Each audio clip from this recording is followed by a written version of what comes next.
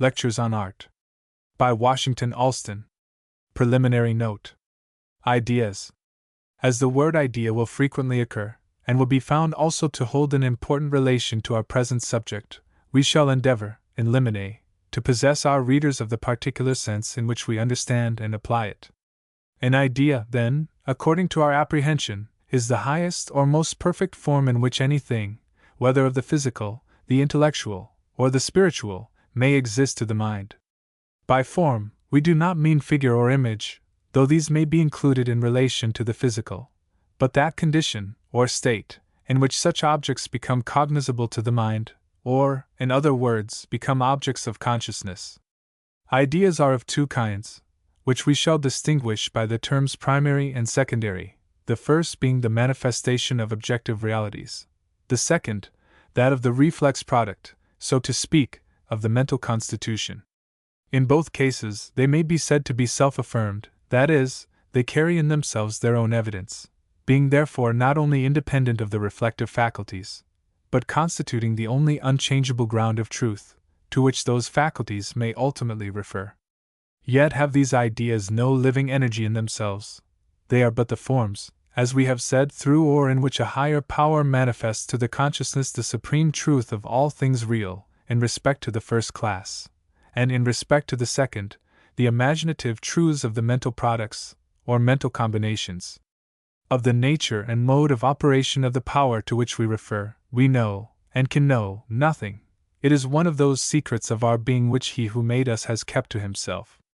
And we should be content with the assurance that we have in it a sure and intuitive guide to a reverent knowledge of the beauty and grandeur of His works, nay, of His own adorable reality.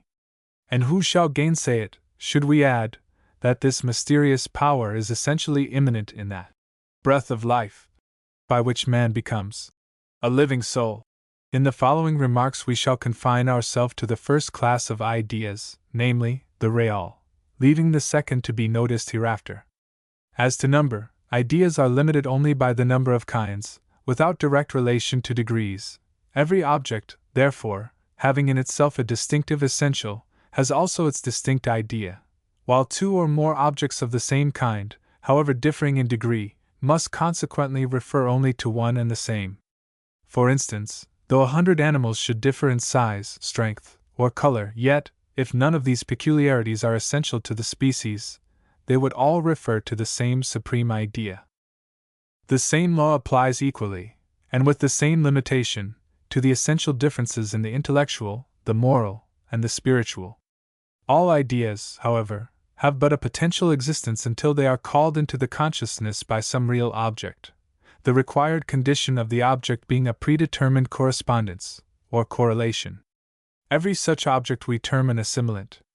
With respect to those ideas which relate to the physical world, we remark that, though the assimilants required are supplied by the senses have in themselves no productive, cooperating energy, being but the passive instruments, or medium, through which they are conveyed.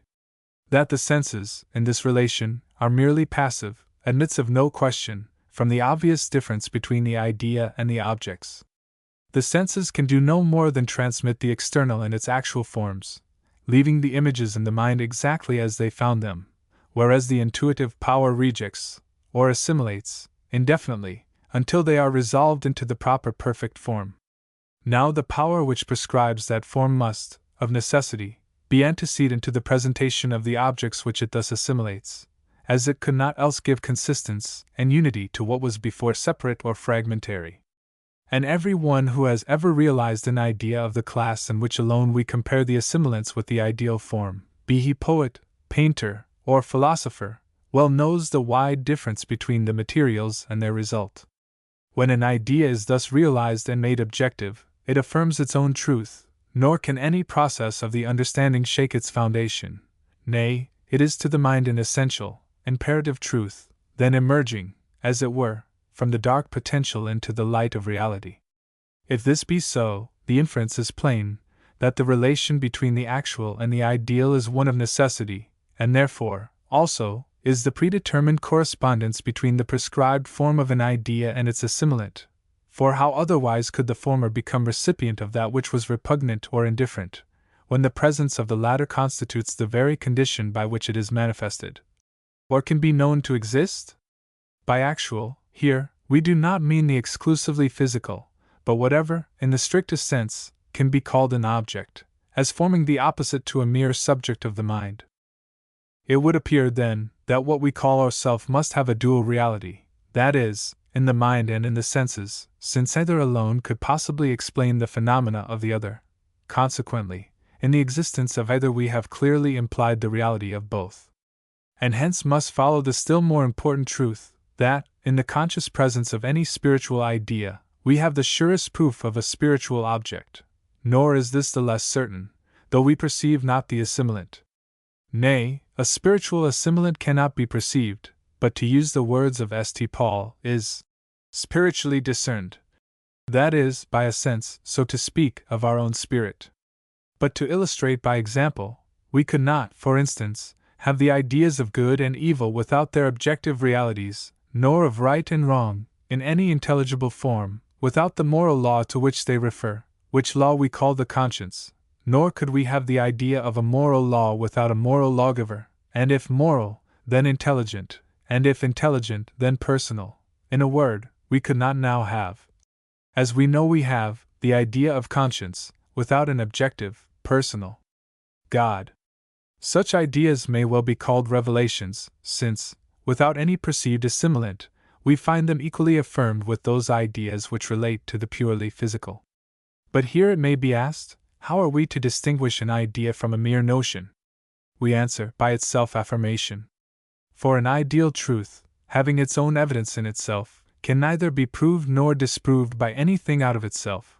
Whatever, then, impresses the mind as truth is truth until it can be shown to be false, and consequently, in the converse, whatever can be brought into the sphere of the understanding, as a dialectic subject, is not an idea.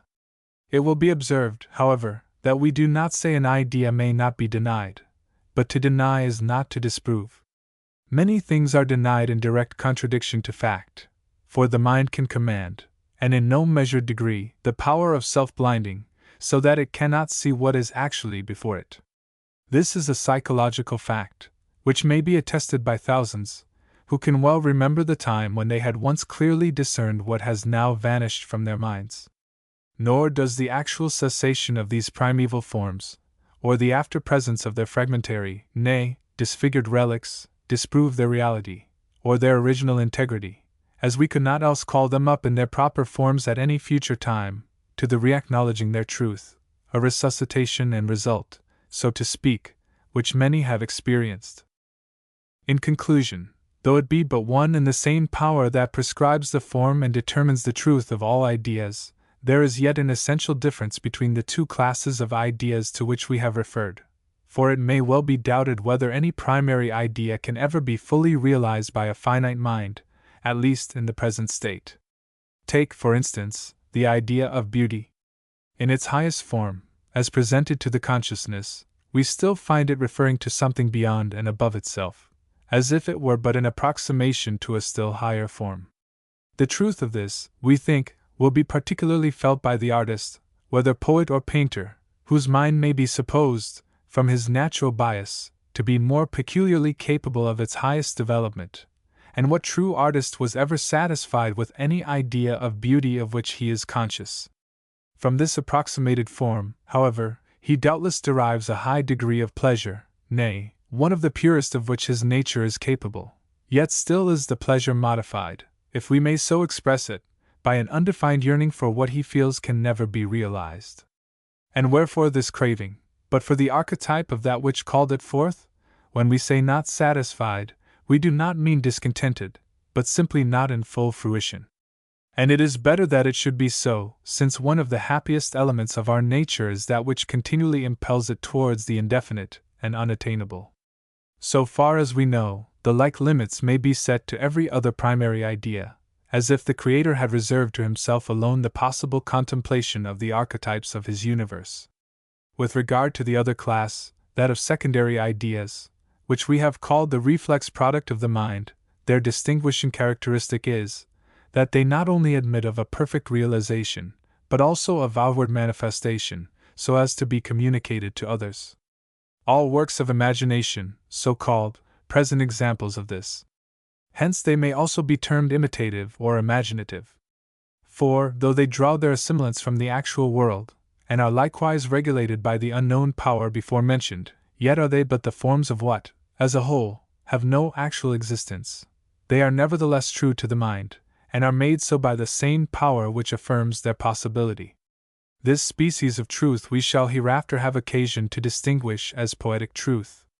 Introductory Discourse. Next to the development of our moral nature, to have subordinated the senses to the mind is the highest triumph of the civilized state. Were it possible to embody the present complicated scheme of society, so as to bring it before us as a visible object, there is perhaps nothing in the world of sense that would so fill us with wonder. For what is there in nature that may not fall within its limits? And yet how small a portion of this stupendous fabric will be found to have any direct, much less exclusive, relation to the actual wants of the body. It might seem, indeed, to an unreflecting observer, that our physical necessities, which, truly estimated, are few and simple, have rather been increased than diminished by the civilized man. But this is not true, for, if a wider duty is imposed on the senses, it is only to minister to the increased demands of the imagination, which is now so mingled with our everyday concerns, even with our dress, houses, and furniture, that, except with the brutalized, the purely sensuous wants might almost be said to have become extinct, with the cultivated and refined. They are at least so modified as to be no longer prominent.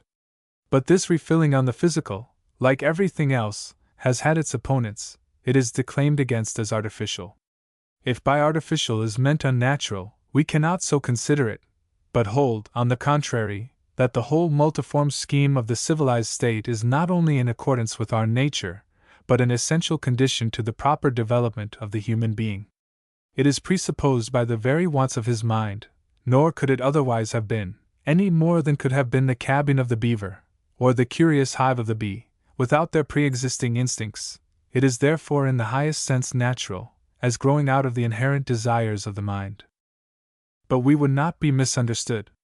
When we speak of the refined state as not out of nature, we mean such results as proceed from the legitimate growth of our mental constitution, which we suppose to be grounded in permanent, universal principles, and whatever modifications, however subtle, and apparently visionary, may follow their operation in the world of sense, so long as that operation diverge not from its original ground, its effect must be, in the strictest sense, natural. Thus the wildest visions of poetry, the unsubstantial forms of painting, and the mysterious harmonies of music, that seem to disembody the spirit, and make us creatures of the air, even these, unreal as they are, may all have their foundation in immutable truth, and we may moreover know of this truth by its own evidence. Of this species of evidence we shall have occasion to speak hereafter. But there is another kind of growth, which may well be called unnatural.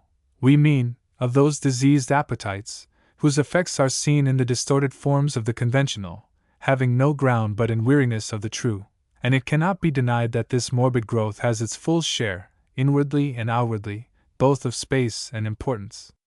These, however, must sooner or later end as they began. They perish in the lie they make, and it were well did not other falsehoods take their places, to prolong a life whose only tenure is inconsequential succession, in other words, fashion. If it be true, then, that even the commonplaces of life must all in some degree partake of the mental, there can be but one rule by which to determine the proper rank of any object of pursuit, and that is by its nearer or more remote relation to our inward nature. Every system, therefore, which tends to degrade a mental pleasure to the subordinate or superfluous, is both narrow and false, as virtually reversing its natural order. It pleased our Creator, when He endowed us with appetites and functions by which to sustain the economy of life, at the same time to annex to their exercise a sense of pleasure. Hence our daily food, and the daily alternation of repose and action, are no less grateful than imperative. That life may be sustained, and most of its functions performed, without any coincident enjoyment, is certainly possible. Our food may be distasteful, action painful, and rest unrefreshing, and yet we may eat, and exercise, and sleep, nay, live thus for years. But this is not our natural condition, and we call it disease. Were man a mere animal, the very act of living, in his natural or healthy state, would be to him a continuous enjoyment. But he is also a moral and an intellectual being, and in like manner is the healthful condition of these, the nobler parts of his nature, attended with something more than a consciousness of the mere process of existence. To the exercise of his intellectual faculties and moral attributes the same benevolent law has superadded a sense of pleasure, of a kind, too, in the same degree transcending the highest bodily sensation, as must that which is immortal transcend the perishable. It is not for us to ask why it is so, much less, because it squares not with the poor notion of material usefulness, to call in question a fact that announces a nature to which the senses are but passing ministers. Let us rather receive this ennobling law, at least without misgiving, lest in our sensuous wisdom we exchange an enduring gift for a transient gratification. Of the peculiar fruits of this law, which we shall here distinguish by the general term mental pleasures, it is our purpose to treat in the present discourse.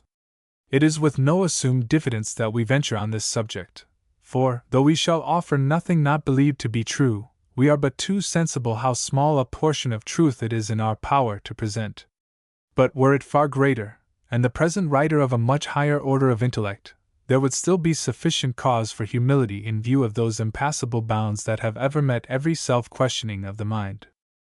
But whilst the narrowness of human knowledge may well preclude all self-exaltation, it would be worse than folly to hold as naught the many important truths which have been wrought out for us by the mighty intellects of the past.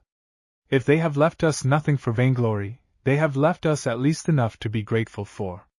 Nor is it a little, that they have taught us to look into those mysterious chambers of our being, the abode of the spirit, and not a little, indeed, if what we are there permitted to know shall have brought with it the conviction that we are not abandoned to a blind empiricism, to waste life in guesses, and to guess at last that we have all our lives been guessing wrong, but unapproachable though it be to the subordinate understanding, that we have still within us an abiding interpreter, which cannot be gainsaid, which makes our duty to God and man clear as the light, which ever guards the fountain of all true pleasures, nay, which holds in subjection the last high gift of the Creator, that imaginative faculty whereby his exalted creature, made in his image, might mold at will, from his most marvelous world, yet unborn forms, even forms of beauty, grandeur, and majesty, having all of truth but his own divine prerogative, the mystery of life. As the greater part of those pleasures which we propose to discuss are intimately connected with the material world, it may be well, perhaps, to assign some reason for the epithet mental. To many, we know, this will seem superfluous. But when it is remembered how often we hear of this and that object delighting the eye, or of certain sounds charming the ear, it may not be amiss to show that such expressions have really no meaning except as metaphors. When the senses, as the medium of communication, have conveyed to the mind either the sounds or images, their function ceases. So also with respect to the objects, their end is attained, at least as to us, when the sounds or images are thus transmitted, which, so far as they are concerned, must forever remain the same within as without the mind. For, where the ultimate end is not in mere bodily sensation, either the senses nor the objects possess, of themselves, any productive power. Of the product that follows, the tertium aliquid, whether the pleasure we feel be in a beautiful animal or in according sounds, either the one nor the other is really the cause, but simply the occasion. It is clear, then, that the effect realized supposes of necessity another agent, which must therefore exist only in the mind. But of this hereafter.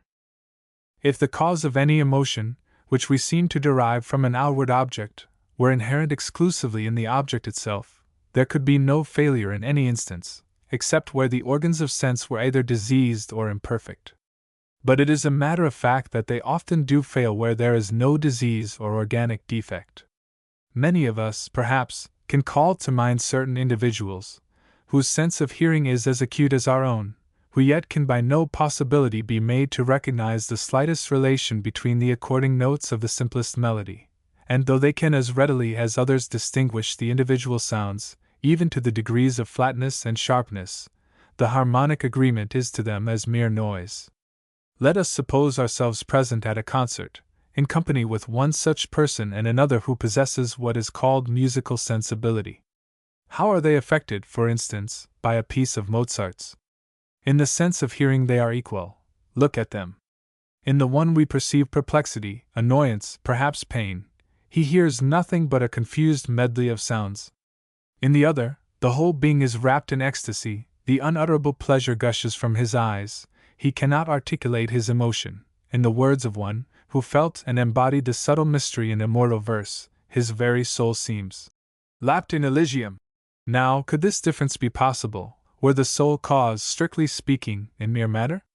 Nor do we contradict our position when we admit, in certain cases, for instance, in the producer, the necessity of a nicer organization in order to the more perfect transmission of the finer emotions, inasmuch as what is to be communicated in space and time must needs be by some medium adapted thereto. Such a person as Paganini, it is said, was able to discourse most excellent music on a balladmonger's fiddle. Yet will any one question that he needed an instrument of somewhat finer construction to show forth his full powers?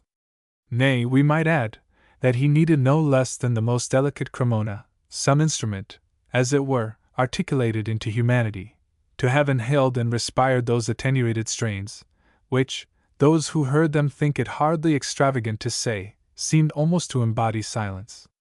Now this mechanical instrument, by means of which such marvels were wrought, is but one of the many visible symbols of that more subtle instrument through which the mind acts when it would manifest itself. It would be too absurd to ask if any one believed that the music we speak of was created, as well as conveyed, by the instrument. The violin of Paganini may still be seen and handled, but the soul that inspired it is buried with its master. If we admit a distinction between mind and matter, and the result we speak of be purely mental, we should contradict the universal law of nature to assign such a product to mere matter, inasmuch as the natural law forbids in the lower the production of the higher. Take an example from one of the lower forms of organic life, a common vegetable. Will any one assert that the surrounding inorganic elements of air, earth, heat, and water produce its peculiar form? Though some, or all, of these may be essential to its development, they are so only as its predetermined correlatives, without which its existence could not be manifested, and in like manner must the peculiar form of the vegetable pre-exist in its life, in its idea, in order to evolve by these assimilants its own proper organism. No possible modification in the degrees or proportion of these elements can change the specific form of a plant, for instance, a cabbage into a cauliflower. It must ever remain a cabbage, small or large, good or bad. So, too, is the external world to the mind, which needs, also, as the condition of its manifestation, its objective correlative. Hence the presence of some outward object, predetermined to correspond to the pre-existing idea in its living power, is essential to the evolution of its proper end, the pleasurable emotion. We beg it may be noted that we do not say sensation. And hence we hold ourselves justified in speaking of such presence as simply the occasion, or condition, and not, per se, the cause. And hence, moreover, may be inferred the absolute necessity of dual forces in order to the actual existence of anything. One alone, the incomprehensible author of all things, is self-subsisting in his perfect unity.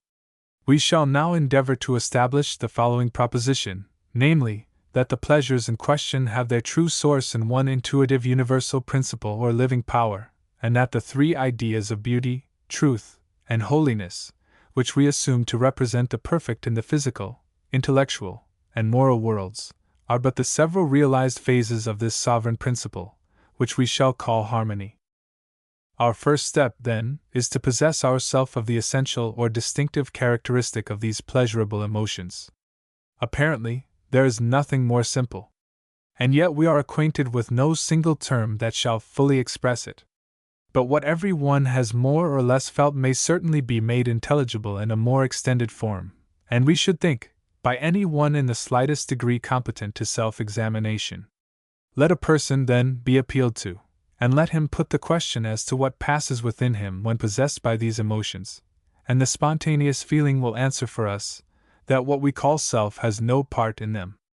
Nay, we further assert that when singly felt, that is, when unallied to other emotions as modifying forces, they are wholly unmixed with any personal considerations, or any conscious advantage to the individual.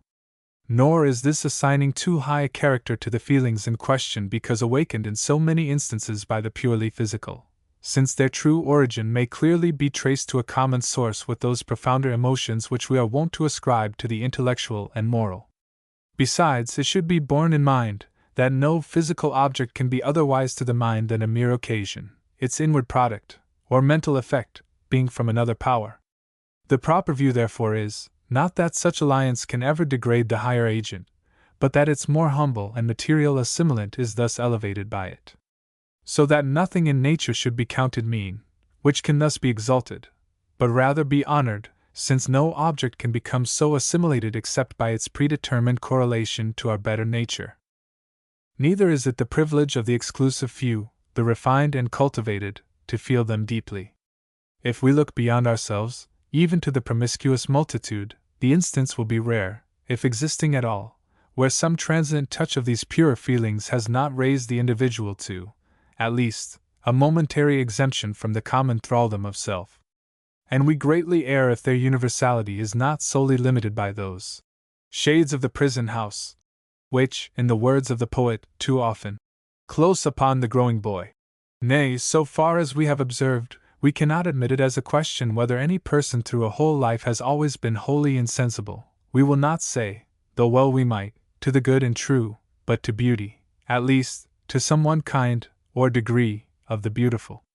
The most abject wretch, however animalized by vice, may still be able to recall the time when a morning or evening sky, a bird, a flower, or the sight of some other object in nature, has given him a pleasure, which he felt to be distinct from that of his animal appetites, and to which he could attach not a thought of self-interest.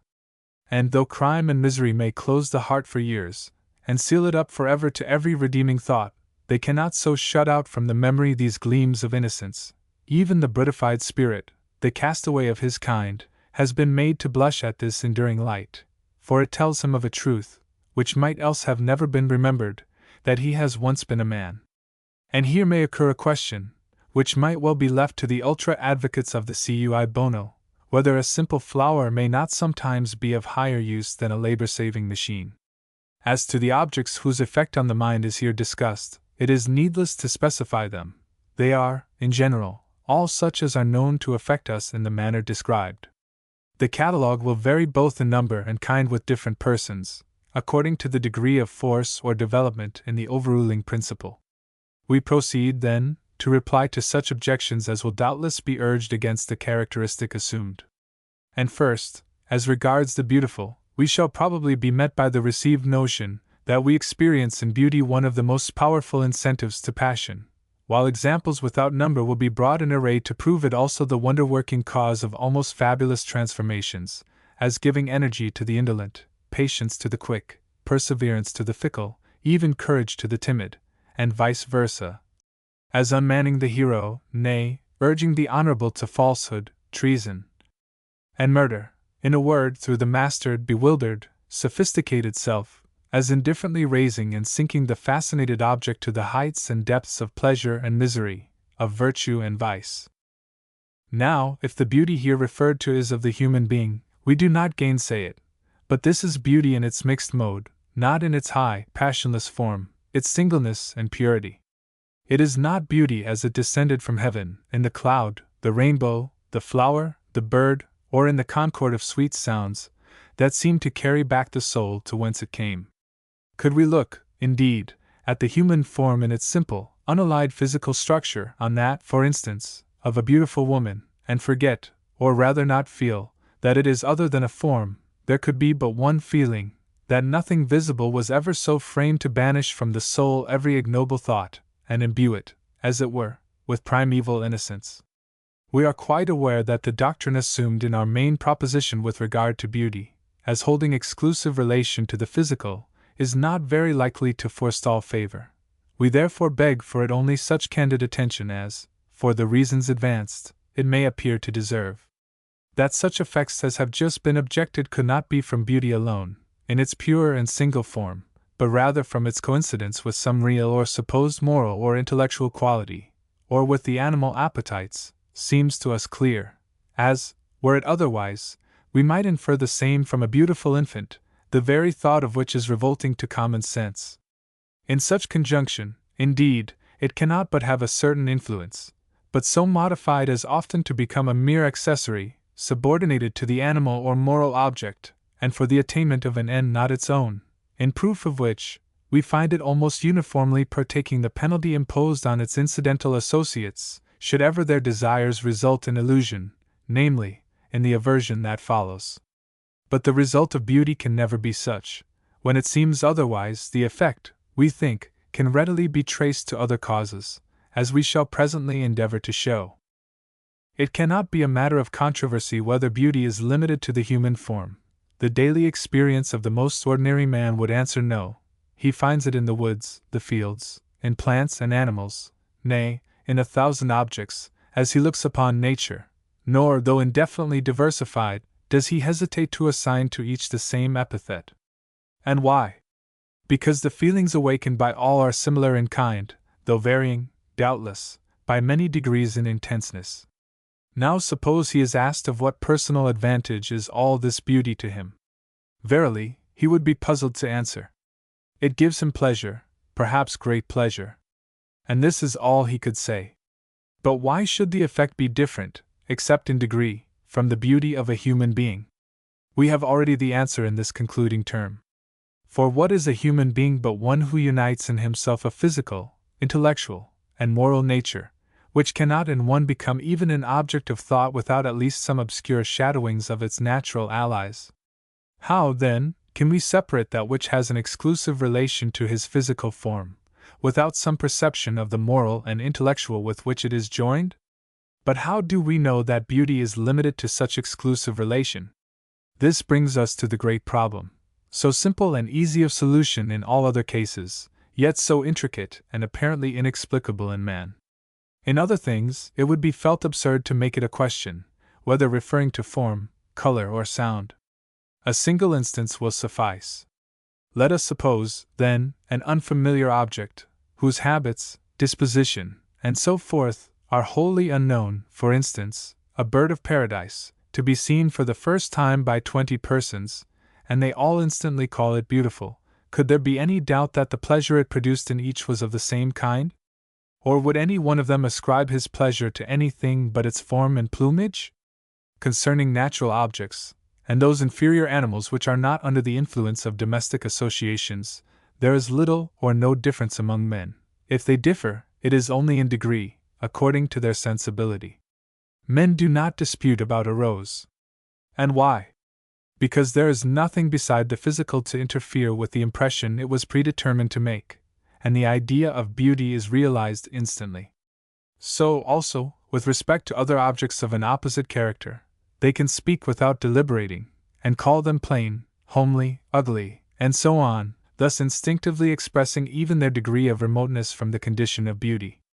Whoever called a pelican beautiful, or even many animals endeared to us by their valuable qualities, such as the intelligent and docile elephant, or the affectionate orangutan, or the faithful mastiff? Nay, we may run through a long list of most useful and amiable creatures, that could not, under any circumstances, give birth to an emotion corresponding to that which we ascribe to the beautiful. But there is scarcely a subject on which mankind are wider at variance than on the beauty of their own species, some preferring this, and others that, particular conformation, which can only be accounted for on the supposition of some predominant expression, either moral, intellectual, or sensual, with which they are in sympathy, or else the reverse. While some will task their memory, and resort to the schools, for their supposed infallible rules, forgetting, meanwhile, that ultimate tribunal to which their canon must itself appeal, the ever-living principle which first evolved its truth, and which now, as then, is not to be reasoned about, but felt. It need not be added how fruitful of blunders is this mechanical ground. Now we venture to assert that no mistake was ever made, even in a single glance, concerning any natural object, not disfigured by human caprice, or which the eye had not been trained to look at through some conventional medium. Under this latter circumstance, there are doubtless many things in nature which affect men very differently, and more especially such as, from their familiar nearness, have come under the influence of opinion, and been encrusted, as it were, by the successive deposits of many generations. But of the vast and various multitude of objects which have thus been forced from their original state, there is perhaps no one which has undergone so many and such strange disfigurements as the human form, or in relation to which our ideas, as we are pleased to call them, but in truth our opinions, have been so fluctuating. If an idea, indeed, had anything to do with fashion, we should call many things monstrous to which custom has reconciled us. Let us suppose a case, by way of illustration. A gentleman and lady, from one of our fashionable cities, are making a tour on the borders of some of our new settlements in the West. They are standing on the edge of a forest, perhaps admiring the grandeur of nature, perhaps, also, they are lovers, and sharing with nature their admiration for each other, whose personal charms are set off to the utmost, according to the most approved notions, by the taste and elegance of their dress.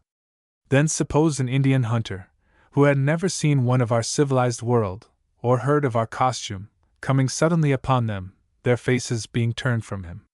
Would it be possible for him to imagine what kind of animals they were?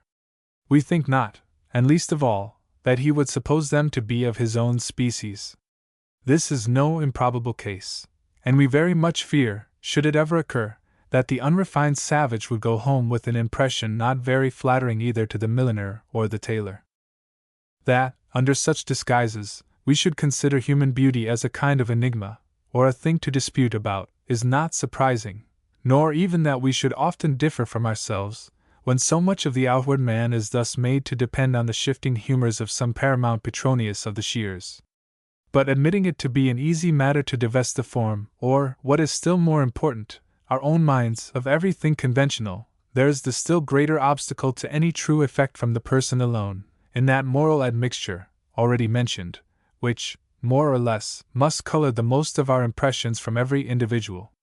Is there not, then, sufficient ground for at least a doubt if, excepting idiots, there is one human being in whom the purely physical is at all times the sole agent? We do not say that it does not generally predominate.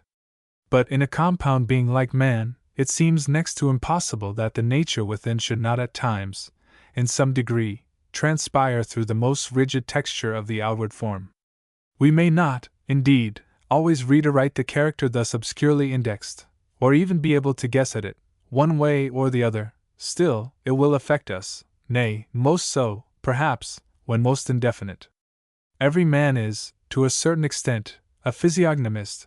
We do not mean, according to the common acceptation, that he is an interpreter of lines and quantities, which may be reduced to rules, but that he is born one, judging, not by any conscious rule, but by an instinct, which he can neither explain nor comprehend, and which compels him to sit in judgment, whether he will or no. How else can we account for those instantaneous sympathies and antipathies towards an utter stranger? Now this moral influence has a twofold source, one in the object, and another in ourselves, nor is it easy to determine which is the stronger as a counteracting force. Hitherto we have considered only the former. We now proceed with a few remarks upon the latter. Will any man say that he is wholly without some natural or acquired bias? This is the source of the counteracting influence which we speak of in ourselves, but which, like many other of the secret springs, both of thought and feeling, few men think of.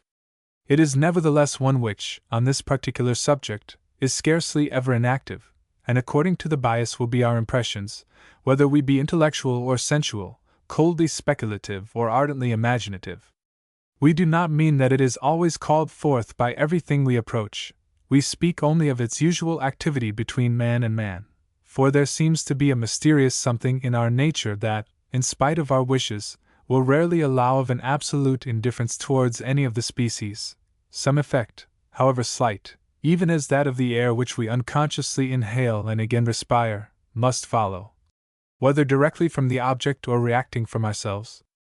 Nay, so strong is the law, whether in attraction or repulsion, that we cannot resist it even in relation to those human shadows projected on air by the mere imagination, for we feel it in art only less than in nature, provided, however, that the imagined being possess but the indication of a human soul, yet not so is it, if presenting only the outward form. Since a mere form can in itself have no affinity with either the heart or intellect. And here we would ask, does not this striking exception in the present argument cast back, as it were, a confirmatory reflection? We have often thought that the power of the mere form could not be more strongly exemplified than at a common paint shop.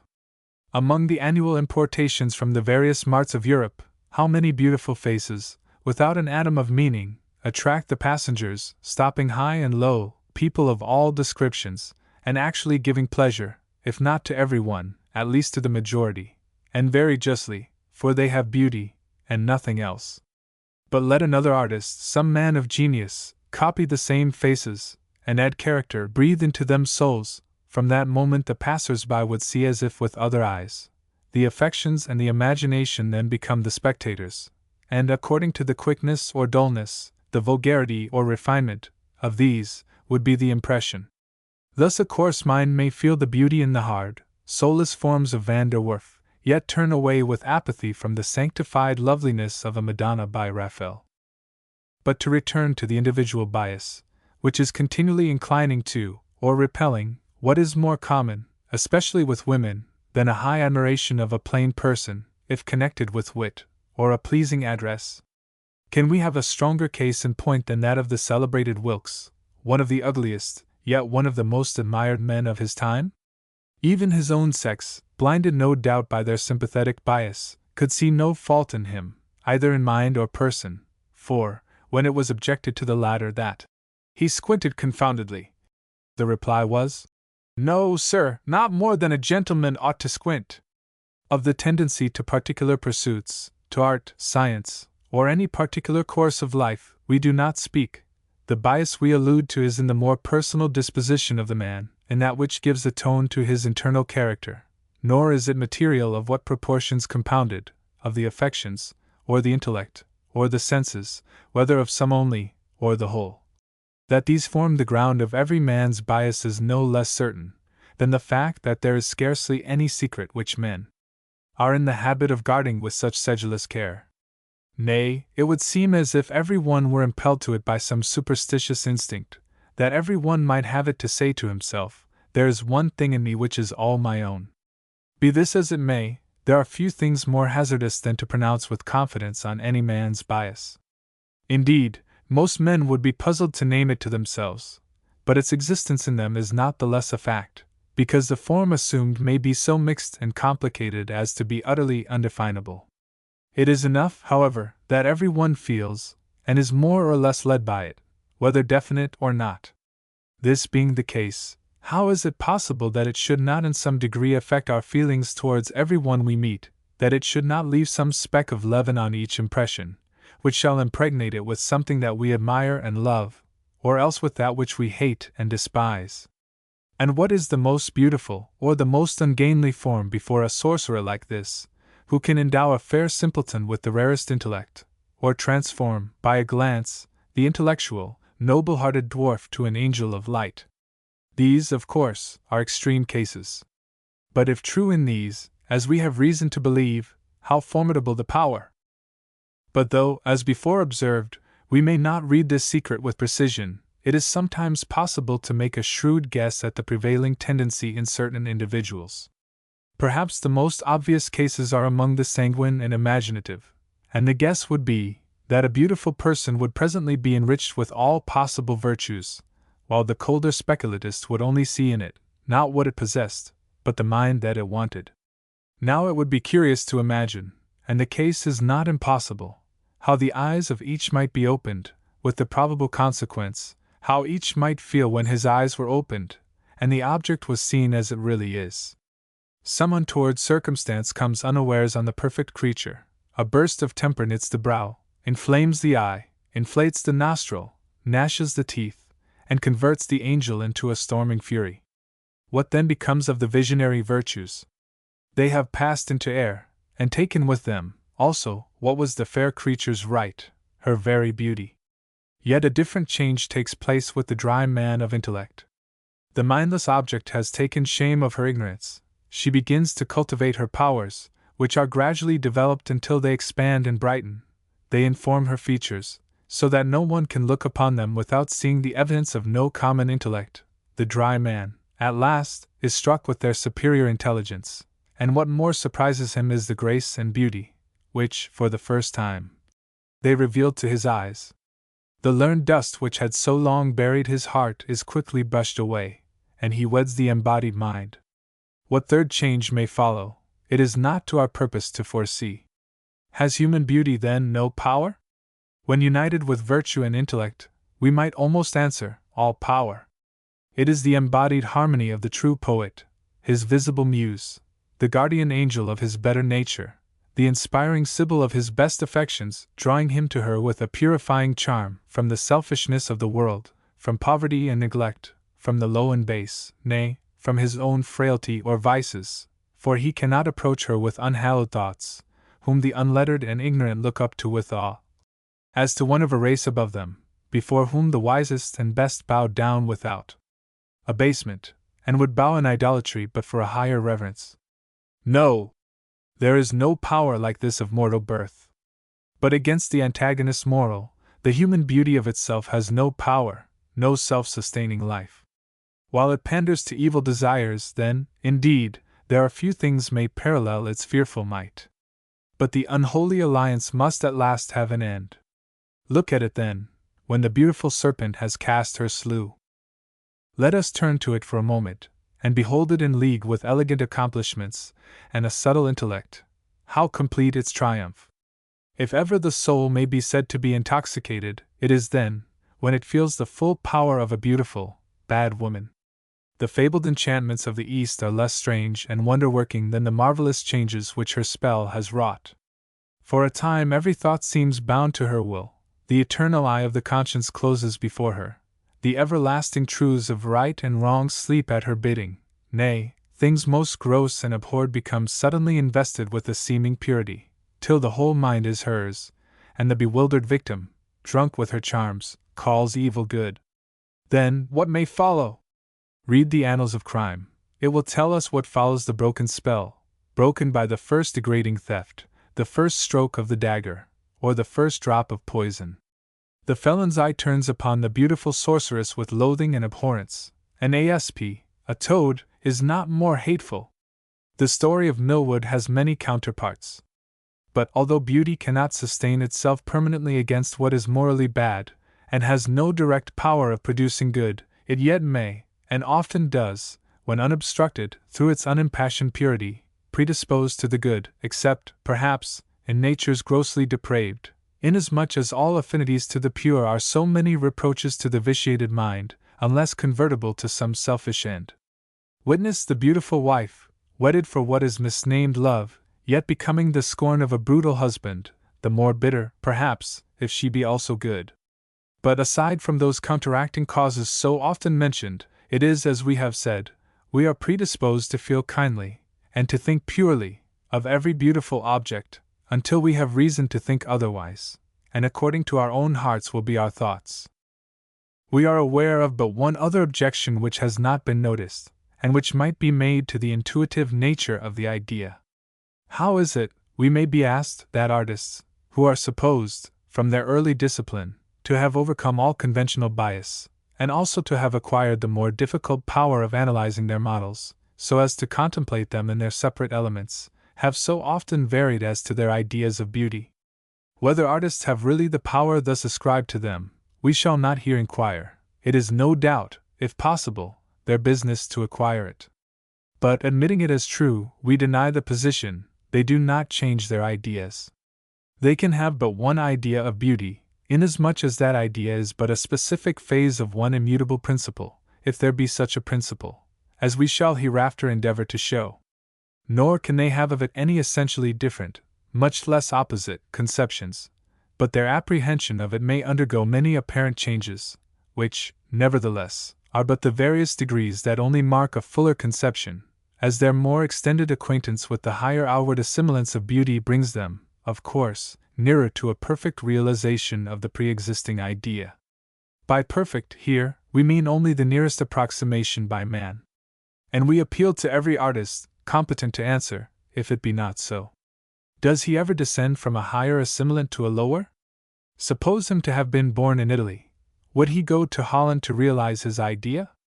But many a Dutchman has sought in Italy what he could not find in his own country. We do not by this intend any reflection on the latter, a country so fruitful of genius. It is only saying that the human form in Italy is from a finer mold. Then, what directs the artist from one object to another, and determines him which to choose, if he has not the guide within him? And why else should all nations instinctively bow before the superior forms of Greece? We add but one remark.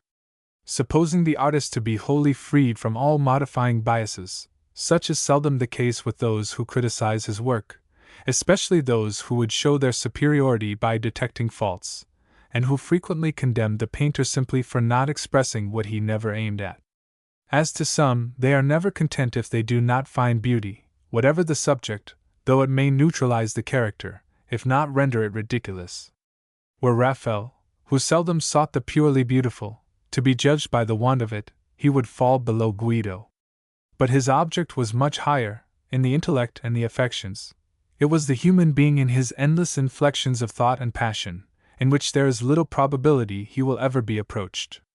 Yet false criticism has been as prodigal to him in the ascription of beauty, as parsimonious and unjust to many others.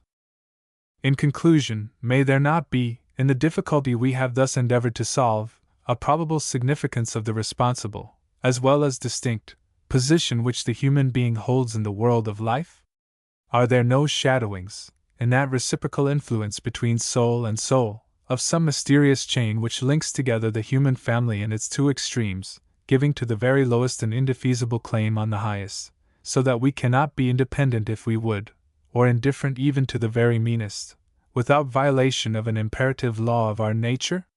And does it not at least hint of duties and affections towards the most deformed in body, the most depraved in mind, of interminable consequences? If man were a mere animal, though the highest animal, could these inscrutable influences affect us as they do? Would not the animal appetites be our true and sole end? What even would beauty be to the sated appetite? If it did not, as in the last instance, of the brutal husband, become an object of scorn, which it could not be, from the necessary absence of moral obliquity, would it be better than a picked bone to a gorged dog? Least of all could it resemble the visible sign of that pure idea, in which so many lofty minds have recognized the type of a far higher love than that of earth, which the soul shall know, when, in a better world, she shall realize the ultimate reunion of beauty with the co-eternal forms of truth and holiness. We will now apply the characteristic assumed to the second leading idea, namely, to truth. In the first place, we take it for granted that no one will deny to the perception of truth some positive pleasure, no one, at least, who is not at the same time prepared to contradict the general sense of mankind, nay, we will add, their universal experience. The moment we begin to think, we begin to acquire, whether it be in trifles or otherwise, some kind of knowledge, and of two things presented to our notice, supposing one to be true and the other false, no one ever knowingly, and for its own sake, chooses the false, whatever he may do in after life, for some selfish purpose. He cannot do so in childhood, where there is no such motive, without violence to his nature. And here we are supposing the understanding, with its triumphant pride and subtlety, out of the question, and the child making his choice under the spontaneous sense of the true and the false. For, were it otherwise, and the choice indifferent, what possible foundation for the commonest acts of life, even as it respects himself, would there be to him who should sow with lies the very soil of his growing nature? It is time enough in manhood to begin to lie to oneself, but a self-lying youth can have no proper self to rest on, at any period. So that the greatest liar, even Ferdinand Mendez Pinto, must have loved the truth, at least at one time of his life.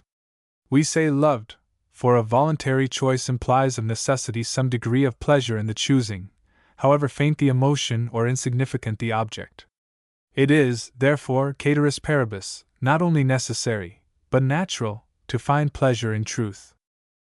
Now the question is, whether the pleasurable emotion, which is, so to speak, the indigenous growth of truth, can in any case be free of self, or some personal gratification. To this, we apprehend, there will be no lack of answer. Nay, the answer has already been given from the dark antiquity of ages, that even for her own exceeding loveliness has truth been canonized. If there was anything of self in the Eureka of Pythagoras, there was not in the acclamations of his country who rejoiced with him. But we may doubt the feeling, if applied to him. If wealth or fame has sometimes followed in the track of genius, it has followed as an accident, but never preceded, as the efficient conductor to any great discovery. For what is genius but the prophetic revealer of the unseen true, that can neither be purchased nor bribed into light? If it come, then, at all, it must needs be evoked by a kindred love as pure as itself. Shall we appeal to the artist? If he deserve the name, he will disdain the imputation that either wealth or fame has ever aided at the birth of his ideal offspring. It was truth that smiled upon him, that made light his travail, that blessed their birth, and by her fond recognition, imparted to his breast her own most pure, unimpassioned emotion. But whatever mixed feeling, through the infirmity of the agent, may have influenced the artist, whether poet or painter, there can be but one feeling in the reader or spectator. Indeed, so imperishable is this property of truth, that it seems to lose nothing of its power, even when causing itself to be reflected from things that in themselves have, properly speaking, no truth. Of this we have abundant examples in some of the Dutch pictures, where the principal object is simply a dish of oysters or a pickled herring. We remember a picture of this kind, consisting solely of these very objects, from which we experienced a pleasure almost exquisite. And we would here remark that the appetite then was in no way concerned. The pleasure, therefore, must have been from the imitated truth. It is certainly a curious question why this should be, while the things themselves, that is, the actual objects, should produce no such effect. And it seems to be because, in the latter case, there was no truth involved. The real oysters and sea were indeed so far true as they were actual objects, but they did not contain a truth in relation to anything. Whereas, in the pictured oysters, their relation to the actual was shown and verified in the mutual resemblance. If this be true, as we doubt not, we have at least one evidence, where it might not be looked for, that there is that in truth which is satisfying of itself.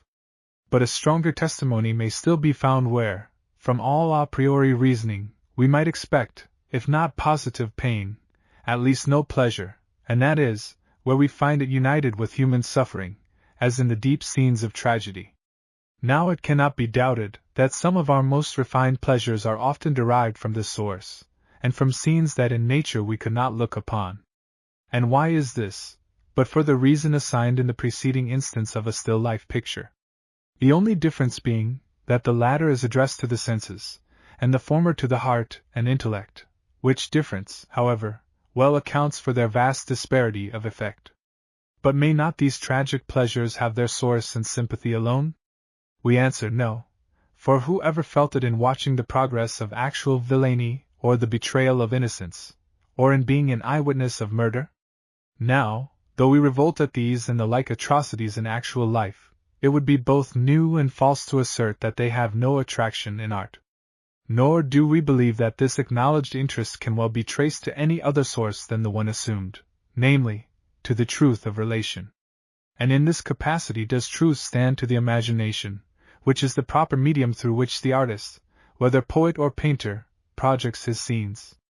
The seat of interest here, then, being in the imagination, it is precisely on that account, and because it cannot be brought home to self, that the pleasure ensues, which is plainly, therefore, derived from its verisimilitude to the actual, and though together with its appropriate excitement, yet without its imperative condition, namely, its call of life on the living affections. The proper word here is interest, not sympathy, for sympathy with actual suffering, be the object good or bad, is in its nature painful, an obvious reason why so few in the more prosaic world have the virtue to seek it. But is it not the business of the artist to touch the heart? True, and it is his high privilege, as its liege lord, to sound its very depths, nay, from its lowest deep to touch alike its loftiest breathing pinnacle. Yet he may not even approach it, except through the transforming atmosphere of the imagination, where alone the saddest notes of woe, even the appalling shriek of despair, are softened, as it were, by the tempering dews of this visionary region, ere they fall upon the heart. Else how could we stand the smothered moan of Desdemona, or the fiendish adjuration of Lady Macbeth, more frightful even than the afterdeed of her husband, or look upon the agony of the wretched Judas, in the terrible picture of Rembrandt, when he returns the purchase of blood to the impenetrable Sanhedrim? How could we ever stand these but for that ideal panoply through which we feel only their modified vibrations? Let the imitation, or rather copy, be so close as to trench on deception, the effect will be far different, for, the condition of relation being thus virtually lost, the copy becomes as the original, circumscribed by its own qualities, repulsive or attractive, as the case may be. I remember a striking instance of this in a celebrated actress, whose copies of actual suffering were so painfully accurate that I was forced to turn away from the scene, unable to endure it. Her scream of agony in Belvidera seemed to ring in my ears for hours after. Not so was it with the great Mrs. Siddons, who moved not a step but in a poetic atmosphere through which the fiercest passions seemed rather to loom like distant mountains when first descried at sea, massive and solid, yet resting on air. It would appear, then, that there is something in truth, though but seen in the dim shadow of relation, that enforces interest, and so it be without pain, at least some degree of pleasure, which, however slight, is not unimportant, as presenting an impassable barrier to the mere animal. We must not, however, be understood as claiming for this relative truth the power of exciting a pleasurable interest in all possible cases. There are exceptions, as in the horrible, the loathsome, and c. which under no condition can be otherwise than revolting. It is enough for our purpose to have shown that its effect is in most cases similar to that we have ascribed to truth absolute. But objections are the natural adversaries of every adventurer. There is one in our path which we soon descried at our first setting out, and we find it especially opposed to the assertion respecting children, namely, that between two things, where there is no personal advantage to bias the decision, they will always choose that which seems to them true, rather than the other which appears false. To this is opposed the notorious fact of the remarkable propensity which children have to lying. This is readily admitted, but it does not meet us, unless it can be shown that they have not in the act of lying an eye to its reward, setting aside any outward advantage, in the shape of self-complacent thought at their superior wit or ingenuity. Now it is equally notorious that such secret triumph will often betray itself by a smile, or wink, or some other sign from the chuckling urchin, which proves anything but that the lie was gratuitous. No, not even a child can love a lie purely for its own sake. He would else love it in another, which is against fact. Indeed, so far from it, that long before he can have had any notion of what is meant by honor, the word liar becomes one of his first and most opprobrious terms of reproach. Look at any child's face when he tells his companion he lies. We ask no more than that most logical expression, and if it speak not of a natural abhorrence only to be overcome by self-interest, there is no trust in anything. No, we cannot believe that man or child, however depraved, could tell an unproductive, gratuitous lie. Of the last and highest source of our pleasurable emotions we need say little, since no one will question that, if sought at all, it can only be for its own sake. But it does not become us at least in this place to enter on the subject of holiness, of that angelic state, whose only manifestation is in the perfect unison with the divine will. We may, however, consider it in the next degree, as it is known, and as we believe often realized, among men, we mean goodness.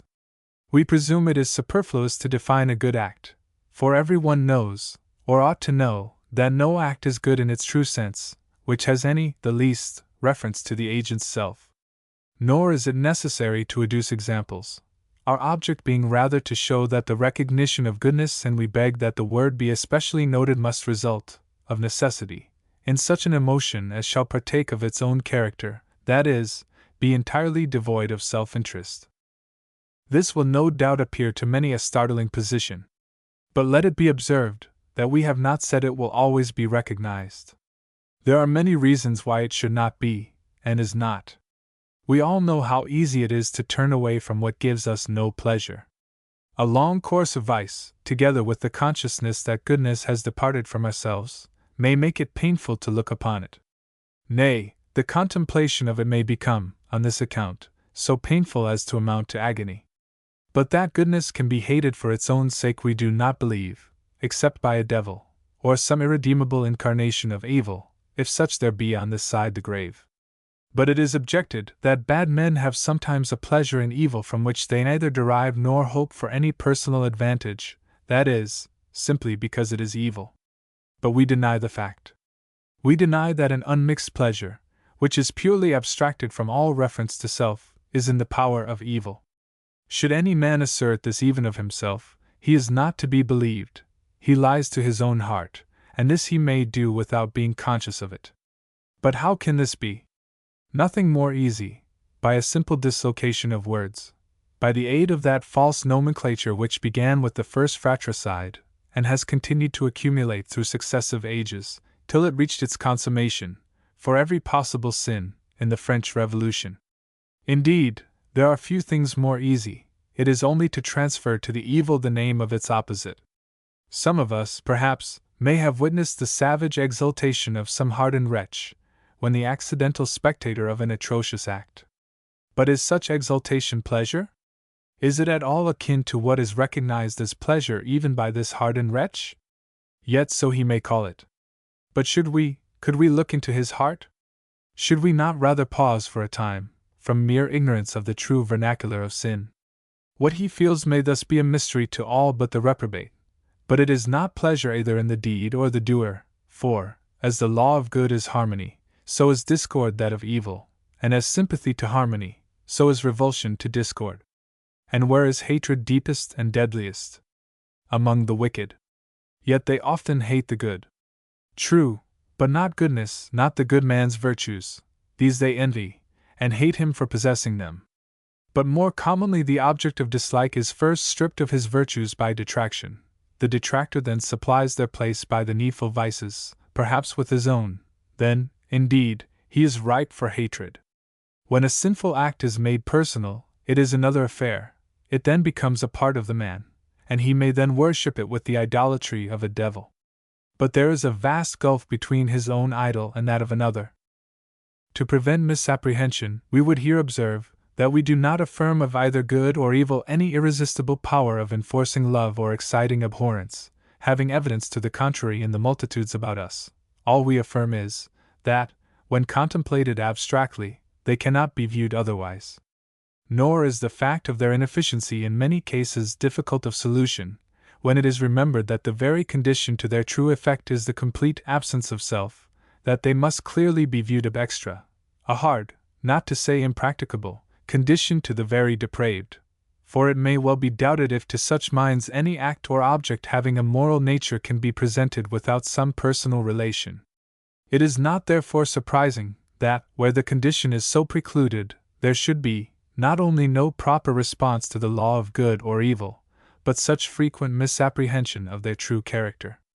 Were it possible to see with the eyes of others, this might not so often occur, for it need not be remarked that few things, if any, ever retain their proper forms in the atmosphere of self-love, a fact that will account for many obliquities besides the one in question. To this we may add, that the existence of a compulsory power in either good or evil could not, in respect to man, consist with his free agency, without which there could be no conscience, nor does it follow, that, because men, with the free power of choice, yet so often choose wrong, there is any natural indistinctness in the absolute character of evil, which, as before hinted, is sufficiently apparent to them when referring to others. In such cases the obliquitous choice only shows that, with the full force of right perception, their interposing passions or interests have also the power of giving their own color to every object having the least relation to themselves. Admitting this personal modification, we may then safely repeat our position, that to hate good or to love evil, solely for their own sakes, is only possible with the irredeemably wicked, in other words, with devils. We now proceed to the latter clause of our general proposition.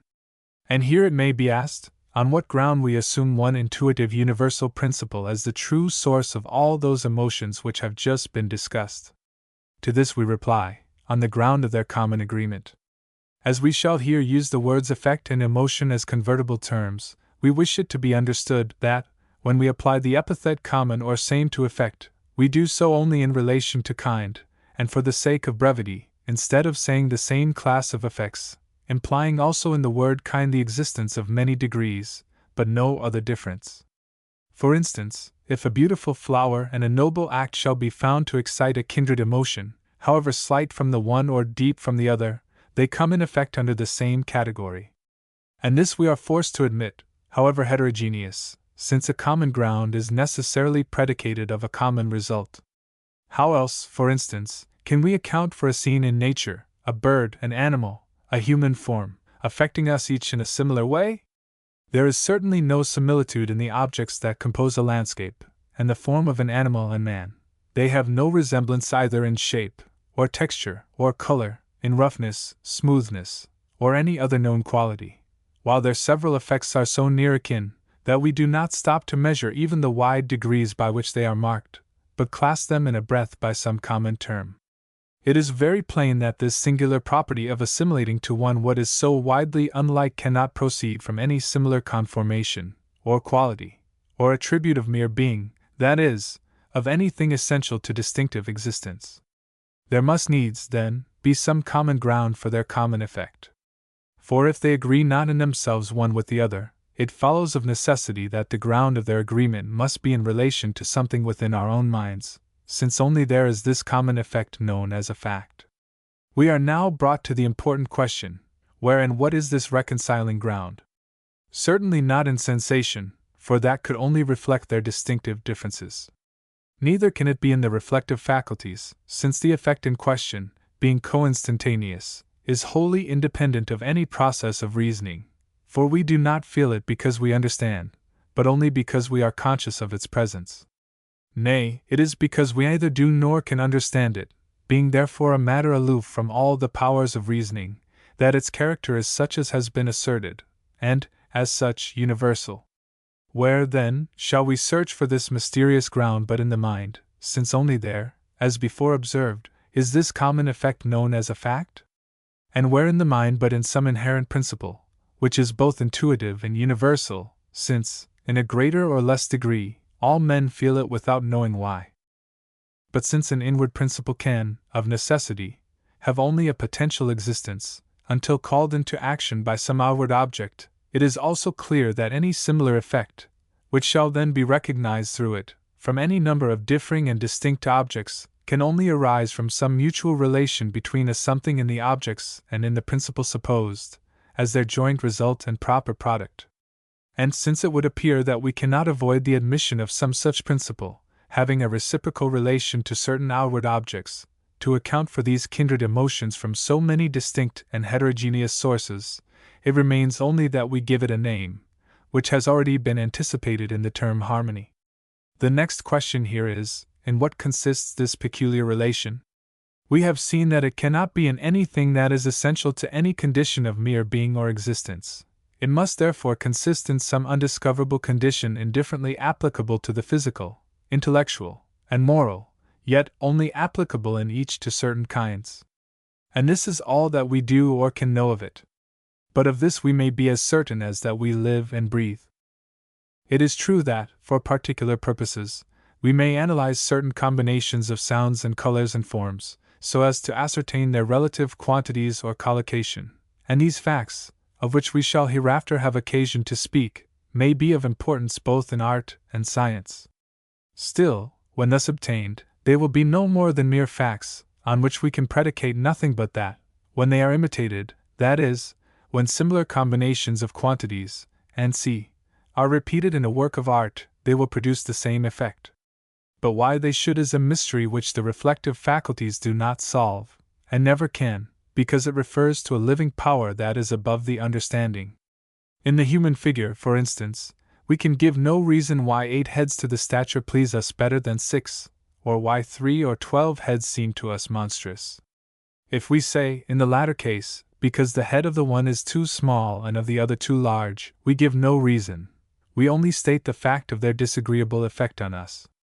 And if we make the proportion of 8 heads our rule, it is because of the fact of its being more pleasing to us than any other, and from the same feeling, we prefer those statures which approach it the nearest. Suppose we analyze a certain combination of sounds and colors, so as to ascertain the exact relative quantities of the one and the collocation of the other, and then compare them. What possible resemblance can the understanding perceive between these sounds and colors? and yet a something within us responds to both in a similar emotion. And so with 1,000 things, nay, with myriads of objects that have no other affinity but with that mysterious harmony which began with our being, which slept with our infancy, and which their presence only seems to have awakened. If we cannot go back to our own childhood, we may see its illustration in those about us who are now emerging into that unsophisticated state. Look at them in the fields, among the birds and flowers. Their happy faces speak the harmony within them. The divine instrument, which these have touched, gives them a joy which, perhaps, only childhood in its first fresh consciousness can know. Yet what do they understand of musical quantities, or of the theory of colors? And so with respect to truth and goodness, whose pre-existing ideas, being in the living constituents of an immortal spirit, need but the slightest breath of some outward condition of the true and good, a simple problem, or a kind act, to awake them, as it were, from their unconscious sleep, and start them for eternity. We may venture to assert that no philosopher, however ingenious, could communicate to a child the abstract idea of right, had the latter nothing beyond or above the understanding. He might, indeed, be taught, like the inferior animals, a dog, for instance, that if he took certain forbidden things, he would be punished, and thus do right through fear. Still he would desire the forbidden thing, though belonging to another, nor could he conceive why he should not appropriate to himself, and thus allay his appetite, what was held by another, could he do so undetected, nor attain to any higher notion of right than that of the strongest. But the child has something higher than the mere power of apprehending consequences. The simplest exposition, whether of right or wrong, even by an ignorant nurse, is instantly responded to by something within him, which, thus awakened, becomes to him a living voice ever after, and the good and the true must thenceforth answer its call, even though succeeding years would fain overlay them with the suffocating crowds of evil and falsehood. We do not say that these eternal ideas of beauty, truth, and goodness will, strictly speaking, always act. Though indestructible, they may be banished for a time by the perverted will, and mockeries of the brain, like the fume-born phantoms from the witch's cauldron in Macbeth, take their places, and assume their functions. We have examples of this in every age, and perhaps in none more startling than in the present. But we mean only that they cannot be forgotten, nay, they are but too often recalled with unwelcome distinctness. Could we read the annals which must needs be scored on every heart, could we look upon those of the aged reprobate, who will doubt that their darkest passages are those made visible by the distant gleams from these angelic forms, that, like the three which stood before the tent of Abraham, once looked upon his youth? And we doubt not that the truest witness to the common source of these inborn ideas would readily be acknowledged by all, could they return to it now with their matured power of introspection, which is, at least, one of the few advantages of advancing years. But though we cannot bring back youth, we may still recover much of its purer revelations of our nature from what has been left in the memory. From the dim present, then, we would appeal to that fresher time, ere the young spirit had shrunk from the overbearing pride of the understanding, and confidently ask, if the emotions we then felt from the beautiful, the true, and the good, did not seem in some way to refer to a common origin. And we would also ask, if it was then frequent that the influence from one was singly felt, if it did not rather bring with it, however remotely, a sense of something, though widely differing, yet still akin to it. When we have basked in the beauty of a summer sunset, was there nothing in the sky that spoke to the soul of truth and goodness? And when the opening intellect first received the truth of the great law of gravitation, or felt itself mounting through the profound of space, to travel with the planets in their unerring rounds, did never then the kindred ideas of goodness and beauty chime in, as it were, with the fabled music, not fabled to the soul, which led you on like one entranced? And again, when, in the passive quiet of your moral nature, so predisposed in youth to all things genial, you have looked abroad on this marvelous, ever-teeming earth, ever teeming alike for mind and body, and have felt upon you flow, as from 10,000 springs of goodness, truth, and beauty, 10,000 streams of innocent enjoyment, did you not then almost hear them shout in confluence, and almost see them gushing upwards, as if they would prove their unity, in one harmonious fountain?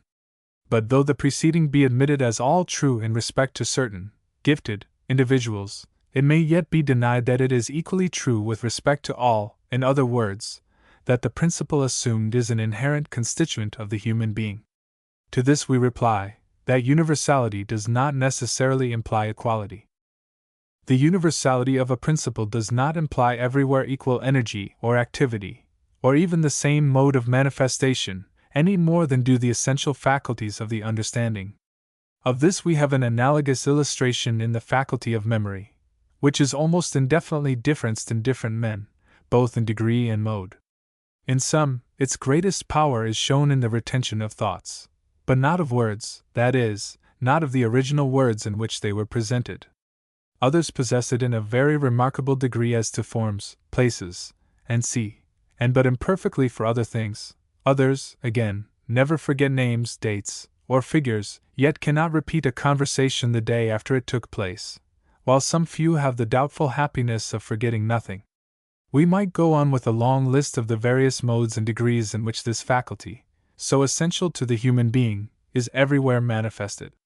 But this is sufficient for our purpose.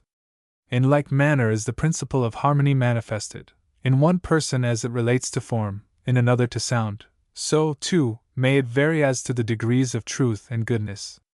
We say degrees, for we may well doubt whether, even in the faculty of memory, its apparent absence as to any one essential object is anything more than a feeble degree of activity, and the doubt is strengthened by the fact that in many seemingly hopeless cases it has been actually, as it were, brought into birth. And we are still indisposed to admit its entire absence in any one particular for which it was bestowed on man.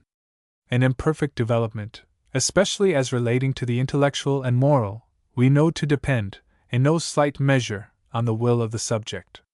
Nay, with the exception of idiots, it may safely be affirmed that no individual ever existed who could not perceive the difference between what is true and false, and right and wrong. We here, of course, except those who have so ingeniously unmade themselves, in order to reconstruct their humanity after a better fashion. As to the why of these differences, we know nothing. It is one of those unfathomable mysteries which to the finite mind must ever be hidden.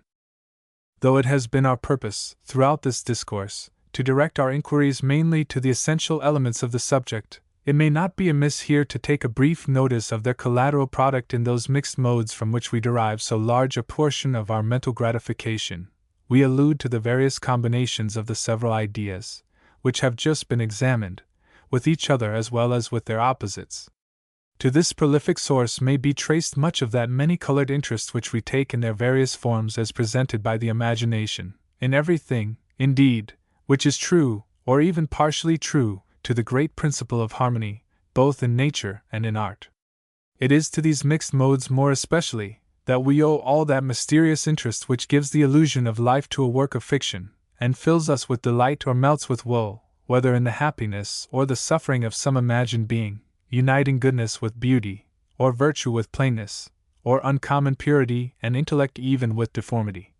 For even that may be so overpowered in the prominent harmony of superior intellect and moral worth, as to be virtually neutralized, at least, to become unobtrusive as a discordant force. Besides, it cannot be expected that complete harmony is ever to be realized in our imperfect state. We should else, perhaps, with such expectation, have no pleasures of the kind we speak of, nor is this necessary, the imagination being always ready to supply deficiencies, whenever the approximation is sufficiently near to call it forth. Nay, if the interest felt be nothing more than mere curiosity, we still refer to this presiding principle, which is no less essential to a simple combination of events than to the higher demands of form or character. But its presence must be felt, however slightly. Of this we have the evidence in many cases, and perhaps most conclusive where the partial harmony is felt to verge on a powerful discord, or where the effort to unite them produces that singular alternation of what is both revolting and pleasing, as in the startling union of evil passions with some noble quality, or with a master intellect. And here we have a solution of that paradoxical feeling of interest and abhorrence, which we experience in such a character as King Richard.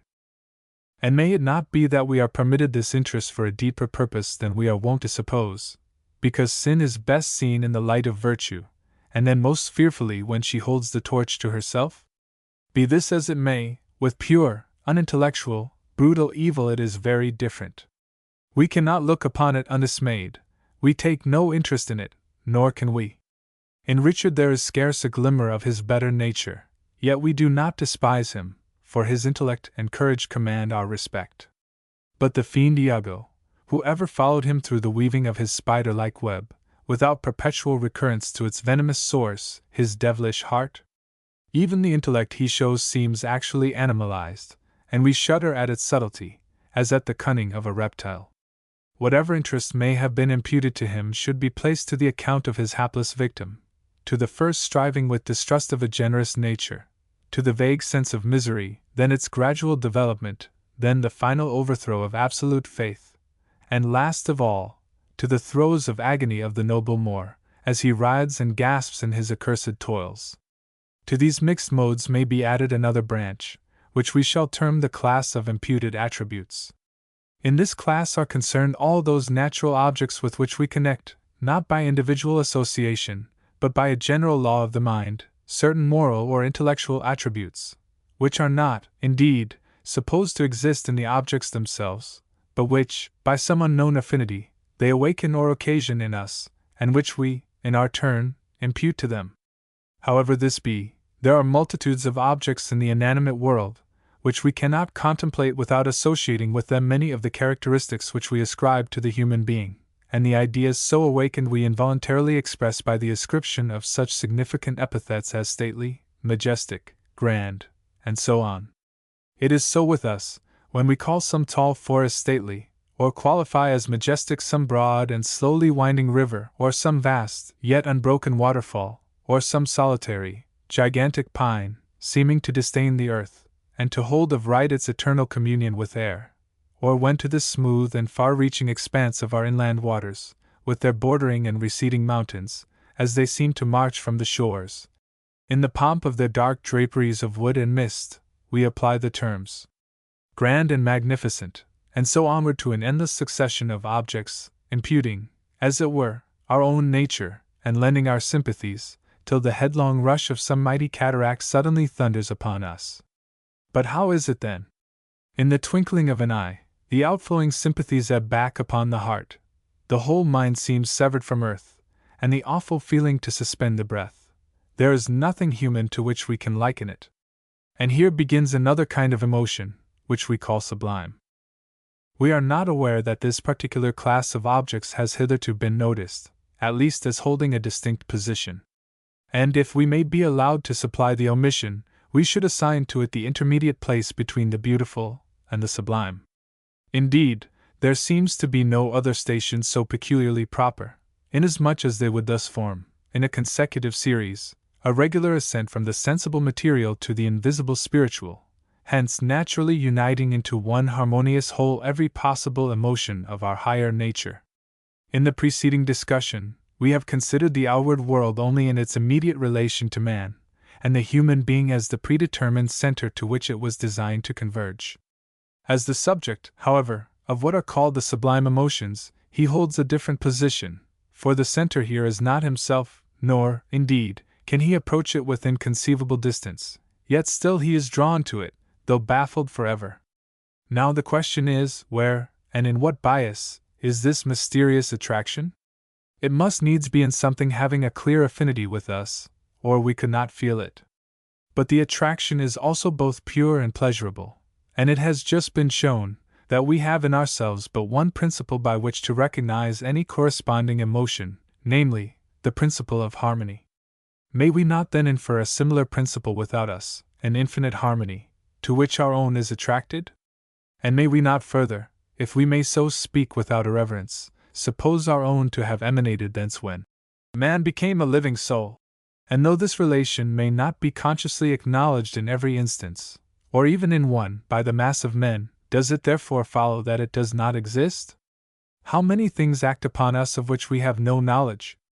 If we find, as in the case of the beautiful, the same, or a similar, effect to follow from a great variety of objects which have no resemblance or agreement with one another, is it not a necessary inference, that for their common effect they must all refer to something without and distinct from themselves? Now in the case of the sublime, the something referred to is not in man, for the emotion excited has an outward tendency.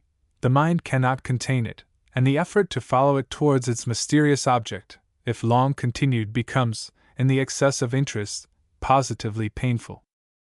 Could any finite object account for this? But, supposing the infinite, we have an adequate cause. If these emotions, then, from whatever object or circumstance, be to prompt the mind beyond its prescribed limits, whether carrying it back to the primitive past, the incomprehensible beginning, or sending it into the future, to the unknown end, the ever-present idea of the mighty author of all these mysteries must still be implied, though we think not of it. It is this idea, or rather its influence, whether we be conscious of it or not, which we hold to be the source of every sublime emotion. To make our meaning plainer, we should say, that which has the power of possessing the mind, to the exclusion, for the time, of all other thought, and which presents no comprehensible sense of a whole, though still impressing us with a full apprehension of such as a reality, in other words, which cannot be circumscribed by the forms of the understanding while it strains them to the utmost, that we should term a sublime object. But whether this effect be occasioned directly by the object itself, or be indirectly suggested by its relations to some other object, its unknown cause, it matters not, since the apparent power of calling forth the emotion, by whatever means, is, quote ourselves, its sublime condition. Hence, if a minute insect, an ant for instance, through its marvelous instinct, lift the mind of the amazed spectator to the still more inscrutable Creator, it must possess, as to him, the same power. This is, indeed, an extreme case, and may be objected to as depending on the individual mind, on a mind prepared by cultivation and previous reflection for the effect in question. But to this it may be replied, that some degree of cultivation, or, more properly speaking, of development by the exercise of its reflective faculties, is obviously essential ere the mind can attain to mature growth, we might almost say to its natural state, since nothing can be said to have attained its true nature until all its capacities are at least called into birth. No one, for example, would refer to the savages of Australia for a true specimen of what was proper or natural to the human mind. We should rather seek it, if such were the alternative, in a civilized child of 5 years old. Be this as it may, it will not be denied that ignorance, brutality, and many other deteriorating causes, do practically incapacitate thousands for even an approximation, not only to this, but to many of the inferior emotions, the character of which is purely mental. And this, we think, is quite sufficient to neutralize the objection, if not, indeed, to justify the application of the term to all cases where the immediate effect, whether directly or indirectly, is such as has been described.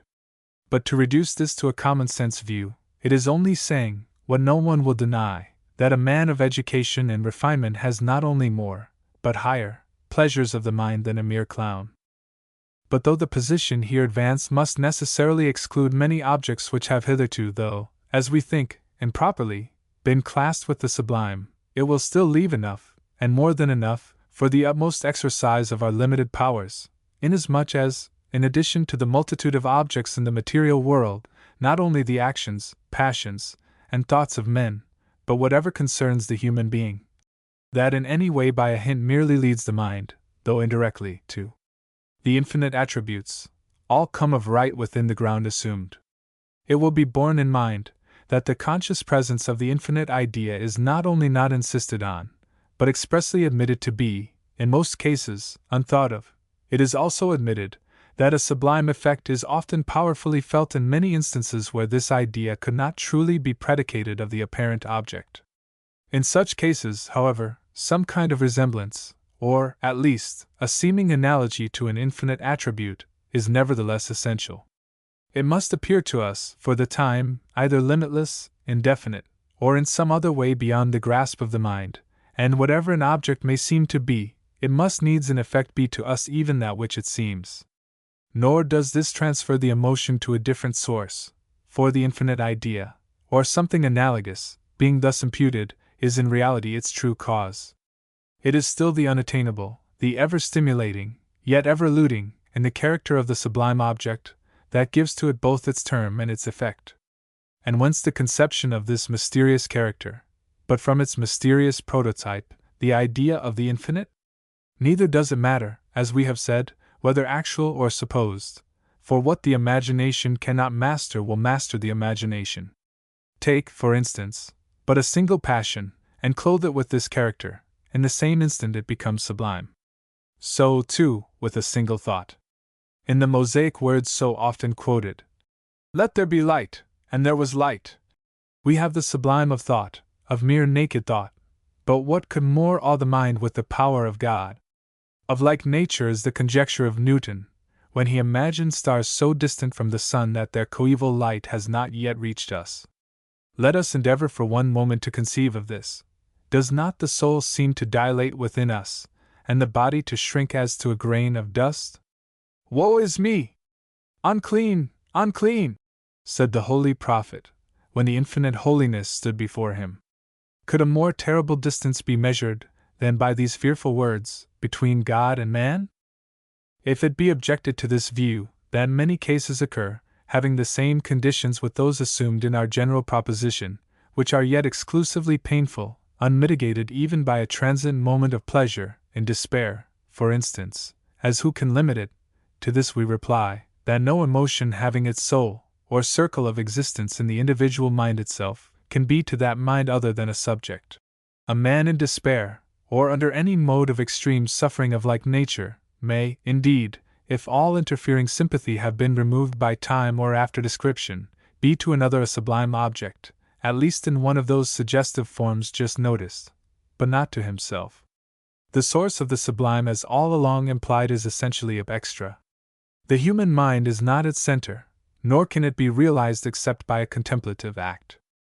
Besides, as a mental pleasure, indeed the highest known, to be recognized as such, it must needs be accompanied by the same relative character by which is tested every other pleasure coming under that denomination, namely, by the entire absence of self, that is, by the same freedom from all personal consideration which has been shown to characterize the true effect of the three leading ideas already considered.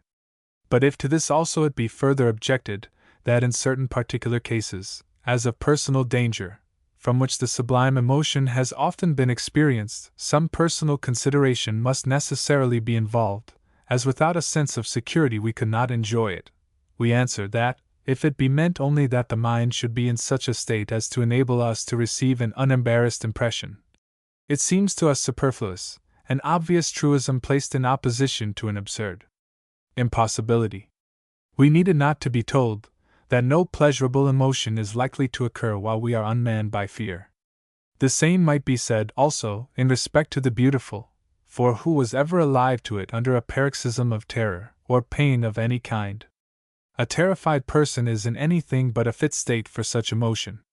He may indeed afterwards, when his fear is passed off, contemplate the circumstance that occasioned it with a different feeling, but the object of his dismay is then projected, as it were, completely from himself, and he feels the sublimity in a contemplative state. He can feel it in no other. Nor is that state incompatible with a consciousness of peril, though it can never be with personal terror.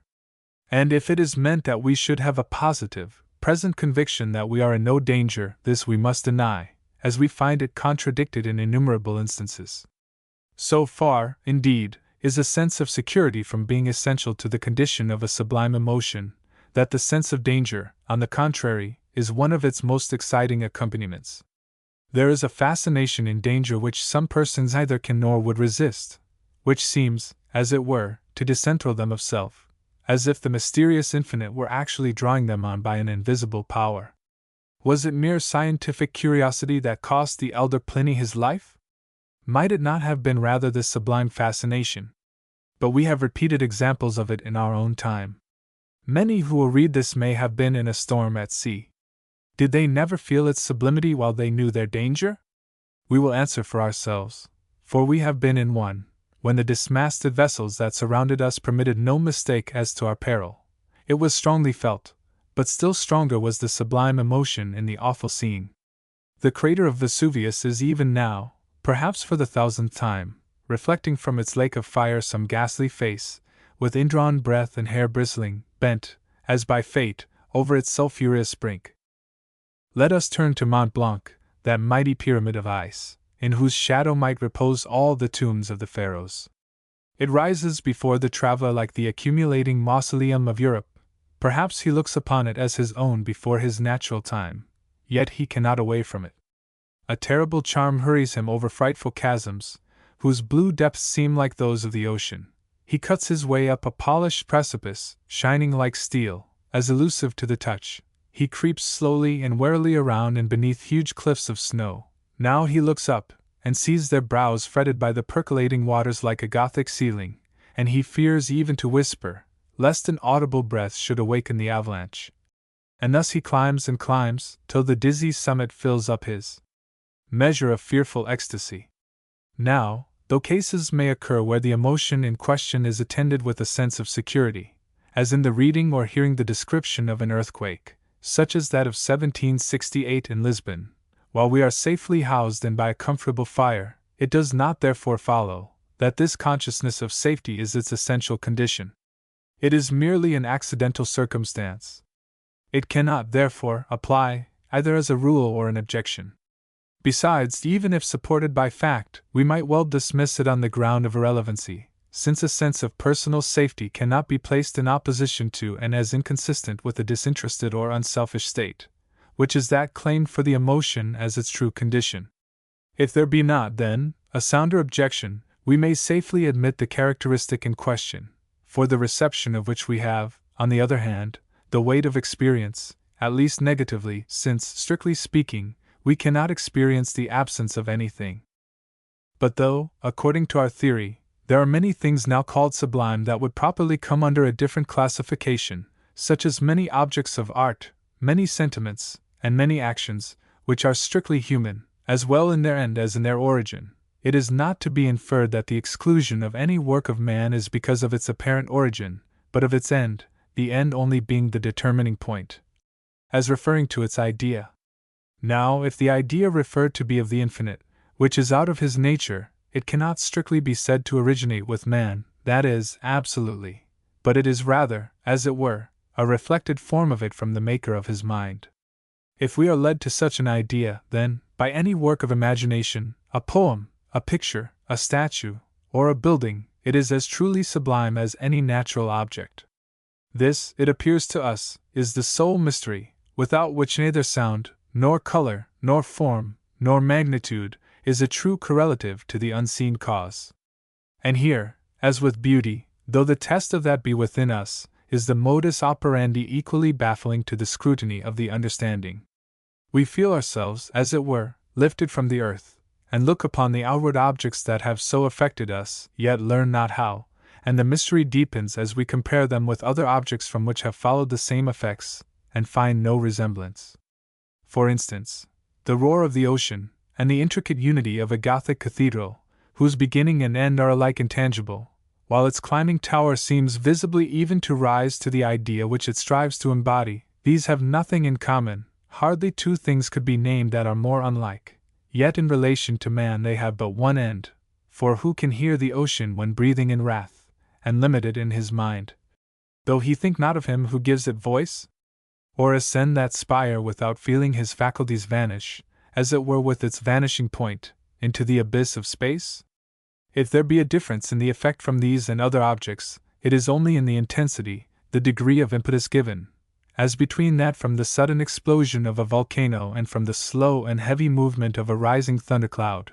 Its character and its office are the same, in its awful harmony to connect the created with its infinite cause. But let us compare this effect with that from beauty. Would the Parthenon, for instance, with its beautiful forms, made still more beautiful under its native sky, seeming almost endued with the breath of life, as if its conscious purple were a living suffusion brought forth in sympathy by the enamored blushes of a Grecian sunset, would this beautiful object even then elevate the soul above its own roof? No, we should be filled with a pure delight, but with no longing to rise still higher. It would satisfy us, which the sublime does not, for the feeling is too vast to be circumscribed by human content.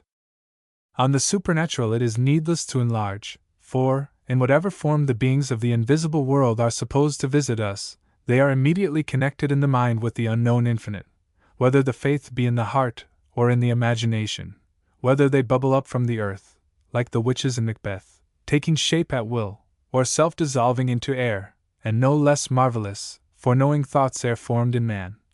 Or like the ghost in Hamlet, an unsubstantial shadow, having the functions of life, motion, will, and speech, a fearful mystery invests them with a spell not to be withstood. The bewildered imagination follows like a child, leaving the finite world for one unknown, till it aches in darkness, trackless, endless. Perhaps, as being nearest in station to the unsearchable author of all things, the highest example of this would be found in the angelic nature. If it be objected that the poets have not always so represented it, it rests with them to show cause why they have not. Milton, no doubt, could have assigned a sufficient reason in the time chosen for his poem, that of the creation of the first man, when his intercourse with the highest order of created beings was not only essential to the plan of the poem, but according with the express will of the Creator. Hence, he might have considered it no violation of the then relation between man and angels to assign even the epithet affable to the archangel Raphael, for man was then sinless, and in all points save knowledge a fit object of regard, and certainly a fit pupil to his heavenly instructor. But suppose the poet, throughout his work, as in the process of his story he was forced to do near the end, suppose he had chosen, assuming the philosopher, to assign to Adam the altered relation of one of his fallen posterity, how could he have endured a wholly spiritual presence? To be consistent, Adam must have been dumb with awe, incapable of holding converse such as is described. Between sinless man and his sinful progeny, the distance is immeasurable. And so, too, must be the effect on the latter, in such a presence, and for this conclusion we have the authority of Scripture, in the dismay of the soldiers at the Saviour's sepulchre, on which more directly. If there be no like effect attending the other angelic visits recorded in Scripture, such as those to Lot and Abraham, the reason is obvious in the special mission to those individuals, who were doubtless divinely prepared for their reception, for it is reasonable to suppose the mission had else been useless. But with the Roman soldiers, where there was no such qualifying circumstance, the case was different. Indeed, it was in striking contrast with that of the two Marys, who, though struck with awe, yet being led there, as witnesses, by the Spirit, were not so overpowered. And here, as the idea of angels is universally associated with every perfection of form, may naturally occur the question so often agitated, namely, whether beauty and sublimity are, under any circumstances, compatible. To us it seems of easy solution. For we see no reason why beauty, as the condition of a subordinated object or component part, may not incidentally enter into the sublime, as well as 1,000 other conditions of opposite characters, which pertain to the multifarious assimilants that often form its other components. When beauty is not made essential, but enters as a mere contingent, its admission or rejection is a matter of indifference. In an angel, for instance, beauty is the condition of his mere form, but the angel has also an intellectual and moral or spiritual nature, which is essentially paramount, the former being but the condition, so to speak, of his visibility, the latter, his very life, an essence next to the inconceivable giver of life. Could we stand in the presence of one of these holy beings, if to stand were possible, what of the sublime in this lower world would so shake us? Though his beauty were such as never mortal dreamed of, it would be as nothing, swallowed up as darkness, in the awful, spiritual brightness of the messenger of God. Even as the soldiers in Scripture, at the sepulchre of the Savior, we should fall before him, we should become, like them, as dead men. But though Milton does not unveil the face like lightning, and though the angel Raphael is made to hold converse with man, and the severe and youthful beauty gives even the individual impress to Zephan, and Michael and Abdiel are set apart in their prowess, there is not one he names that does not breathe of heaven, that is not encompassed with the glory of the infinite. And why the reader is not overwhelmed in their supposed presence is because he is a beholder through Adam, through him also a listener. But whenever he is made, by the poet's spell, to forget Adam, and to see, as it were in his own person, the embattled hosts. If we dwell upon form alone, though it should be of surpassing beauty, the idea would not rise above that of man, for this is conceivable of man. But the moment the angelic nature is touched, we have the higher ideas of supernal intelligence and perfect holiness, to which all the charms and graces of mere form immediately become subordinate, and though the beauty remain, Its agency is comparatively negative under the overpowering transcendence of a celestial spirit. As we have already seen that the beautiful is limited to no particular form, but possesses its power in some mysterious condition, which is applicable to many distinct objects, in like manner does the sublime include within its sphere, and subdue to its condition, an indefinite variety of objects, with their distinctive conditions, and among them we find that of the beautiful, as well as, to a certain degree, its reverse, so that, though we may truly recognize their coexistence in the same object, it is not possible that their effect upon us should be otherwise than unequal, and that the higher law should not subordinate the lower. We do not deny that the beautiful may, so to speak, mitigate the awful intensity of the sublime, but it cannot change its character, much less impart its own. The one will still be awful, the other, of itself, never. When at Rome, we once asked a foreigner, who seemed to be talking somewhat vaguely on the subject, what he understood by the sublime. His answer was, le plus beau, making it only a matter of degree. Now let us only imagine, if we can, a beautiful earthquake, or a beautiful hurricane. And yet the foreigner is not alone in this. D'Azzara, the biographer of Mengs, speaking of beauty, talks of this sublime quality. And in another place, for certain reasons assigned, he says, the grand style is beautiful. Nay, many writers, otherwise of high authority, seem to have taken the same view, while others who could have had no such notion, having used the words beauty and the beautiful in an allegorical or metaphorical sense, have sometimes been misinterpreted literally. Hence Winckelmann reproaches Michelangelo for his continual talk about beauty, when he showed nothing of it in his works. But it is very evident that the bella and bellezza of Michelangelo were never used by him in a literal sense, nor intended to be so understood by others. He adopted the terms solely to express abstract perfection, which he allegorized as the mistress of his mind, to whose exclusive worship his whole life was devoted. Whether it was the most appropriate term he could have chosen, we shall not inquire. It is certain, however, that the literal adoption of it by subsequent writers has been the cause of much confusion, as well as vagueness. For ourselves, we are quite at a loss to imagine how a notion so obviously groundless has ever had a single supporter, for, if a distinct effect implies a distinct cause, we do not see why distinct terms should not be employed to express the difference, or how the legitimate term for one can in any way be applied to signify a particular degree of the other. Like the two Dromios, they sometimes require a conjurer to tell which is which. If only perfection, which is a generic term implying the summit of all things, be meant, there is surely nothing to be gained, if we accept intended obscurity, by substituting a specific term which is limited to a few. We speak not here of allegorical or metaphorical propriety, which is not now the question, but of the literal and didactic, and we may add that we have never known but one result from this arbitrary union, which is, to procreate words. In further illustration of our position, it may be well here to notice one mistaken source of the sublime, which seems to have been sometimes resorted to, both in poems and pictures, namely, in the sympathy excited by excruciating bodily suffering. Suppose a man on the rack to be placed before us, perhaps some miserable victim of the Inquisition. The cracking of his joints is made frightfully audible. His calamitous goes to our marrow, then the cruel precision of the mechanical familiar, as he lays bare to the sight his whole anatomy of horrors. And suppose, too, the executioner compelled to his task, consequently an irresponsible agent, whom we cannot curse, and finally, that these two objects compose the whole scene. What could we feel but an agony even like that of the sufferer, the only difference being that one is physical, the other mental? And this is all that mere sympathy has any power to effect. It has led us to its extreme point, our flesh creeps, and we turn away with almost bodily sickness. But let another actor be added to the drama in the presiding inquisitor, the cool methodizer of this process of torture. In an instant the scene is changed, and strange to say, our feelings become less painful.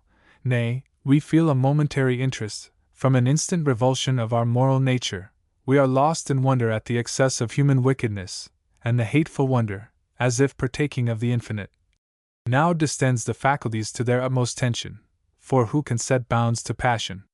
When it seizes the whole soul? It is as the soul itself, without form or limit. We may not think even of the after-judgment. We become ourselves justice, and we award a hatred commensurate with the sin, so indefinite and monstrous that we stand aghast at our own judgment.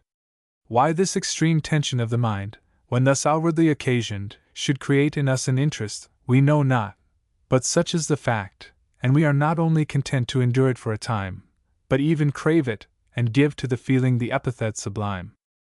We do not deny that much bodily suffering may be admitted with effect as a subordinate agent, when, as in the example last added, it is made to serve as a necessary expositor of moral deformity. Then, indeed, in the hands of a great artist, it becomes one of the most powerful auxiliaries to a sublime end. All that we contend for is that sympathy alone is insufficient as a cause of sublimity. There are yet other sources of the false sublime, if we may so call it, which are sometimes resorted to also by poets and painters, such as the horrible, the loathsome, the hideous, and the monstrous. These form the impassable boundaries to the true sublime. Indeed, there appears to be in almost every emotion a certain point beyond which we cannot pass without recoiling, as if we instinctively shrunk from what is forbidden to our nature. It would seem, then, that, in relation to man, beauty is the extreme point, or last summit, of the natural world, since it is in that we recognize the highest emotion of which we are susceptible from the purely physical. If we ascend thence into the moral, we shall find its influence diminish in the same ratio with our upward progress. In the continuous chain of creation of which it forms a part, the link above it where the moral modification begins seems scarcely changed, yet the difference, though slight, demands another name, and the nomenclator within us calls it elegance. In the next connecting link, the moral adjunct becomes more predominant, and we call it majesty. In the next, the physical becomes still fainter, and we call the union grandeur. In the next, it seems almost to vanish, and a new form rises before us, so mysterious, so undefined and elusive to the senses, that we turn, as if for its more distinct image, within ourselves, and there, with wonder, amazement, awe, we see it filling, distending, stretching every faculty, till, like the giant of Otranto, it seems almost to burst the imagination. Under this strange confluence of opposite emotions, this terrible pleasure, we call the awful form sublimity. This was the still, small voice that shook the prophet on Horeb. Though small to his ear, it was more than his imagination could contain. He could not hear it again and live. It is not to be supposed that we have enumerated all the forms of gradation between the beautiful and the sublime. Such was not our purpose. It is sufficient to have noted the most prominent, leaving the intermediate modifications to be supplied, as they can readily be, by the reader. If we descend from the beautiful, we shall pass in like manner through an equal variety of forms gradually modified by the grosser material influences, as the handsome, the pretty, the comely, the plain, and see, till we fall to the ugly. There ends the chain of pleasurable excitement, but not the chain of forms, which, taking now as if a literal curve, again bends upward, till, meeting the descending extreme of the moral, it seems to complete the mighty circle. And in this dark segment will be found the startling union of deepening discords, still deepening, as it rises from the ugly to the loathsome, the horrible, the frightful, the appalling. As we follow the chain through this last region of disease, misery, and sin, of embodied discord, and feel, as we must, in the mutilated affinities of its revolting forms, their fearful relation to this fair, harmonious creation, how does the awful fact, in these its breathing fragments, speak to us of a fallen world? As the living center of this stupendous circle stands the soul of man, the conscious reality, to which the vast enclosure is but the symbol. How vast, then, his being! If space could measure it, the remotest star would fall within its limits. Well, then, may he tremble to essay it even in thought, for where must it carry him, that winged messenger, fleeter than light? Where but to the confines of the infinite, even to the presence of the unutterable life, on which nothing finite can look and live. Finally, we shall conclude our discourse with a few words on the master principle, which we have supposed to be, by the will of the Creator, the realizing life to all things fair and true and good, and more especially would we revert to its spiritual purity, emphatically manifested through all its manifold operations, so impossible of alliance with anything sordid, or false, or wicked, so unapprehensible, even, except for its own most sinless sake. Indeed, we cannot look upon it as other than the universal and eternal witness of God's goodness and love, to draw man to himself, and to testify to the meanest, most obliquitous mind, at least once in life, be it though in childhood, that there is such a thing as good without self. It will be remembered that, in all the various examples adduced, in which we have endeavored to illustrate the operation of harmony, there was but one character to all its effects, whatever the difference in the objects that occasioned them, that it was ever untinged with any personal taint, and we concluded thence its supernal source. We may now advance another evidence still more conclusive of its spiritual origin, namely, in the fact that it cannot be realized in the human being himself. With the fullest consciousness of the possession of this principle, and with the power to realize it in other objects, he has still no power in relation to himself, that is, to become the object to himself. Now, as the condition of harmony, so far as we can know it through its effect, is that of impletion, where nothing can be added or taken away, it is evident that such a condition can never be realized by the mind in itself. And yet the desire to this end is as evidently implied in that incessant, yet unsatisfying activity, which, under all circumstances, is an imperative, universal law of our nature. It might seem needless to enlarge on what must be generally felt as an obvious truth, still, it may not be amiss to offer a few remarks, by way of bringing it, though a truism, more distinctly before us. In all ages the majority of mankind have been more or less compelled to some kind of exertion for their mere subsistence. Like all compulsion, this has no doubt been considered a hardship. Yet we never find, when by their own industry, or any fortunate circumstance, they have been relieved from this exigency, that any one individual has been contented with doing nothing. Some, indeed, before their liberation, have conceived of idleness as a kind of synonym with happiness, but a short experience has never failed to prove it no less remote from that desirable state. The most offensive employments, for the want of a better, have often been resumed to relieve the mind from the intolerable load of nothing, the heaviest of all weights, as it needs must be to an immortal spirit, for the mind cannot stop, except it be in a madhouse. There, indeed, it may rest, or rather stagnate, on one thought, its little circle, perhaps of misery. From the very moment of consciousness, the active principle begins to busy itself with the things about it. It shows itself in the infant, stretching its little hands towards the candle, in the schoolboy, filling up, if alone, his play hour with the mimic toils of after age, and so on, through every stage and condition of life, from the wealthy spendthrift beggaring himself at the gaming table for employment, to the poor prisoner in the Bastille, who, for the want of something to occupy his thoughts, overcame the antipathy of his nature, and found his companion in a spider. Nay, were there need, we might draw out the catalogue till it darkened with suicide. But enough has been said to show that, aside from guilt, a more terrible fiend has hardly been imagined than the little word nothing, when embodied and realized as the master of the mind. And well for the world that it is so, since to this wise law of our nature, to say nothing of conveniences, we owe the endless sources of innocent enjoyment with which the industry and ingenuity of man have supplied us. But the wisdom of the law in question is not merely that it is a preventive to the mind preying on itself. We see in it a higher purpose, no less than what involves the development of the human being, and if we look to its final bearing, it is of the deepest import.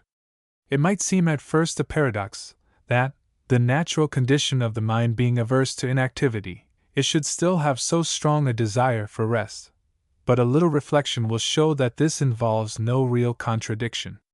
The mind only mistakes the name of its object, either rest nor action being its real aim, for in a state of rest it desires action, and in a state of action, rest. Now all action supposes a purpose, which purpose can consist of but one of two things, either the attainment of some immediate object as its completion, or the causing of one or more future acts, that shall follow as a consequence. But whether the action terminates in an immediate object, or serves as the procreating cause of an indefinite series of acts, it must have some ultimate object in which it ends, or is to end. Even supposing such a series of acts to be continued through a whole life, and yet remain incomplete, it would not alter the case. It is well known that many such series have employed the minds of mathematicians and astronomers to their last hour, nay, that those acts have been taken up by others, and continued through successive generations. Still, whether the point be arrived at or no, there must have been an end in contemplation. Now no one can believe that, in similar cases, any man would voluntarily devote all his days to the adding link after link to an endless chain, for the mere pleasure of labor. It is true he may be aware of the wholesomeness of such labor as one of the means of cheerfulness, but if he have no further aim, his being aware of this result makes an equable flow of spirits a positive object. Without hope, uncompelled labor is an impossibility, and hope implies an object. Nor would the veriest idler, who passes a whole day in whittling a stick, if he could be brought to look into himself, deny it. So far from having no object, he would and must acknowledge that he was in fact hoping to relieve himself of an oppressive portion of time by whittling away its minutes and hours. Here we have an extreme instance of that which constitutes the real business of life, from the most idle to the most industrious, namely, to attain to a satisfying state. But no one will assert that such a state was ever a consequence of the attainment of any object, however exalted. And why? Because the motive of action is left behind, and we have nothing before us. Something to desire, something to look forward to, we must have, or we perish, even of suicidal rest.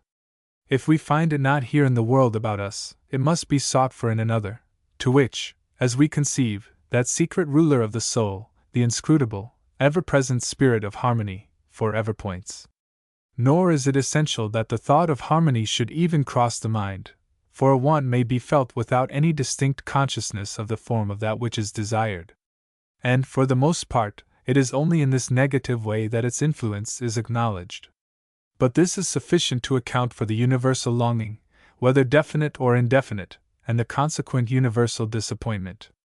We have said that man cannot to himself become the object of harmony, that is, find its proper correlative in himself, and we have seen that, in his present state, the position is true. How is it, then, in the world of spirit?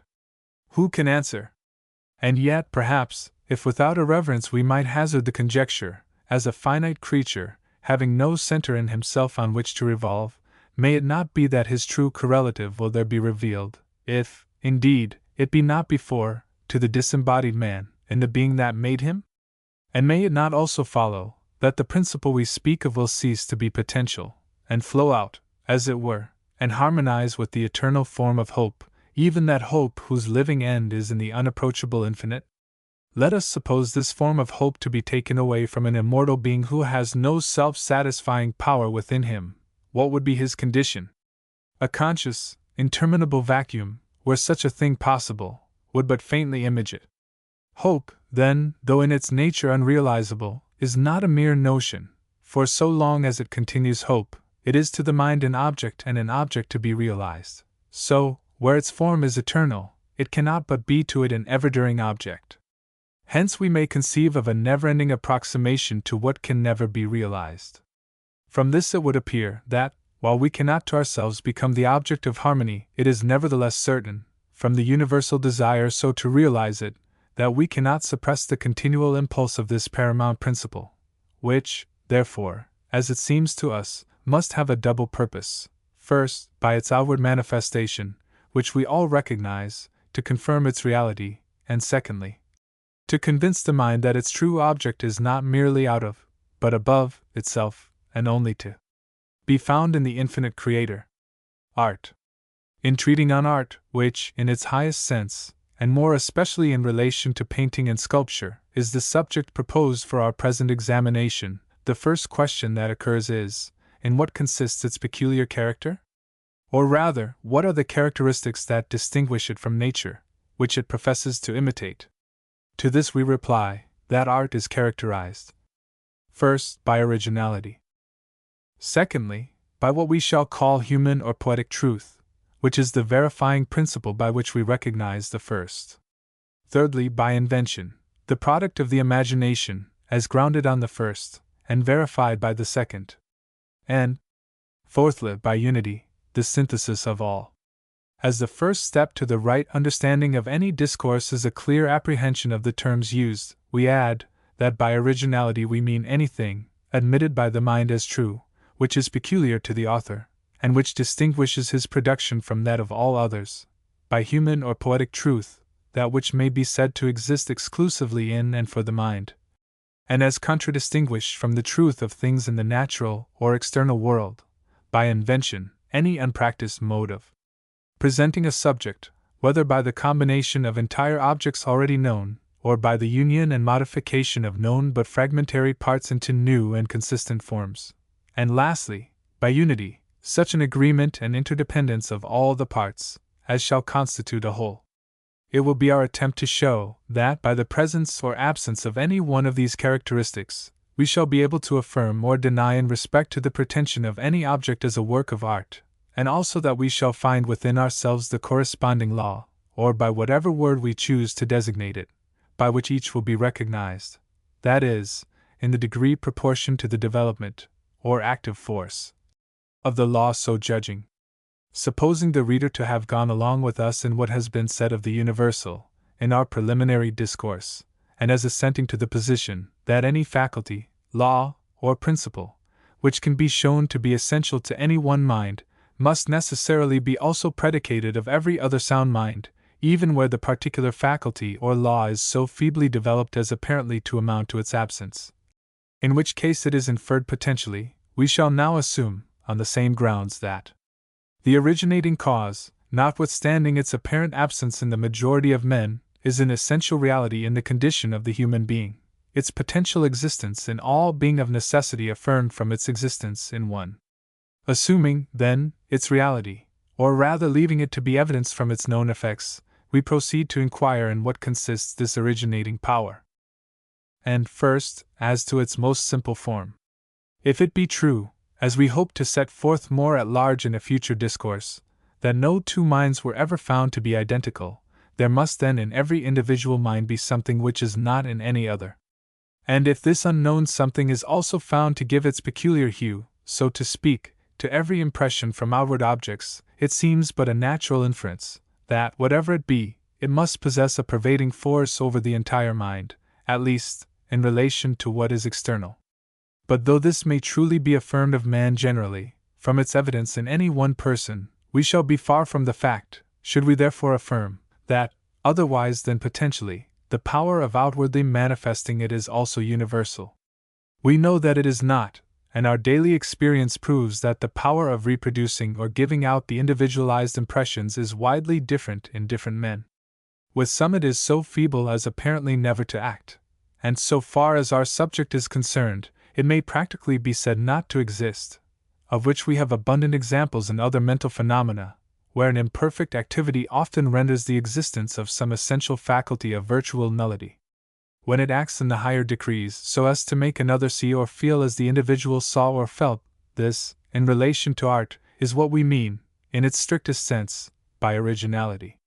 He, therefore, who possesses the power of presenting to another the precise images or emotions as they existed in himself, presents that which can be found nowhere else, and was first found by and within himself, and, however light or trifling, where these are true as to his own mind, their author is so far an originator.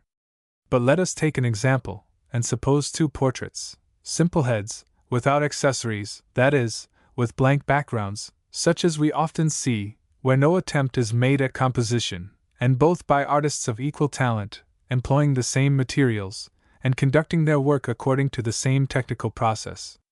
We will also suppose ourselves acquainted with the person represented, with whom to compare them.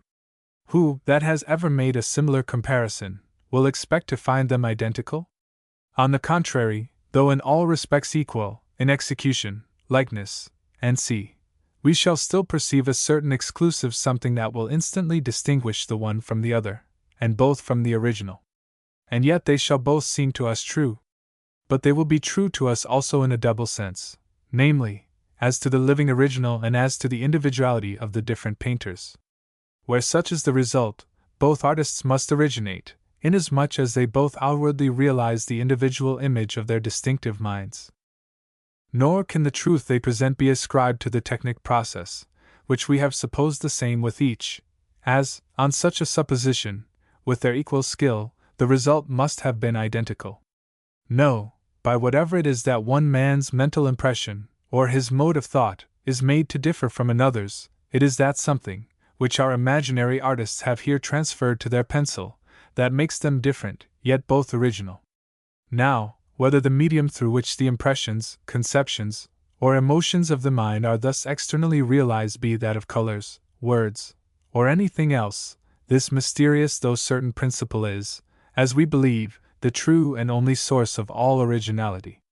In the power of assimilating what is foreign, or external, to our own particular nature consists the individualizing law, and in the power of reproducing what is thus modified consists the originating cause. Let us turn now to an opposite example, to a mere mechanical copy of some natural object, where the marks in question are wholly wanting. Will any one be truly affected by it? We think not. We do not say that he will not praise it, this he may do from various motives. But his feeling, if we may so name the index of the law within, will not be called forth to any spontaneous correspondence with the object before him. But why talk of feeling, says the pseudo-connoisseur, where we should only, or at least first, bring knowledge? This is the common cant of those who become critics for the sake of distinction. Let the artist avoid them, if he would not disfranchise himself in the suppression of that uncompromising test within him, which is the only sure guide to the truth without. It is a poor ambition to desire the office of a judge merely for the sake of passing sentence.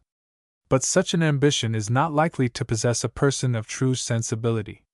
There are some, however, in whom there is no deficiency of sensibility, yet who, either from self-distrust, or from some mistaken notion of art, are easily persuaded to give up a right feeling, in exchange for what they may suppose to be knowledge, the barren knowledge of faults, as if there could be a human production without them. Nevertheless, there is little to be apprehended from any conventional theory, by one who is forewarned of its mere negative power, that it can, at best, only suppress feeling, for no one ever was, or ever can be, argued into a real liking for what he has once felt to be false. But where the feeling is genuine, and not the mere reflex of a popular notion, so far as it goes it must be true. Let no one, therefore, distrust it, to take counsel of his head, when he finds himself standing before a work of art. Does he feel its truth? Is the only question, if, indeed, the impertinence of the understanding should then propound one, which we think it will not, where the feeling is powerful. To such a one, the characteristic of art upon which we are now discoursing will force its way with the power of light, nor will he ever be in danger of mistaking a mechanical copy for a living imitation. But we sometimes hear of faithful transcripts, nay, of facsimiles. If by these be implied neither more nor less than exists in their originals, they must still, in that case, find their true place in the dead category of copy. Yet we need not be detained by any inquiry concerning the merits of a facsimile, since we firmly deny that a facsimile, in the true sense of the term, is a thing possible.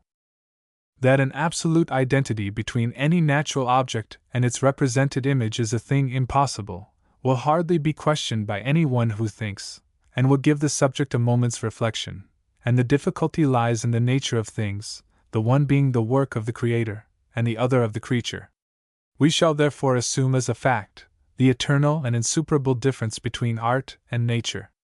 That our pleasure from art is nevertheless similar, not to say equal, to that which we derive from nature, is also a fact established by experience, to account for which we are necessarily led to the admission of another fact, namely, that there exists in art a peculiar something which we receive as equivalent to the admitted difference. Now, whether we call this equivalent individualized truth, or human or poetic truth, it matters not. We know by its effects that some such principle does exist, and that it acts upon us, and in a way corresponding to the operation of that which we call truth and life in the natural world.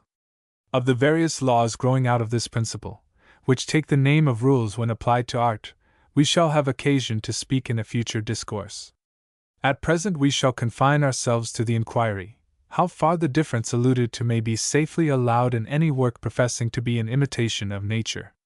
The fact that truth may subsist with a very considerable admixture of falsehood is too well known to require an argument.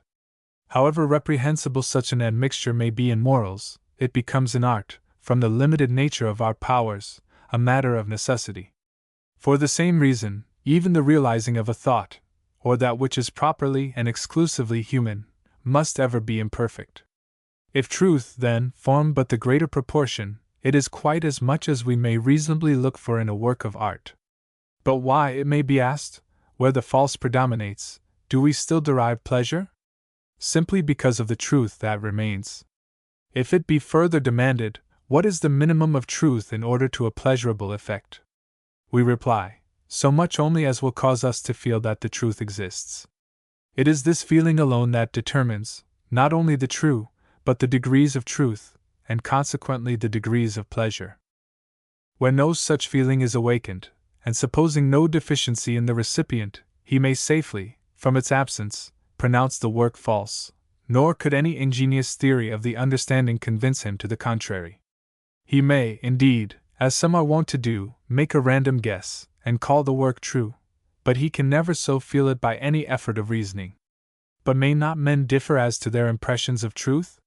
Certainly as to the degrees of it, and in this according to their sensibility, in which we know that men are not equal. By sensibility here we mean the power or capacity of receiving impressions. All men, indeed, with equal organs, may be said in a certain sense to see alike.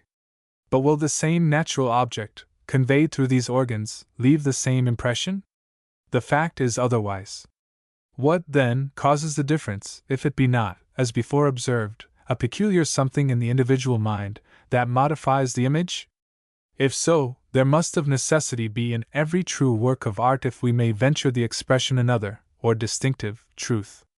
To recognize this, therefore, as we have elsewhere endeavored to show, supposes in the recipient something akin to it. And though it be in reality but a sign of life, it is still a sign of which we no sooner receive the impress than, by a law of our mind, we feel it to be acting upon our thoughts and sympathies, without our knowing how or wherefore. Admitting, therefore, the corresponding instinct, or whatever else it may be called, to vary in men, which there is no reason to doubt, the solution of their unequal impression appears at once. Hence it would be no extravagant metaphor, should we affirm that some persons see more with their minds than others with their eyes. Nay, it must be obvious to all who are conversant with art that much, if not the greater part, in its higher branches is especially addressed to this mental vision. And it is very certain, if there were no truth beyond the reach of the senses, that little would remain to us of what we now consider our highest and most refined pleasure. But it must not be inferred that originality consists in any contradiction to nature, for, were this allowed and carried out, it would bring us to the conclusion that, the greater the contradiction, the higher the art. We insist only on the modification of the natural by the personal, for nature is, and ever must be, at least the sensuous ground of all art, and where the outward and inward are so united that we cannot separate them, there shall we find the perfection of art. So complete a union has, perhaps, never been accomplished, and may be impossible. It is certain, however, that no approach to excellence can ever be made, if the idea of such a union be not constantly looked to by the artist as his ultimate aim. Nor can the idea be admitted without supposing a third as the product of the two, which we call art, between which and nature, in its strictest sense, there must ever be a difference. Indeed, a difference with resemblance is that which constitutes its essential condition. It has doubtless been observed that, in this inquiry concerning the nature and operation of the first characteristic, the presence of the second, or verifying principle, has been all along implied, nor could it be otherwise, because of their mutual dependence. Still more will its active agency be supposed in our examination of the third, namely, invention. But before we proceed to that, the paramount index of the highest art, it may not be amiss to obtain, if possible, some distinct apprehension of what we have termed poetic truth, to which, it will be remembered, was also prefixed the epithet human, our object therein being to prepare the mind, by a single word, for its peculiar sphere, and we think it applicable also for a more important reason, namely, that this kind of truth is the true ground of the poetical, for in what consists the poetry of the natural world, if not in the sentiment and reacting life it receives from the human fancy and affections? And until it can be shown that sentiment and fancy are also shared by the brute creation, this seeming effluence from the beautiful in nature must rightfully revert to man. What, for instance, can we suppose to be the effect of the purple haze of a summer sunset on the cows and sheep, or even on the more delicate inhabitants of the air? From what we know of their habits, we cannot suppose more than the mere physical enjoyment of its genial temperature. But how is it with the poet, whom we shall suppose an object in the same scene, stretched on the same bank with the ruminating cattle, and basking in the same light that flickers from the skimming birds? Does he feel nothing more than the genial warmth? Ask him, and he perhaps will say, "This is my soul's hour, this purpled air the heart's atmosphere, melting by its breath the sealed fountains of love, which the cold commonplace of the world had frozen. I feel them gushing forth on everything around me, and how worthy of love now appear to me these innocent animals, nay, these whispering leaves, that seem to kiss the passing air, and blush the while at their own fondness. Surely they are happy, and grateful too that they are so, for hark! How the little birds send up their song of praise! And see how the waving trees and waving grass, in mute accordance, keep time with the hymn. This is but one of the thousand forms in which the human spirit is wont to effuse itself on the things without, making to the mind a new and fairer world, even the shadowing of that which its immortal craving will sometimes dream of in the unknown future. Nay, there is scarcely an object so familiar or humble, that its magical touch cannot invest it with some poetic charm. Let us take an extreme instance, a pig in his sty. The painter, Morland, was able to convert even this disgusting object into a source of pleasure, and a pleasure as real as any that is known to the palate. Leaving this to have the weight it may be found to deserve, we turn to the original question, namely, what do we mean by human or poetic truth? When, in respect to certain objects, the effects are found to be uniformly of the same kind, not only upon ourselves, but also upon others, we may reasonably infer that the efficient cause is of one nature, and that its uniformity is a necessary result. And when we also find that these effects, though differing in degree, are yet uniform in their character, while they seem to proceed from objects which in themselves are indefinitely variant, both in kind and degree, we are still more forcibly drawn to the conclusion that the cause is not only one, but not inherent in the object. 2. The question now arises, what, then, is that which seems to us so like an alter etiam, which appears to act upon, and is recognized by us through an animal, a bird, a tree, and 1,000 different, nay, opposing objects, in the same way, and to the same end? The inference follows of necessity, that the mysterious cause must be in some general law, which is absolute and imperative in relation to every such object under certain conditions. And we receive the solution as true, because we cannot help it. The reality, then, of such a law becomes a fixture in the mind. But we do not stop here. We would know something concerning the conditions supposed. And in order to this, we go back to the effect. And the answer is returned in the form of a question, may it not be something from ourselves, which is reflected back by the object, something with which, as it were, we imbue the object, making it correspond to a reality within us? Now we recognize the reality within, we recognize it also in the object, and the affirming light flashes upon us, not in the form of deduction, but of inherent truth, which we cannot get rid of, and we call it truth, for it will take no other name. It now remains to discover, so to speak, its location. In what part, then, of man may this self-evidenced, yet elusive, truth or power be said to reside? It cannot be in the senses, for the senses can impart no more than they receive. Is it, then, in the mind? Here we are compelled to ask, what is understood by the mind? Do we mean the understanding? We can trace no relation between the truth we would class and the reflective faculties. Or in the moral principle? Surely not, for we can predicate neither good nor evil by the truth in question. Finally, do we find it identified with the truth of the spirit? But what is the truth of the spirit but the spirit itself, the conscious I, which is never even thought of in connection with it? In what form, then, shall we recognize it? In its own, the form of life, the life of the human being, that self-projecting, realizing power, which is ever present, ever acting and giving judgment on the instant on all things corresponding with its inscrutable self. We now assign it a distinctive epithet, and call it human. It is a common saying, that there is more in a name than we are apt to imagine. And the saying is not without reason, for when the name happens to be the true one, being proved in its application, it becomes no unimportant indicator as to the particular offices for which the thing named was designed. So we find it with respect to the truth of which we speak, its distinctive epithet marking out to us, as its sphere of action, the mysterious intercourse between man and man, whether the medium consist in words or colors, in thought or form, or in anything else on which the human agent may impress, be it in a sign only, his own marvelous life. As to the process or modus operandi, it were a vain endeavor to seek it out.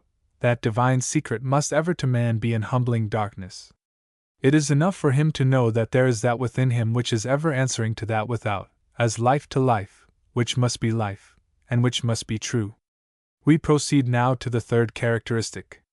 It has already been stated, in the general definition, what we would be understood to mean by the term invention, in its particular relation to art, namely, any unpracticed mode of presenting a subject, whether by the combination of forms already known, or by the union and modification of known but fragmentary parts into a new and consistent whole. In both cases tested by the two preceding characteristics. We shall consider first that division of the subject which stands first in order, the invention which consists in the new combination of known forms. This may be said to be governed by its exclusive relation either to what is, or has been, or, when limited by the probable, to what strictly may be. It may therefore be distinguished by the term natural. But though we so name it, inasmuch as all its forms have their prototypes in the actual, it must still be remembered that these existing forms do substantially constitute no more than mere parts to be combined into a whole, for which nature has provided no original. For examples in this, the most comprehensive class, we need not refer to any particular school. They are to be found in all and in every gallery, from the histories of Raphael, the landscapes of Claude and Poussin and others, to the familiar scenes of Jan Steen, Ostade, and Brouwer. In each of these an adherence to the actual, if not strictly observed, is at least supposed in all its parts, not so in the whole, as that relates to the probable, by which we mean such a result as would be true, were the same combination to occur in nature. Nor must we be understood to mean, by adherence to the actual, that one part is to be taken for an exact portrait. We mean only such an imitation as precludes an intentional deviation from already existing and known forms. It must be very obvious that, in classing together any of the productions of the artists above named, it cannot be intended to reduce them to a level. Such an attempt, did our argument require it, must instantly revolt the common sense and feeling of every one at all acquainted with art. And therefore, perhaps, it may be thought that their striking difference, both in kind and degree, might justly call for some further division. But admitting, as all must, a wide, nay, almost impassable, interval between the familiar subjects of the lower Dutch and Flemish painters, and the higher intellectual works of the great Italian masters, we see no reason why they may not be left to draw their own line of demarcation as to their respective provinces, even as is every day done by actual objects, which are all equally natural, though widely differenced as well in kind as in quality. It is no degradation to the greatest genius to say of him, and of the most unlettered boor, that they are both men. Besides, as a more minute division would be wholly irrelevant to the present purpose, we shall defer the examination of their individual differences to another occasion. In order, however, more distinctly to exhibit their common ground of invention, we will briefly examine a picture by Ostade, and then compare it with one by Raphael, than whom no two artists could well be imagined having less in common. The interior of a Dutch cottage forms the scene of Ostade's work, presenting something between a kitchen and a stable. Its principal object is the carcass of a hog, newly washed and hung up to dry, subordinate to which is a woman nursing an infant, the accessories, various garments, pots, kettles, and other culinary utensils. The bare enumeration of these coarse materials would naturally predispose the mind of one, unacquainted with the Dutch school, to expect anything but pleasure. Indifference, not to say disgust, would seem to be the only possible impression from a picture composed of such ingredients. And such, indeed, would be their effect under the hand of any but a real artist. Let us look into the picture and follow Ostade's mind, as it leaves its impress on the several objects. Observe how he spreads his principal light, from the suspended carcass to the surrounding objects, molding it, so to speak, into agreeable shapes, here by extending it to a bit of drapery, there to an earthen pot, then connecting it, by the flash from a brass kettle, with his second light, the woman and child, and again turning the eye into the dark recesses through a labyrinth of broken chairs, old baskets, roosting fowls, and bits of straw, till a glimpse of sunshine, from a half-open window, gleams on the eye, as it were, like an echo, and sending it back to the principal object, which now seems to act on the mind as the luminous source of all these diverging lights. But the magical whole is not yet completed. The mystery of color has been called in to the aid of light, and so subtly blends that we can hardly separate them, at least, until their united effect has first been felt, and after we have begun the process of cold analysis. Yet even then we cannot long proceed before we find the charm returning, as we pass from the blaze of light on the carcass, where all the tints of the prisms seem to be faintly subdued, we are met on its borders by the dark hearthslit, glowing like rubies. Then we repose a while on the white cap and kerchief of the nursing mother.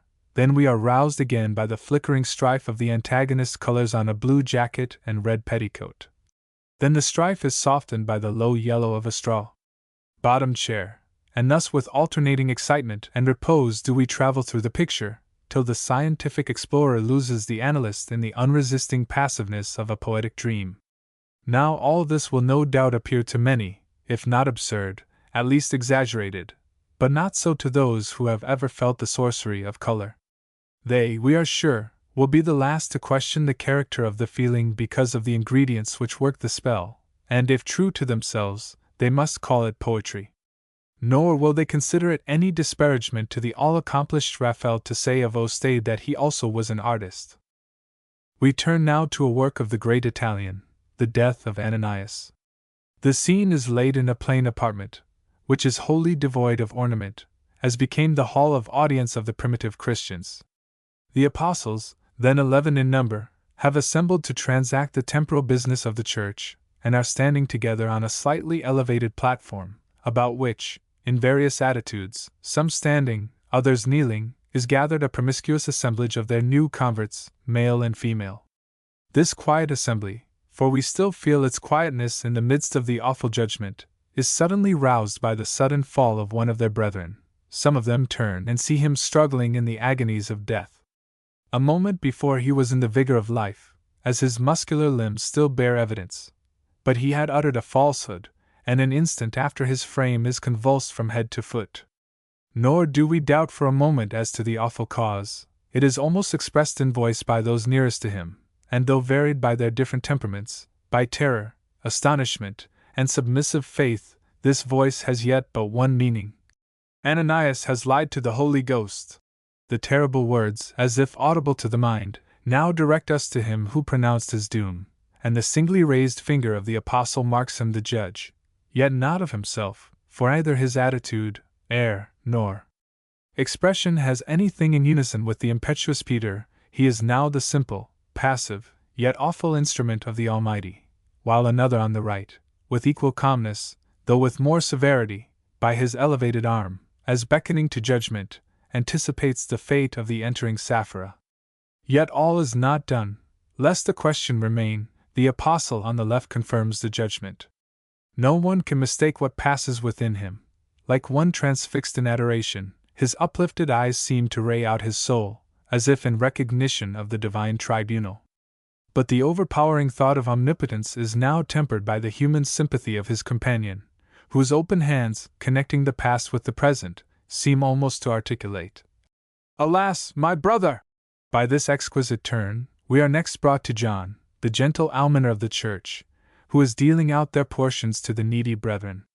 And here, as most remote from the judge Ananias, whose suffering seems not yet to have reached it, we find a spot of repose, not to pass by, but to linger upon, till we feel its quiet influence diffusing itself over the whole mind, nay, till, connecting it with the beloved disciple, we find it leading us back through the exciting scene, modifying even our deepest emotions with a kindred tranquility. This is invention. We have not moved a step through the picture but at the will of the artist. He invented the chain which we have followed, link by link, through every emotion, assimilating many into one, and this is the secret by which he prepared us, without exciting horror, to contemplate the struggle of mortal agony.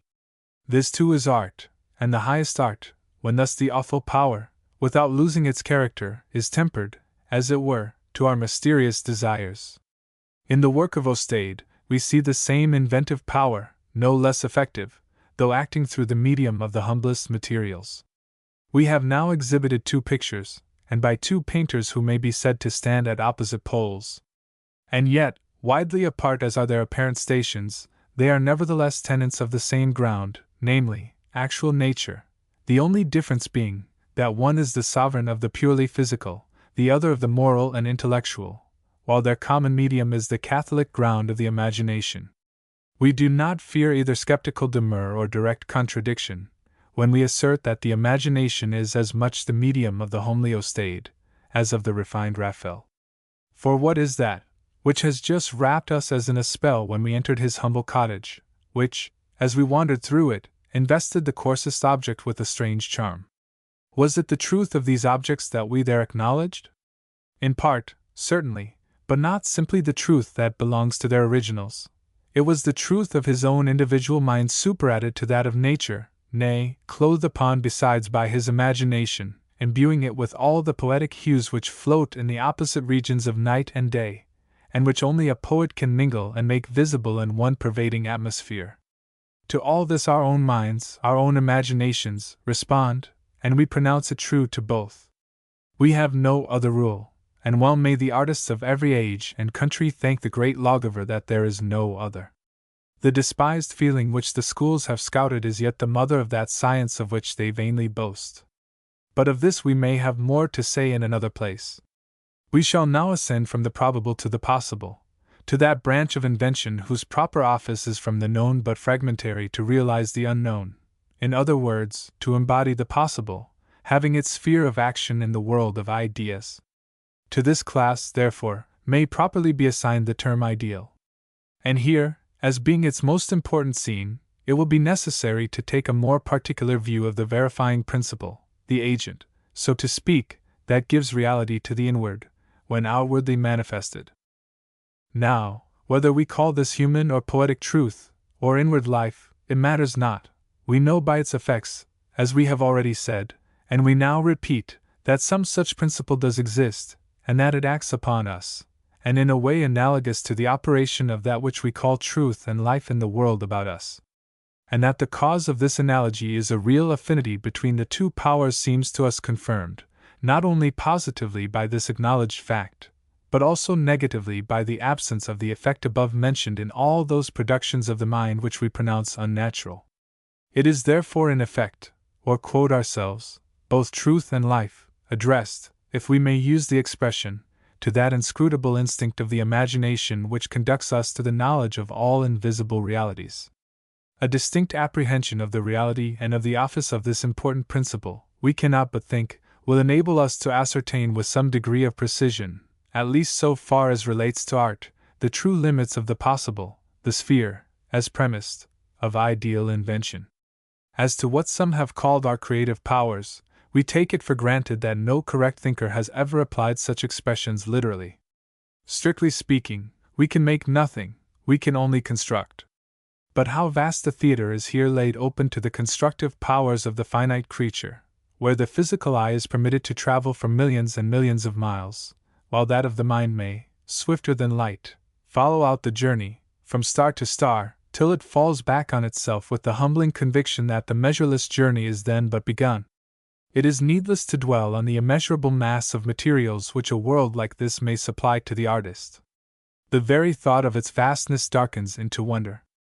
Yet how much deeper the wonder, when the created mind looks into itself, and contemplates the power of impressing its thoughts on all things visible, nay, of giving the likeness of life to things inanimate, and still more marvelous, by the mere combination of words or colors, of evolving into shape its own idea, till some unknown form, having no type in the actual, is made to seem to us an organized being. When such is the result of any unknown combination, then it is that we achieve the possible. And here the realizing principle may strictly be said to prove itself. That such an effect should follow a cause which we know to be purely imaginary, supposes, as we have said, something in ourselves which holds, of necessity, a predetermined relation to every object either outwardly existing or projected from the mind, which we thus recognize as true. If so, then the possible and the ideal are convertible terms, having their existence, ab initio, in the nature of the mind. The soundness of this inference is also supported negatively, as just observed, by the opposite result, as in the case of those fantastic combinations, which we sometimes meet with both in poetry and painting, and which we do not hesitate to pronounce unnatural, that is, false.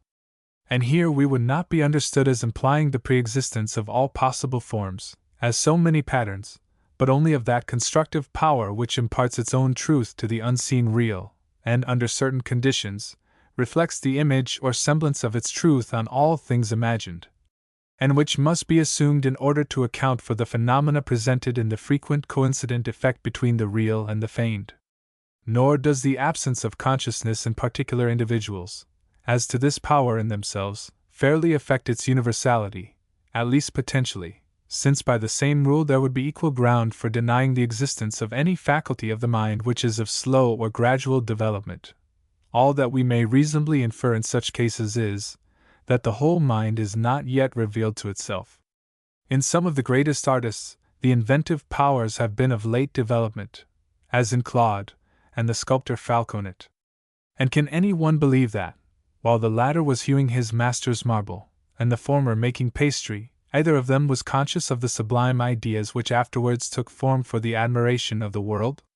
When Raphael, then a youth, was selected to execute the noble works which now live on the walls of the Vatican, he had done little or nothing, says Reynolds, to justify so high a trust. Nor could he have been certain, from what he knew of himself, that he was equal to the task. He could only hope to succeed, and his hope was no doubt founded on his experience of the progressive development of his mind in former efforts, rationally concluding that the originally seeming blank from which had arisen so many admirable forms was still teeming with others, that only wanted the occasion, or excitement, to come forth at his bidding. To return to that which, as the interpreting medium of his thoughts and conceptions, connects the artist with his fellow men, we remark that only on the ground of some self-realizing power, like what we have termed poetic truth, could what we call the ideal ever be intelligible.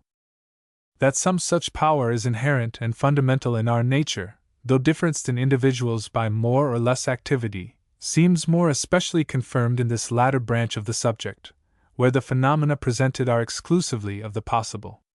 Indeed, we cannot conceive how without it there could ever be such a thing as true art, for what might be received as such in one age might also be overruled in the next, as we know to be the case with most things depending on opinion. But happily for art, if once established on this immutable base, there it must rest, and rest unchanged, amidst the endless fluctuations of manners, habits, and opinions, for its truth of 1,000 years is as the truth of yesterday.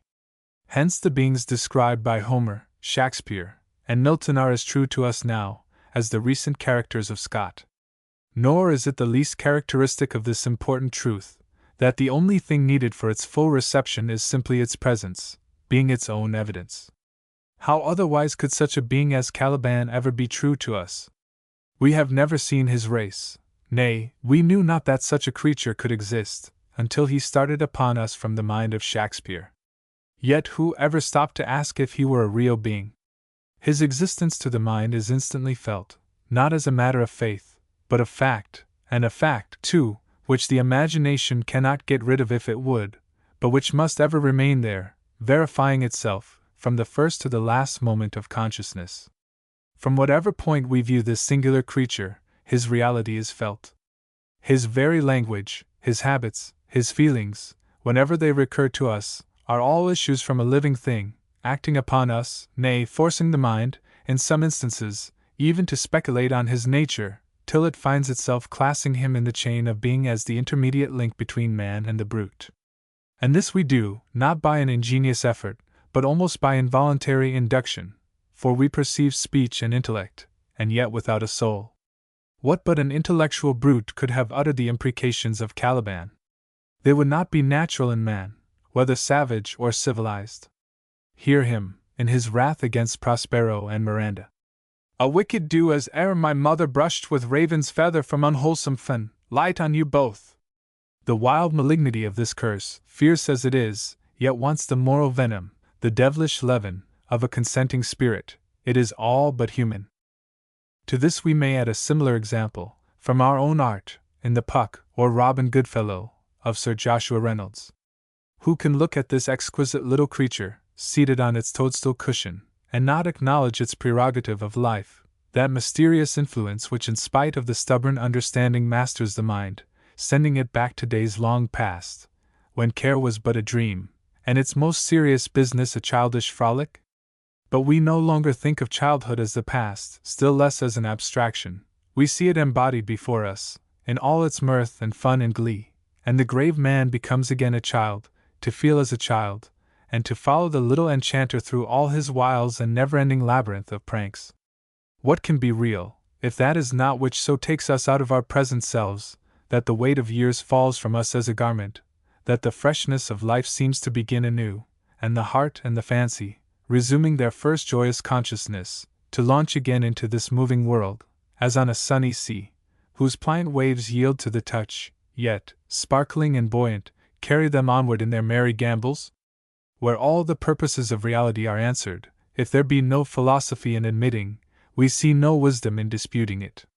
Of the immutable nature of this peculiar truth, we have a like instance in the Farnese Hercules, the work of the Grecian sculptor Glycon. We had almost said his immortal offspring. Since the time of its birth, cities and empires, even whole nations, have disappeared, giving place to others, more or less barbarous or civilized, yet these are as nothing to the countless revolutions which have marked the interval in the manners, habits, and opinions of men. Is it reasonable, then, to suppose that anything not immutable in its nature could possibly have withstood such continual fluctuation? But how have all these changes affected this visible image of truth? In no wise, not a jot, and because what is true is independent of opinion, it is the same to us now as it was to the men of the dust of antiquity. The unlearned spectator of the present day may not, indeed, see in it the demigod of Greece, but he can never mistake it for a mere exaggeration of the human form. Though of mortal mold, he cannot doubt its possession of more than mortal powers. He feels its essential life, for he feels before it as in the stirring presence of a superior being. Perhaps the attempt to give form and substance to a pure idea was never so perfectly accomplished as in this wonderful figure. Who has ever seen the ocean in repose, in its awful sleep, that smooths it like glass, yet cannot level its unfathomed swell? So seems to us the repose of this tremendous personification of strength. The laboring eye heaves on its slumbering sea of muscles, and trembles like a skiff as it passes over them. But the silent intimations of the spirit beneath at length become audible. The startled imagination hears it in its rage, sees it in motion, and sees its resistless might in the passive wrecks that follow the uproar. And this from a piece of marble, cold, immovable, lifeless. Surely there is that in man, which the senses cannot reach, nor the plumb of the understanding sound. Let us turn now to the Apollo called Belvedere. In this supernal being, the human form seems to have been assumed as if to make visible the harmonious confluence of the pure ideas of grace, fleetness, and majesty, nor do we think it too fanciful to add celestial splendor, for such, in effect, are the thoughts which crowd, or rather rush, into the mind on first beholding it. Who that saw it in what may be called the place of its glory, the gallery of Napoleon, ever thought of it as a man, much less as a statue, but did not feel rather as if the vision before him were of another world, of one who had just lighted on the earth, and with a step so ethereal, that the next instant he would vault into the air? If I may be permitted to recall the impression which it made on myself, I know not that I could better describe it than as a sudden intellectual flash, filling the whole mind with light, and light in motion. It seemed to the mind what the first sight of the sun is to the senses, as it emerges from the ocean, when from a point of light the whole orb at once appears to bound from the waters, and to dart its rays, as by a visible explosion, through the profound of space. But as the deified sun, how completely is the conception verified in the thoughts that follow the effulgent original, and its marble counterpart. Perennial youth, perennial brightness, follow them both. Who can imagine the old age of the sun? As soon may we think of an old Apollo. Now all this may be ascribed to the imagination of the beholder. Granted, yet will it not thus be explained away.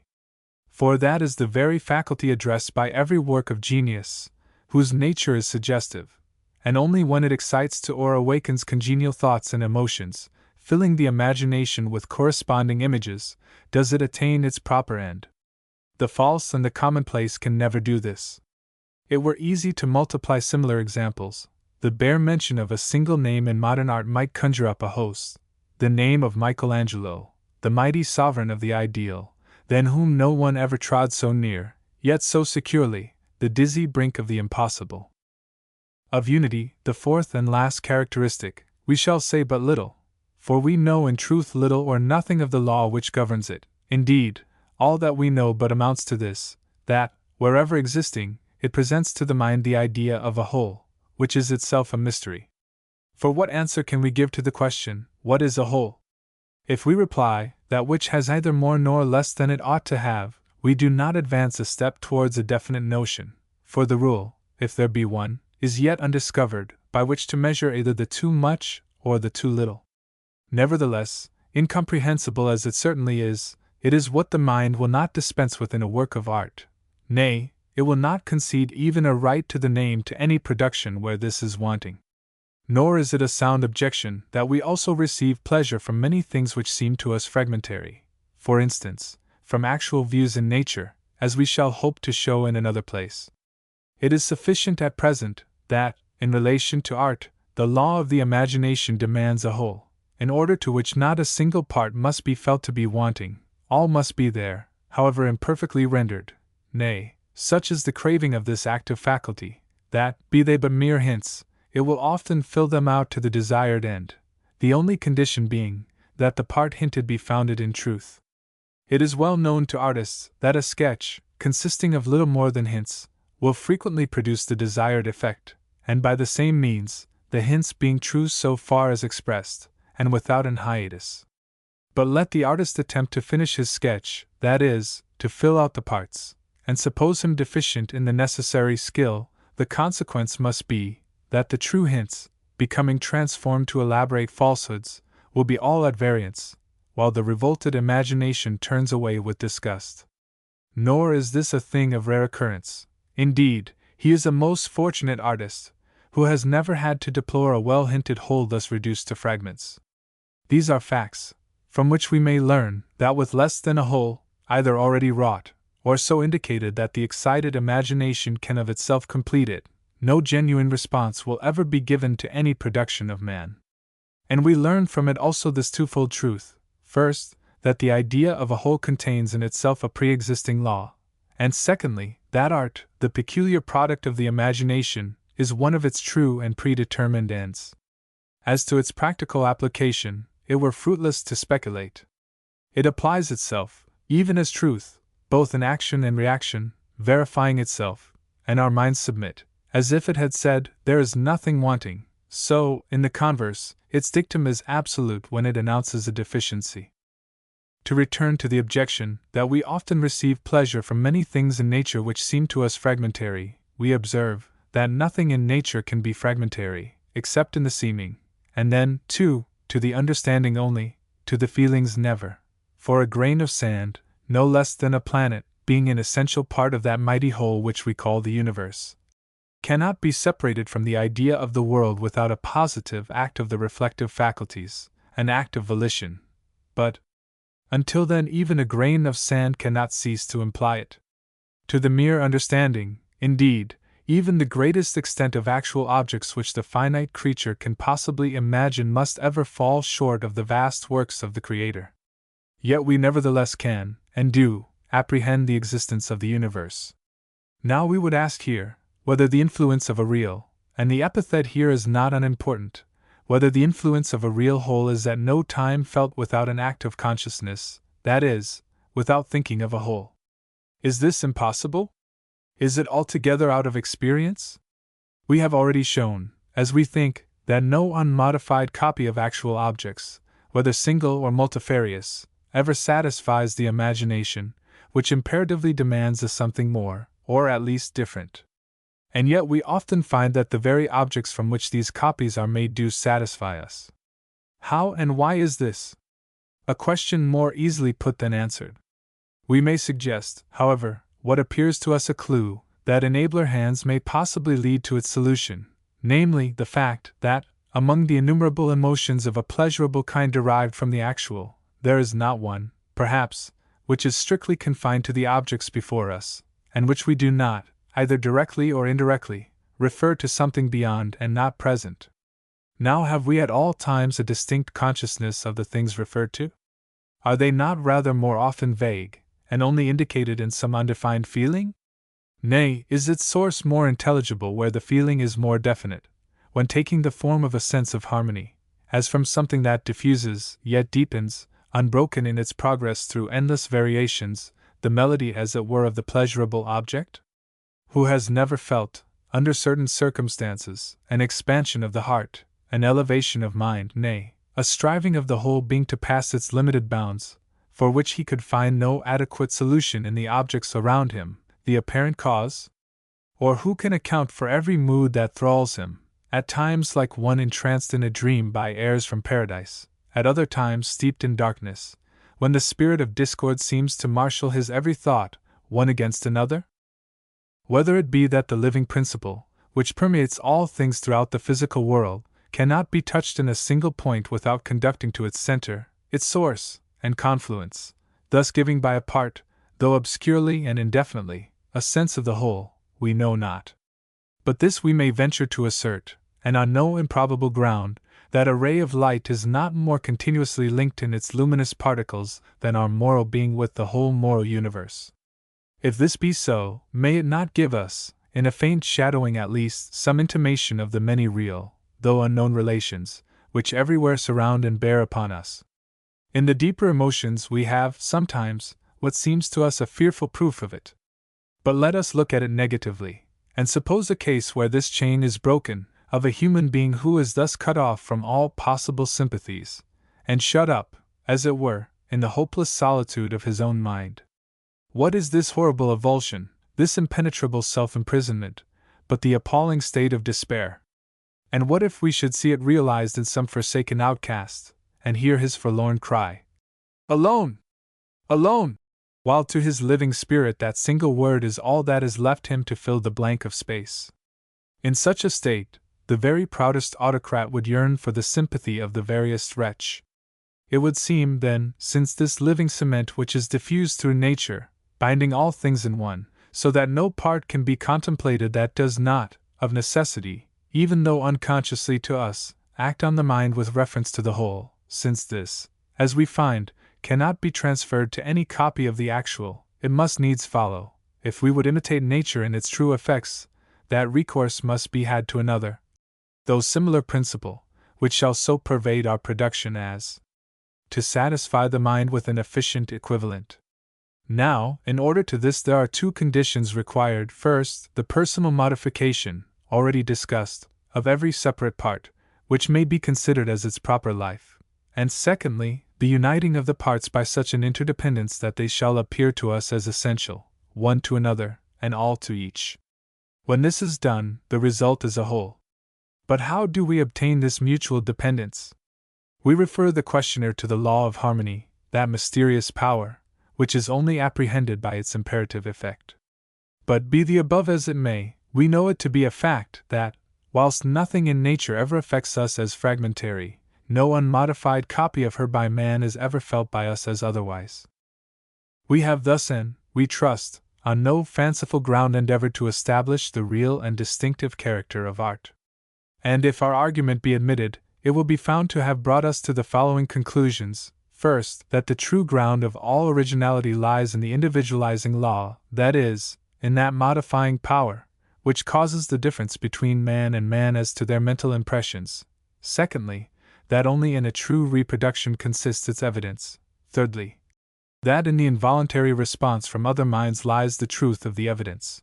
Fourthly, that in order to this response there must therefore exist some universal kindred principle, which is essential to the human mind, though widely differenced in the degree of its activity in different individuals. and finally, that this principle, which we have here denominated human or poetic truth, being independent both of the will and of the reflective faculties, is in its nature imperative, to affirm or deny. In relation to every production pretending to art, from the simple imitation of the actual to the probable, and from the probable to the possible, in one word, that the several characteristics, originality, poetic truth, invention, each imply a something not inherent in the objects imitated, but which must emanate alone from the mind of the artist. And here it may be well to notice an apparent objection that will probably occur to many, especially among painters. How, then, they may ask, if the principle in question be universal and imperative, do we account for the mistakes which even great artists have sometimes made as to the realizing of their conceptions? We hope to show that, so far from opposing, the very fact on which the objection is grounded will be found, on the contrary, to confirm our doctrine. Were such mistakes uniformly permanent, they might, perhaps, have a rational weight, but that this is not the case is clearly evident from the additional fact of the change in the artist's judgment, which almost invariably follows any considerable interval of time. Nay, should a case occur where a similar mistake is never rectified, which is hardly probable, we might well consider it as one of those exceptions that prove the rule, of which we have abundant examples in other relations, where a true principle is so feebly developed as to be virtually excluded from the sphere of consciousness, or, at least, where its imperfect activity is for all practical purposes a mere nullity. But without supposing any mental weakness, the case may be resolved by the no less formidable obstacle of a too inveterate memory, and there have been such, where a thought or an image once impressed is never erased. In art it is certainly an advantage to be able sometimes to forget. Nor is this a new notion, for Horace, it seems, must have had the same, or he would hardly have recommended so long a time as 9 years for the revision of a poem. That Titian also was not unaware of the advantage of forgetting is recorded by Boccaini, who relates that, during the progress of a work, he was in the habit of occasionally turning it to the wall, until it had somewhat faded from his memory, so that, on resuming his labor, he might see with fresh eyes, when, to use his expression, he would criticize the picture with as much severity as his worst enemy. If, instead of the picture on the canvas, Boccaini had referred to that in his mind, as what Titian sought to forget, he would have been, as we think, more correct. This practice is not uncommon with artists, though few, perhaps, are aware of its real object. It has doubtless the appearance of a singular anomaly in the judgment, that it should not always be as correct in relation to our own works as to those of another. Yet nothing is more common than perfect truth in the one case, and complete delusion in the other. Our surprise, however, would be sensibly diminished, if we considered that the reasoning or reflective faculties have nothing to do with either case. It is the principle of which we have been speaking, the life, or truth within, answering to the life, or rather its sign, before us, that here sits in judgment. Still the question remains unanswered, and again we are asked, why is it that our own works do not always respond with equal veracity? Simply because we do not always see them, that is, as they are, but looking as it were through them, see only their originals in the mind here acting, instead of being acted upon. And thus it is, that an artist may suppose his conception realized, while that which gave life to it in his mind is outwardly wanting. But let time erase, as we know it often does, the mental image, and its embodied representative will then appear to its author as it is, true or false. There is one case, however, where the effect cannot deceive, namely, where it comes upon us as from a foreign source, where our own seems no longer ours. This, indeed, is rare, and powerful must be the pictured truth, that, as soon as embodied, shall thus displace its own original. Nor does it in any wise affect the essential nature of the principle in question, or that of the other characteristics, that the effect which follows is not always of a pleasurable kind, it may even be disagreeable. What we contend for is simply its reality, the character of the perception, like that of every other truth, depending on the individual character of the percipient. The common truth of existence in a living person, for instance, may be to us either a matter of interest or indifference, nay, even of disgust. So also may it be with what is true in art. Temperament, ignorance, cultivation, vulgarity, and refinement have all, in a greater or less degree, an influence in our impressions, so that any reality may be to us either an offense or a pleasure, yet still a reality.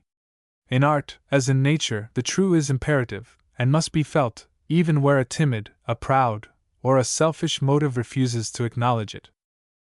These last remarks very naturally lead us to another subject, and one of no minor importance.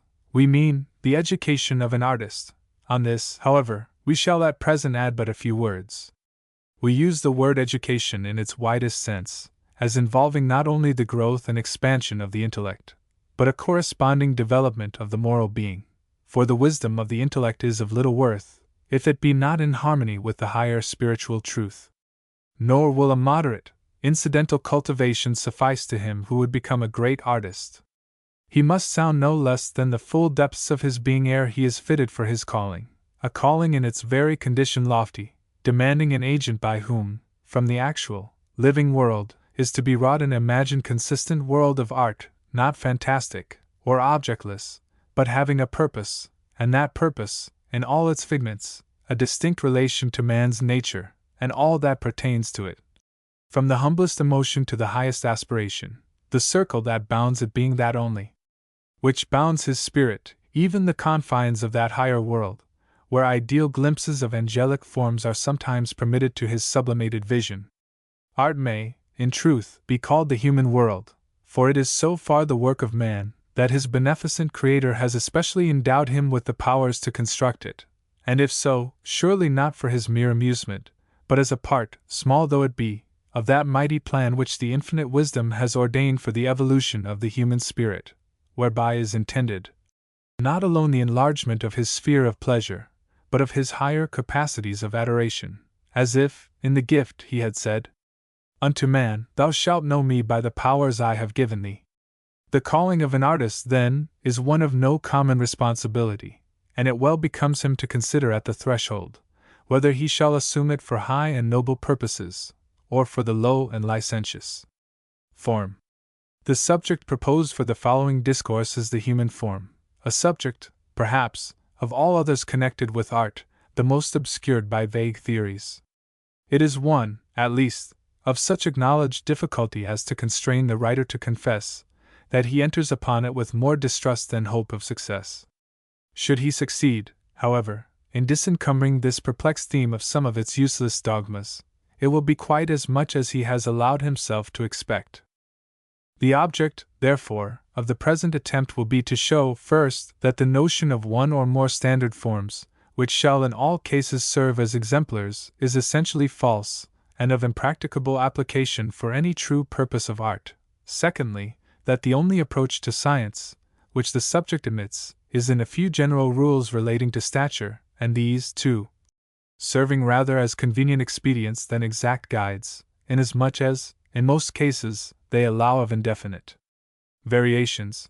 And thirdly, that the only efficient rule must be found in the artist's mind, in those intuitive powers, which are above and beyond both the senses and the understanding, which, nevertheless, are so far from precluding knowledge, as, on the contrary, to require, as their effective condition, the widest intimacy with the things external, without which their very existence must remain unknown to the artist himself. Supposing, then, certain standard forms to have been admitted, it may not be amiss to take a brief view of the nature of the being to whom they are intended to be applied, and to consider them more especially as auxiliaries to the artist. In the first place, we observe that the purpose of art is not to represent any given number of men, but the human race, and so that the representation shall affect us, not indeed as living to the senses, but as true to the mind.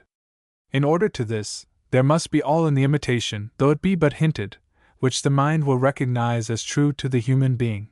Hence the first business of the artist is to become acquainted with his subject in all its properties.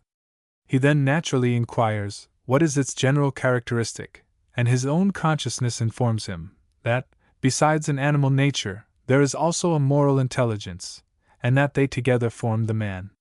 This important truism, we say important, for it seems to have been not seldom overlooked, makes the foundation of all his future observations, nor can he advance a step without continual reference to this double nature. We find him accordingly in the daily habit of mentally distinguishing this person from that, as a moral being, and of assigning to each a separate character, and this not voluntarily, but simply because he cannot avoid it. Yet by what does he presume to judge of strangers? He will probably answer, by their general exterior. And what is the inference? There can be but one, namely, that there must be at least to him some efficient correspondence between the physical and the moral. This is so plain, that the wonder is, how it ever came to be doubted. Nor is it directly denied, except by those who from habitual disgust reject the guesswork of the various pretenders to scientific systems. Yet even these, no less than others, do practically admit it in their common intercourse with the world. And it cannot be otherwise, for what the Creator has joined must have some affinity, although the palpable signs may elude our cognizance. And that they do elude it, except perhaps in a very slight degree, is actually the case, as is well proved by the signal failure of all attempts to reduce them to a science, for either diagram nor axiom has ever yet corrected an instinctive impression. But man does not live by science. He feels, acts, and judges right in 1,000 things without the consciousness of any rule by which he so feels, acts, or judges. And happily for him, he has a surer guide than human science in that unknown power within him, without which he had been without knowledge.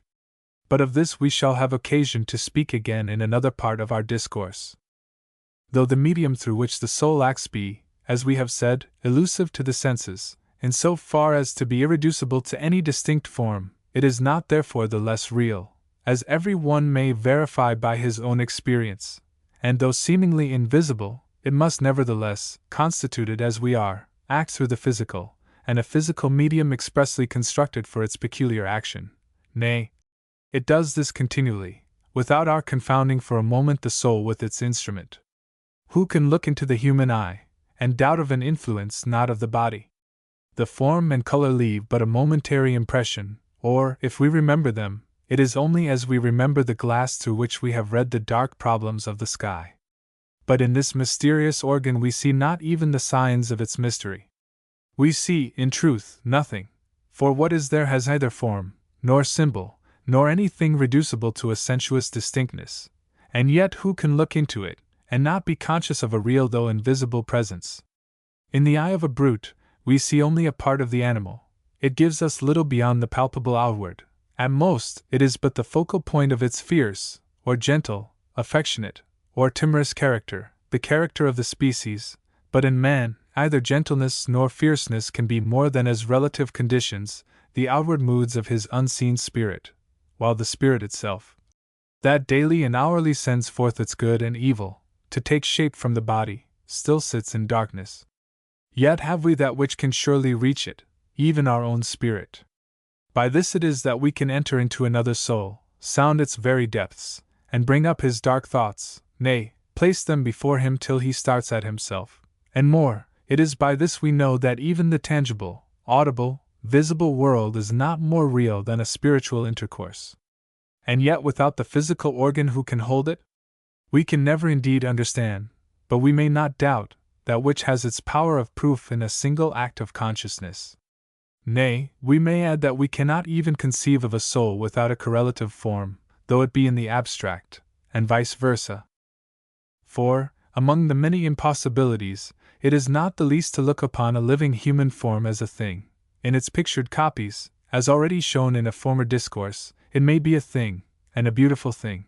But the moment we conceive of it as living, if it show not a soul, we give it one by a moral necessity, and according to the outward will be the spirit with which we endow it. No poetic being, supposed of our species, ever lived to the imagination without some indication of the moral. It is the breath of its life, and this is also true in the converse. If there be but a hint of it, it will instantly clothe itself in a human shape, for the mind cannot separate them. In the whole range of the poetic creations of the great master of truth, we need hardly say Shakespeare. Not an instance can be found where this condition of life is ever wanting. His men and women all have souls. So, too, when he peoples the air, though he describe no form, he never leaves these creatures of the brain without a shape, for he will sometimes, by a single touch of the moral, enable us to supply one. Of this we have a striking instance in one of his most unsubstantial creations, the delicate Ariel. Not an allusion to its shape or figure is made throughout the play, yet we assign it a form on its very first entrance, as soon as Prospero speaks of its refusing to comply with the abhorred commands of the witch, Sycorax. And again, in the fifth act, when Ariel, after recounting the sufferings of the wretched usurper and his followers, gently adds, "Your charm so strongly works them, that, if you now beheld them, your affections would become tender." On which Prospero remarks, "Hast thou, which art but air, a touch, a feeling of their afflictions?" Now, whether Shakespeare intended it or not, it is not possible after this for the reader to think of Ariel but in a human form. For slight as these hints are, if they do not indicate the moral affections, they at least imply something akin to them, which in a manner compels us to invest the gentle spirit with a general likeness to our own physical exterior, though, perhaps, as indistinct as the emotion that called for it. We have thus considered the human being in his complex condition, of body and spirit, or physical and moral, showing the impossibility of even thinking of him in the one, to the exclusion of the other. We may, indeed, successively think first of the form, and then of the moral character, as we may think of any one part of either analytically, but we cannot think of the human being except as a whole. It follows, therefore, as a consequence, that no imitation of man can be true which is not addressed to us in this double condition. And here it may be observed, that in art there is this additional requirement, that there be no discrepancy between the form and the character intended, or rather, that the form must express the character, or it expresses nothing, a necessity which is far from being general in actual nature. But of this hereafter. Let us now endeavor to form some general notion of man in his various aspects, as presented by the myriads which people the earth, but whose imagination is equal to the task, to the setting in array before it the countless multitudes, each individual in his proper form, his proper character. Were this possible, we should stand amazed at the interminable differences, the hideous variety, and that, too, no less in the moral than in the physical, nay, so opposite and appalling in the former as hardly to be figured by a chain of animals, taking for the extremes the fierce and filthy hyena and the inoffensive lamb. This is man in the concrete, to which, according to some, is to be applied the abstract ideal. Now let us attempt to conceive of a being that shall represent all the diversities of mind, affections, and dispositions that fleck this heterogeneous mass of humanity, and then to conceive of a form that shall be in such perfect affinity with it as to indicate them all. The bare statement of the proposition shows its absurdity. Yet this must be the office of a standard form, and this it must do, or it will be a falsehood. Nor should we find it easier with any given number, with 20, 50, nay, 100, so-called generic forms. We do not hesitate to affirm that, were it possible, it would be quite as easy with one as with 1,000. But to this it may be replied that the standard form was never intended to represent the vicious or degraded, but man in his most perfect development of mind, affections, and body. This is certainly narrowing its office, and unfortunately, to the representing of but one man, consequently, of no possible use beyond to the painter or sculptor of humanity, since every repetition of this perfect form would be as the reflection of one multiplied by mirrors. But such repetitions, it may be further answered, were never contemplated, that form being given only as an exemplar of the highest, to serve as a guide in our approach to excellence, as we could not else know to a certainty to what degree of elevation our conceptions might rise.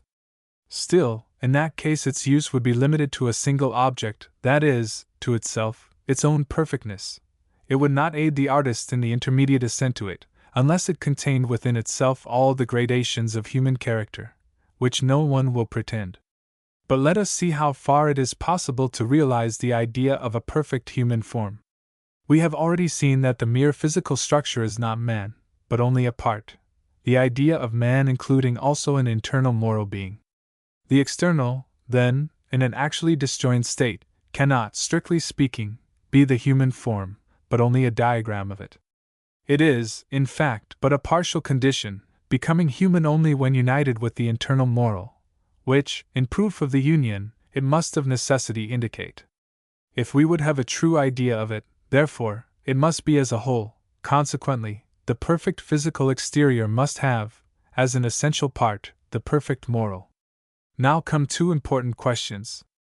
First, in what consists moral perfection?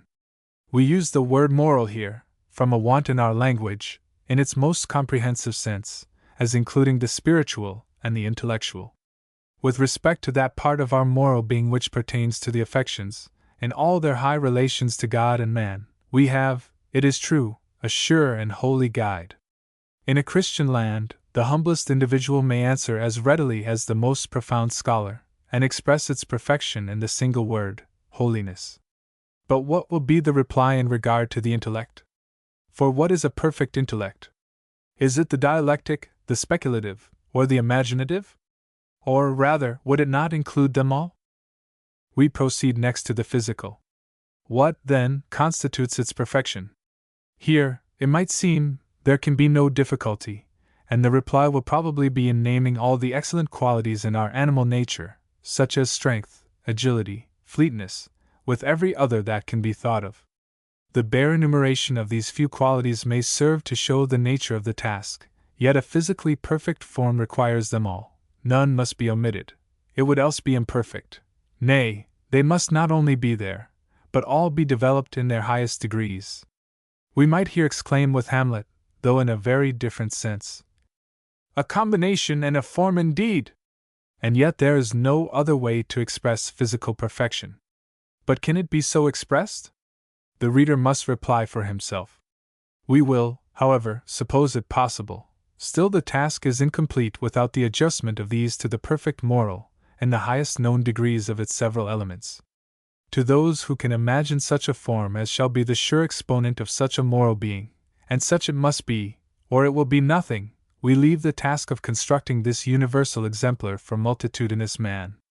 We may add, however, one remark, that, supposing it possible thus to concentrate, and with equal prominence, all the qualities of the species into one individual, it can only be done by supplanting Providence, in other words, by virtually overruling the great principle of subordination so visibly impressed on all created life. For although, as we have elsewhere observed, there can be no sound mind, and the like may be affirmed of the whole man, which is deficient in any one essential, it does not therefore follow that each of these essentials may not be almost indefinitely differenced in the degrees of their development without impairing the human integrity. And such is the fact in actual nature, nor does this in any wise affect the individual unity, as will be noticed hereafter. We will now briefly examine the pretensions of what are called the generic forms. And here we are met by another important characteristic of the human being, namely, his essential individuality. It is true that the human family, so called, is divided into many distinct races, having each its peculiar conformation, color, and so forth, which together constitute essential differences. But it is to be remembered that these essentials are all physical, and so far they are properly generic, as implying a difference in kind. But though a striking difference is also observable in their moral being, it is by no means of the same nature with that which marks their physical condition, the difference in the moral being only of degree, for, however fierce, brutal, stupid, or cunning, or gentle, generous, or heroic, the same characteristics may each be paralleled among ourselves. Nay, we could hardly name a vice, a passion, or a virtue, in Asia, Africa, or America, that has not its echo in civilized Europe. And what is the inference? That climate and circumstance, if such are the causes of the physical variety, have no controlling power, except in degree, over the moral. Does not this undeniable fact, then, bring us to the fair conclusion that the moral being has no genera? To affirm otherwise would be virtually to deny its responsible condition, since the law of its genus must be paramount to all other laws, to education, government, religion. Nor can the result be evaded, except by the absurd supposition of generic responsibilities. To us, therefore, it seems conclusive that a moral being, as a free agent, cannot be subject to a generic law, nor could he now be what every man feels himself to be, in spite of his theory the fearful architect of his own destiny. In one sense, indeed, we may admit a human genus, such as every man must be in his individual entireness. Man has been called a microcosm, or little world. And such, however mean and contemptible to others, is man to himself. Nay, such he must ever be, whether he wills it or not. He may hate, he may despise, yet he cannot but cling to that without which he is not. He is the center and the circle, be it of pleasure or of pain, nor can he be other. Touch him with misery, and he becomes paramount to the whole world, to 1,000 worlds, for the beauty and the glory of the universe are as nothing to him who is all darkness. Then it is that he will feel, should he have before doubted, that he is not a mere part, a fraction, of his kind, but indeed a world, and though little in one sense, yet a world of awful magnitude in its capacity of suffering. In one word, man is a whole, an individual. If the preceding argument be admitted, it will be found to have relieved the student of two delusive dogmas, and the more delusive, as carrying with them a plausible show of science. As to the flowery declamations about beauty, they would not here be noticed, were they not occasionally met with in works of high merit, and not unfrequently mixed up with philosophic truth. If they have any definite meaning, it amounts to this, that the beautiful is the summit of every possible excellence. The extravagance, not to say absurdity, of such a proposition, confounding, as it does, all received distinctions, both in the moral and the natural world, needs no comment. It is hardly to be believed, however, that the writers in question could have deliberately intended this.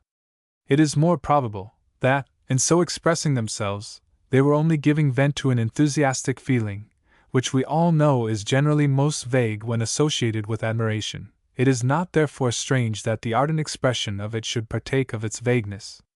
Among the few critical works of authority in which the word is so used, we may mention the, in many respects admirable, Discourses of Sir Joshua Reynolds, where we find the following sentence: "The beauty of the Hercules is one, of the Gladiator another, of the Apollo another," which, of course, would present three different ideas of beauty.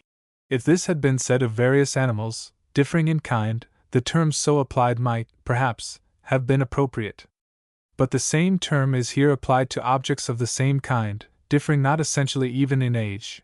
We say age, inasmuch as in the three great divisions, or periods, of human life, namely, childhood, youth, and maturity, the characteristic conditions of each are so essentially distinct, as virtually to separate them into positive kinds. But it is no less idle than invidious to employ our time in overturning the errors of others. If we establish truth, they will fall of themselves. There cannot be two right sides to any question, and if we are right, what is opposed to us must of necessity be wrong. Whether we are so or not must be determined by those who admit or reject what has already been advanced on the subject of beauty, in the first discourse. It will be remembered that, in the course of our argument there, we were brought to the conclusion that beauty was the idea of a certain physical condition, both general and ultimate. General, as presiding over objects of many kinds, and ultimate, as being the perfection of that peculiar condition in each, and therefore not applicable to, or representing, its degrees in any, which, as approximations only to the one supreme idea, should truly be distinguished by other terms. Accordingly, we cannot, strictly speaking, say of two persons of the same age and sex, differing from each other, that they are equally beautiful. We hear this, indeed, almost daily. It is nevertheless not the true expression of the actual impression made on the speaker, though he may not take the trouble to examine and compare them. But let him do so, and we doubt not that he would find the one to rise, in however slight a degree, above the other, and if he did not assign a different term to the lower, it would be only because he was not in the habit of marking, or did not think it worth his while to note, such nice distinctions. If there is a first and a last to anything, the intermediates can be either one nor the other, and if we so name them, we speak falsely. It is no less so with beauty, which, being at the head, or first in a series, admits no transference of its title. We mean, if speaking strictly, which, however, we freely acknowledge, no one can, but that is owing to the insufficiency of language, which in no dialect could supply 100th part of the terms needed to mark every minute shade of difference. Perhaps no subject requiring a wider nomenclature has one so contracted, and the consequence is, that no subject is more obscured by vague expressions. But it is the business of the artist, if he cannot form to himself the corresponding terms, to be prepared at least to perceive and to note these various shades. We do not say that an actual acquaintance with all the nice distinctions is an essential requisite, but only that it will not be altogether useless to be aware of their existence. At any rate, it may serve to shield him from the annoyance of false criticism, when censured for wanting beauty where its presence would have been an impertinence. Before we quit the subject, it may not be amiss to observe that, in the preceding remarks, our object has been not so much to insist on correct speaking as correct thinking. The poverty of language, as already admitted, has made the former impossible. But though constrained in this, as in many other cases where a subordinate is put for its principle, to apply the term beautiful to its various degrees, yet a right apprehension of what beauty is may certainly prevent its misapplication as to other objects having no relation to it. Nor is this a small matter where the avoiding of confusion is an object desirable, and there is clearly some difference between an approach to precision and utter vagueness. We have now to consider how far the correspondence between the outward form and the inward being, which is assumed by the artist, is supported by fact. In a fair statement, then, of facts, it cannot be denied that with the mass of men the outward intimation of character is certainly very faint, with many obscure, and with some ambiguous, while with others it has often seemed to express the very reverse of the truth. Perhaps a stronger instance of the latter could hardly occur than that cited in a former discourse in illustration of the physical relation of beauty, where it was shown that the first and natural impression from a beautiful form was not only displaced, but completely reversed, by the revolting discovery of a moral discrepancy. But while we admit, on the threshold, that the correspondence in question cannot be sustained as universally obvious, it is, nevertheless, not apprehended that this admission can affect our argument, which, though in part grounded on special cases of actual coincidence, is yet supported by other evidences, which lead us to regard all such discrepancies rather as exceptions, and as so many deviations from the original law of our nature, nay, which lead us also rationally to infer at least a future, potential correspondence in every individual. To the past, indeed, we cannot appeal, either can the past be cited against us, since little is known of the early history of our race but a chronicle of their actions, of their outward appearance scarcely anything, certainly not enough to warrant a decision one way or the other. Should we assume, then, the correspondence as a primeval law, who shall gainsay it? It is not, however, so asserted. We may nevertheless hold it as a matter of faith, and simply as such it is here submitted. But faith of any kind must have some ground to rest on, either real or supposed, either that of authority or of inference. Our ground of faith, then, in the present instance, is in the universal desire amongst men to realize the correspondence. Nothing is more common than, on hearing or reading of any remarkable character, to find this instinctive craving, if we may so term it, instantly awakened, and actively employed in picturing to the imagination some corresponding form, nor is any disappointment more general than that which follows the detection of a discrepancy on actual acquaintance.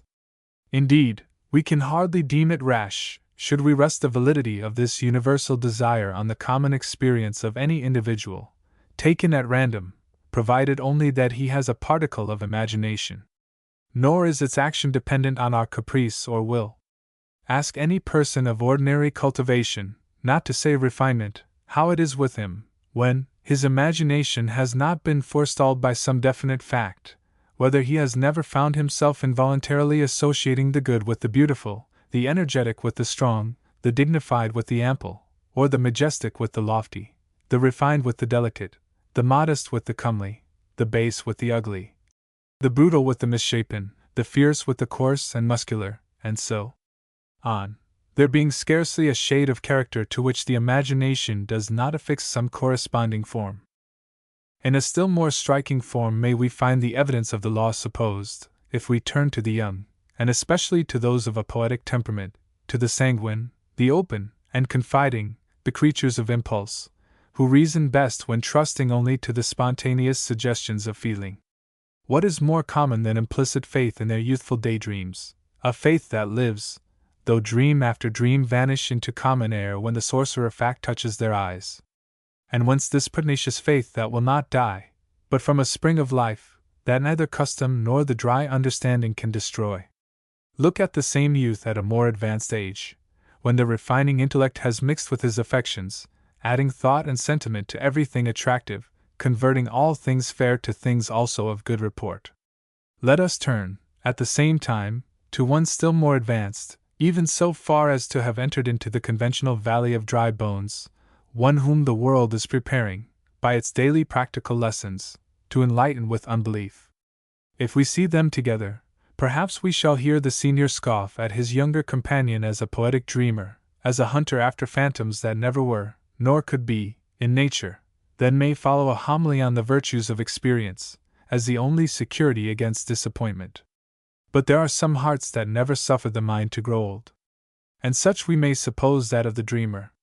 If he is one, too, who is accustomed to look into himself, not as a reasoner, but with an abiding faith in his nature, we shall, perhaps, hear him reply, "Experience, it is true, has often brought me disappointment, yet I cannot distrust those dreams, as you call them, bitterly as I have felt their passing off, for I feel the truth of the source whence they come.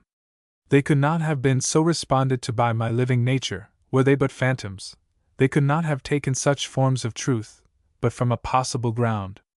By the word poetic here, we do not mean the visionary or fanciful, for there may be much fancy where there is no poetic feeling, but that sensibility to harmony which marks the temperament of the artist, and which is often most active in his earlier years.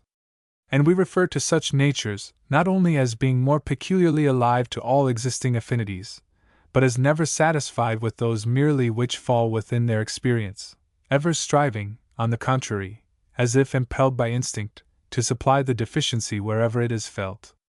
From such minds proceed what are called romantic imaginings, but what we would call without intending a paradox the romance of truth. For it is impossible that the mind should ever have this perpetual craving for the false. But the desire in question is not confined to any particular age or temperament, though it is, doubtless, more ardent in some than in others. Perhaps it is only denied to the habitually vicious. For who, not hardened by vice, has ever looked upon a sleeping child in its first bloom of beauty, and seen its pure, fresh hues, its ever-varying, yet according lines, molding and suffusing, in their playful harmony, its delicate features, who, not callous, has ever looked upon this exquisite creature, so like what a poet might fancy of visible music, or embodied odors, and has not felt himself carried, as it were, out of this present world, in quest of its moral counterpart? It seems to us perfect. We desire no change, not a line or a hue but as it is, and yet we have a paradoxical feeling of a want, for it is all physical, and we supply that want by endowing the child with some angelic attribute. Why do we this? To make it a whole, not to the eye, but to the mind.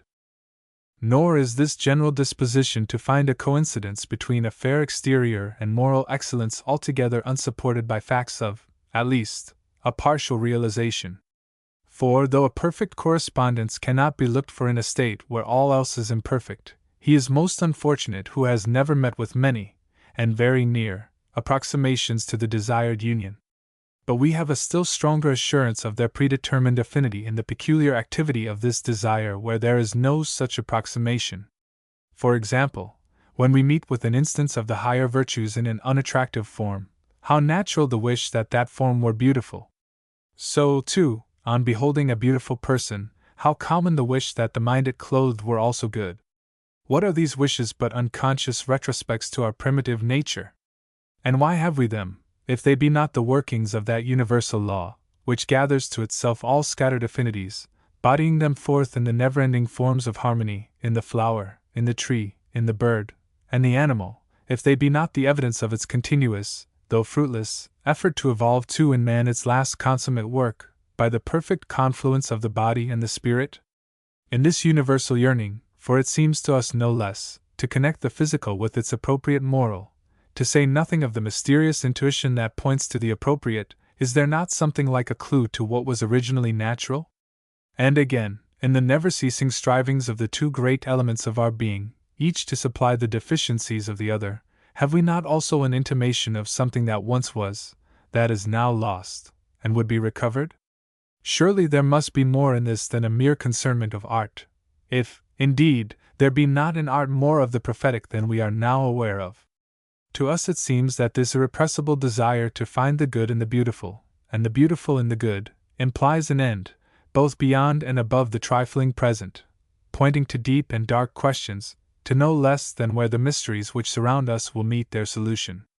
One great mystery we see in part resolving itself here. We see the deformities of the body sometimes giving place to its glorious tenant. Some of us may have witnessed this, and felt the spiritual presence gaining daily upon us, till the outward shape seemed lost in its brightness, leaving no trace in the memory.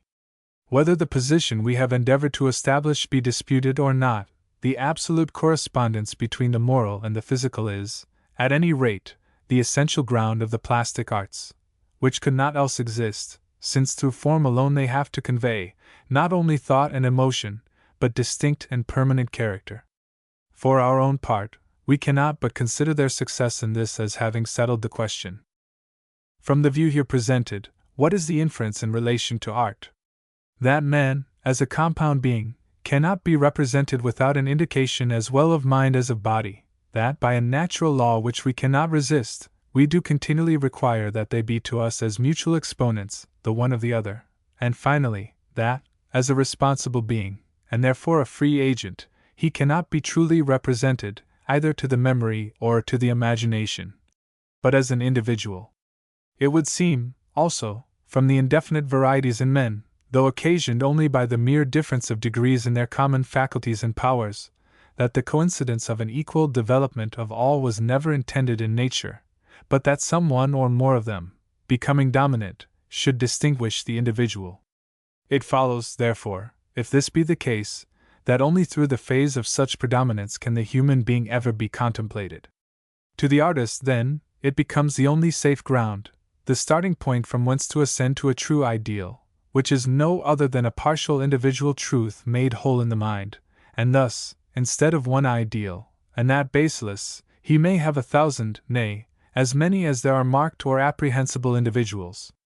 But we must not be understood as confining art to actual portraits.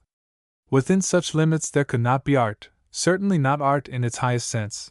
We should have in its place what would be little better than a doubtful empiricism, since the most elevated subject, in the ablest hands, would depend, of necessity, on the chance success of a search after models.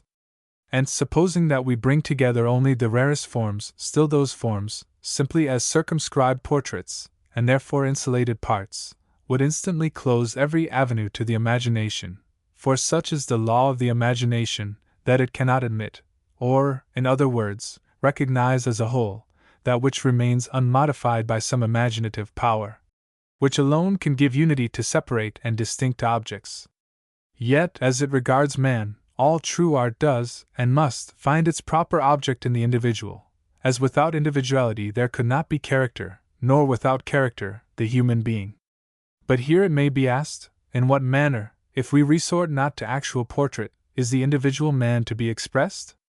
We answer, by carrying out the natural individual predominant fragment which is visible to us in actual form, to its full, consistent development. The individual is thus idealized, when, in the complete accordance of all its parts, it is presented to the mind as a whole.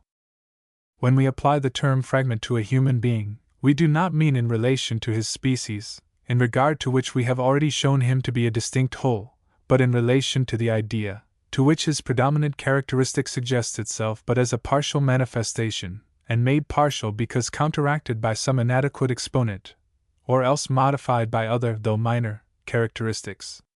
How this is effected must be left to the artist himself. It is impossible to prescribe a rule that would be to much purpose for any one who stands in need of such instruction.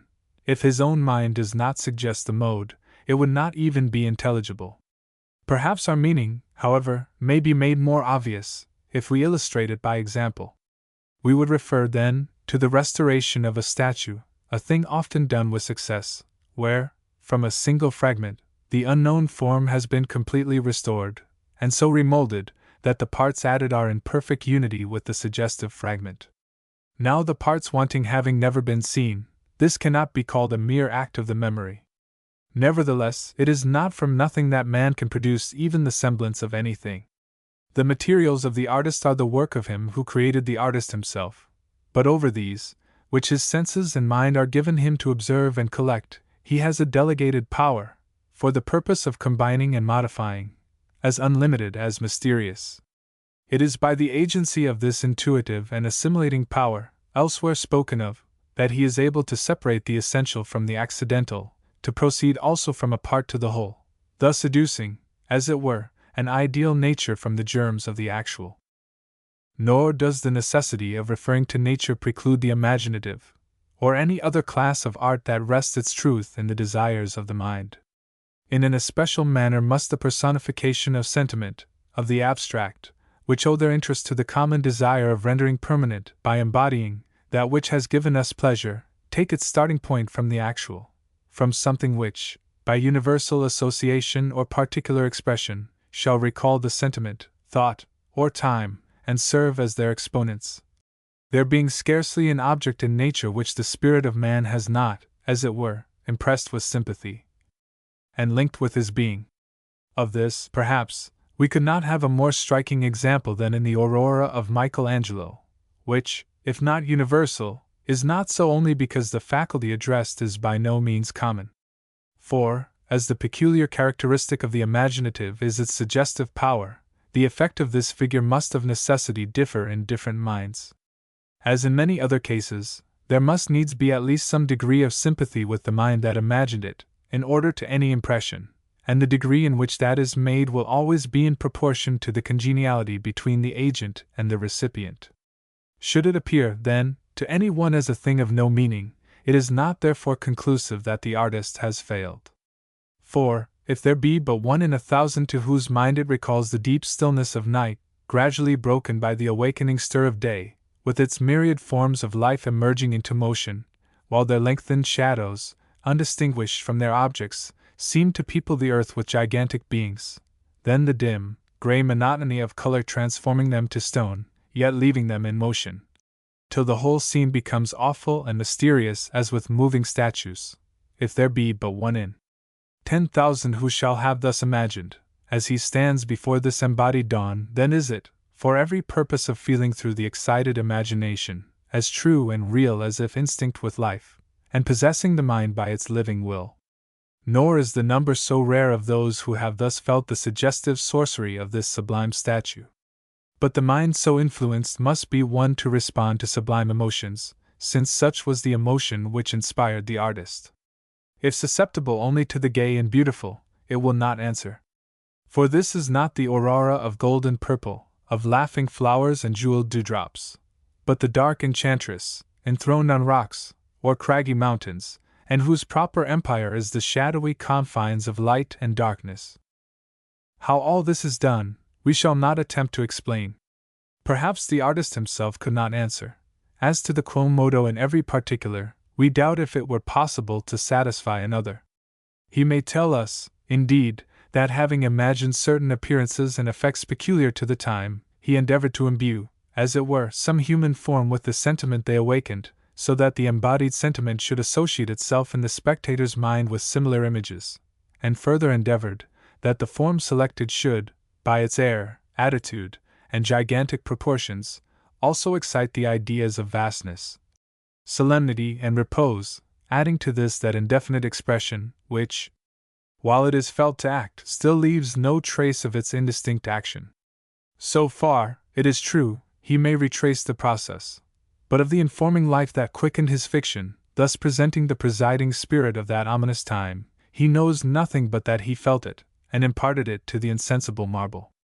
And now the question will naturally occur, is all that has been done by the learned in art, to establish certain canons of proportion, utterly useless? By no means.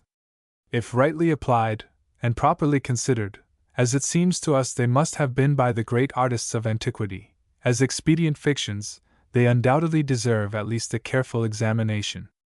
And inasmuch as they are the result of a comparison of the finest actual forms through successive ages, and as they indicate the general limits which nature has been observed to assign to her noblest works, they are so far to be valued. But it must not be forgotten that while a race, or class, may be generally marked by a certain average height and breadth, or curve and angle, still is every class and race composed of individuals, who must needs, as such, differ from each other, and though the difference be slight, yet is it the little more or the little less, which often separates the great from the mean, the wise from the foolish, in human character. Nay, the widest chasms are sometimes made by a few lines, so that, in every individual case, the limits in question are rather to be departed from, than strictly adhered to. The canon of the schools is easily mastered by every student who has only memory, yet of the hundreds who apply it, how few do so to any purpose. Some 10 or 20, perhaps, call up life from the quarry, and flesh and blood from the canvas. The rest conjure in vain with their canon.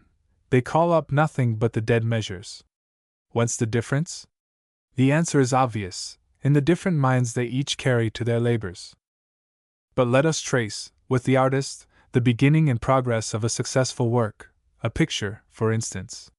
His method of proceeding may enable us to ascertain how far he is assisted by the science, so-called, of which we are speaking. He adjusts the height and breadth of his figures according to the canon, either by the division of heads or faces, as most convenient.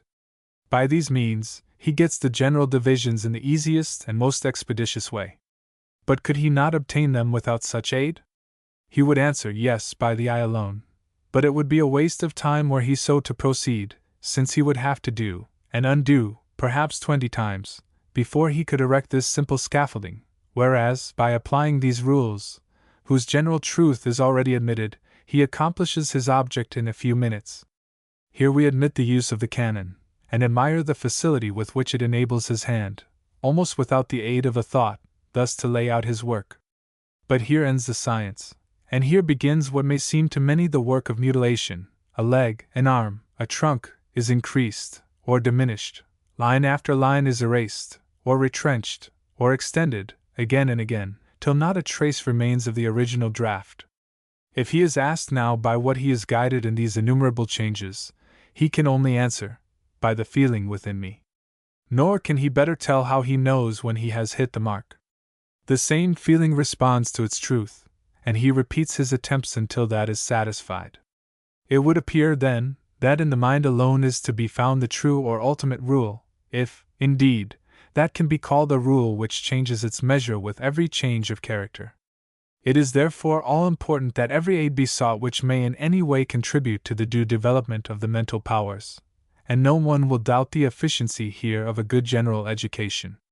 As to the course of study, that must be left in a great measure to be determined by the student. It will be best indicated by his own natural wants. We may observe, however, that no species of knowledge can ever be oppressive to real genius, whose peculiar privilege is that of subordinating all things to the paramount desire. But it is not likely that a mind so endowed will be long diverted by any studies that do not either strengthen its powers by exercise, or have a direct bearing on some particular need. If the student be a painter, or a sculptor, he will not need to be told that a knowledge of the human being, in all his complicated springs of action, is not more essential to the poet than to him. Nor will a true artist require to be reminded that, though himself must be his ultimate dictator and judge, the allegiance of the world is not to be commanded either by a dreamer or a dogmatist. And nothing, perhaps, would be more likely to secure him from either character than the habit of keeping his eyes open, nay, his very heart, nor need he fear to open it to the whole world, since nothing not kindred will enter there to abide, for evil into the mind may come and go, so unapproved, and leave no spot or blame behind. And he may also be sure that a pure heart will shed a refining light on his intellect, which it may not receive from any other source. It cannot be supposed that an artist, so disciplined, will overlook the works of his predecessors, especially those exquisite remains of antiquity which time has spared to us. But to his own discretion must be left the separating of the factitious from the true, a task of some moment, for it cannot be denied that a mere antiquarian respect for whatever is ancient has preserved, with the good, much that is worthless. Indeed, it is to little purpose that the finest forms are set before us, if we feel not their truth. And here it may be well to remark that an injudicious word has often given a wrong direction to the student, from which he has found it difficult to recover when his maturer mind has perceived the error. It is a common thing to hear such and such statues, or pictures, recommended as models. If the advice is followed, as it too often is literally, the consequence must be an offensive mannerism, for, if repeating himself makes an artist a mannerist, he is still more likely to become one if he repeat another. There is but one model that will not lead him astray, which is nature. We do not mean what is merely obvious to the senses, but whatever is so acknowledged by the mind. So far, then, as the ancient statues are found to represent her, and the student's own feeling must be the judge of that, they are undoubtedly both true and important objects of study, as presenting not only a wider, but a higher view of nature than might else be commanded, were they buried with their authors, since, with the finest forms of the fairest portion of the earth, we have also in them the realized ideas of some of the greatest minds. In like manner may we extend our sphere of knowledge by the study of all those productions of later ages which have stood this test. There is no school from which something may not be learned. But chiefly to the Italian should the student be directed, who would enlarge his views on the present subject, and especially to the works of Raphael and Michelangelo, in whose highest efforts we have, so to speak, certain revelations of nature which could only have been made by her privileged seers. And we refer to them more particularly, as to the two great sovereigns of the two distinct empires of truth, the actual and the imaginative, in which their claims are acknowledged by that within us, of which we know nothing but that it must respond to all things true. We refer to them, also, as important examples in their mode of study, in which it is evident that, whatever the source of instruction, it was never considered as a law of servitude, but rather as the means of giving visible shape to their own conceptions. From the celebrated antique fragment, called the torso, Michelangelo is said to have constructed his forms. If this be true, and we have no reason to doubt it, it could nevertheless have been to him little more than a hint. But that is enough to a man of genius, who stands in need, no less than others, of a point to start from. There was something in this fragment which he seems to have felt, as if of a kindred nature to the unembodied creatures in his own mind, and he pondered over it until he mastered the spell of its author. He then turned to his own, to the germs of life that still awaited birth, to knit their joints, to attach the tendons, to mold the muscles, finally, to sway the limbs by a mighty will. Then emerged into being that gigantic race of the Sistina, giants in mind no less than in body, that appeared to have descended as from another planet. His prophets and sibyls seemed to carry in their persons the commanding evidence of their mission. They neither look nor move like beings to be affected by the ordinary concerns of life, but as if they could only be moved by the vast of human events, the fall of empires, the extinction of nations, as if the awful secrets of the future had overwhelmed in them all present sympathies. As we have stood before these lofty apparitions of the painter's mind, it has seemed to us impossible that the most vulgar spectator could have remained there irreverent. With many critics it seems to have been doubted whether much that we now admire in Raphael would ever have been but for his great contemporary. Be this as it may, it is a fact of history that, after seeing the works of Michelangelo, both his form and his style assumed a breadth and grandeur which they possessed not before. And yet these great artists had little, if anything, in common, a sufficient proof that an original mind may owe, and even freely acknowledge, its impetus to another without any self-sacrifice. As Michelangelo adopted from others only what accorded with his own peculiar genius, so did Raphael, and wherever collected, the materials of both could not but enter their respective minds as their natural aliment. The genius of Michelangelo was essentially imaginative. It seems rarely to have been excited by the objects with which we are daily familiar, and when he did treat them, it was rather as things past, as they appeared to us through the atmosphere of the hallowing memory. We have a striking instance of this in his statue of Lorenzo de' Medici, where, retaining of the original only enough to mark the individual, and investing the rest with an air of grandeur that should accord with his actions, he has left to his country, not a mere effigy of the person, but an embodiment of the mind, a portrait for posterity, in which the unborn might recognize Lorenzo the Magnificent. But the mind of Raphael was an ever-flowing fountain of human sympathies, and in all that concerns man, in his vast varieties and complicated relations, from the highest forms of majesty to the humblest condition of humanity, even to the maimed and misshapen, he may well be called a master. His apostles, his philosophers, and most ordinary subordinates, are all to us as living beings, nor do we feel any doubt that they all had mothers, and brothers, and kindred. In the assemblage of the apostles, already referred to, at the death of Ananias, we look upon men whom the effusion of the Spirit has equally sublimated above every unholy thought. A common power seems to have invested them all with a preternatural majesty. Yet not an iota of the individual is lost in any one. The gentle bearing and amenity of John still follow him in his office of almoner, nor in Peter does the deep repose of the erect attitude of the apostle, as he deals the death stroke to the offender by a simple bend of his finger, subdue the energetic, sanguine temperament of the disciple. If any man may be said to have reigned over the hearts of his fellows, it was Raphael Sanzio.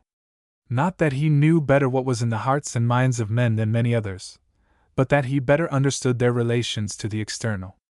In this the greatest names in art fall before him, in this he has no rival, and however derived, or in whatever degree improved by study, in him it seems to have risen to intuition.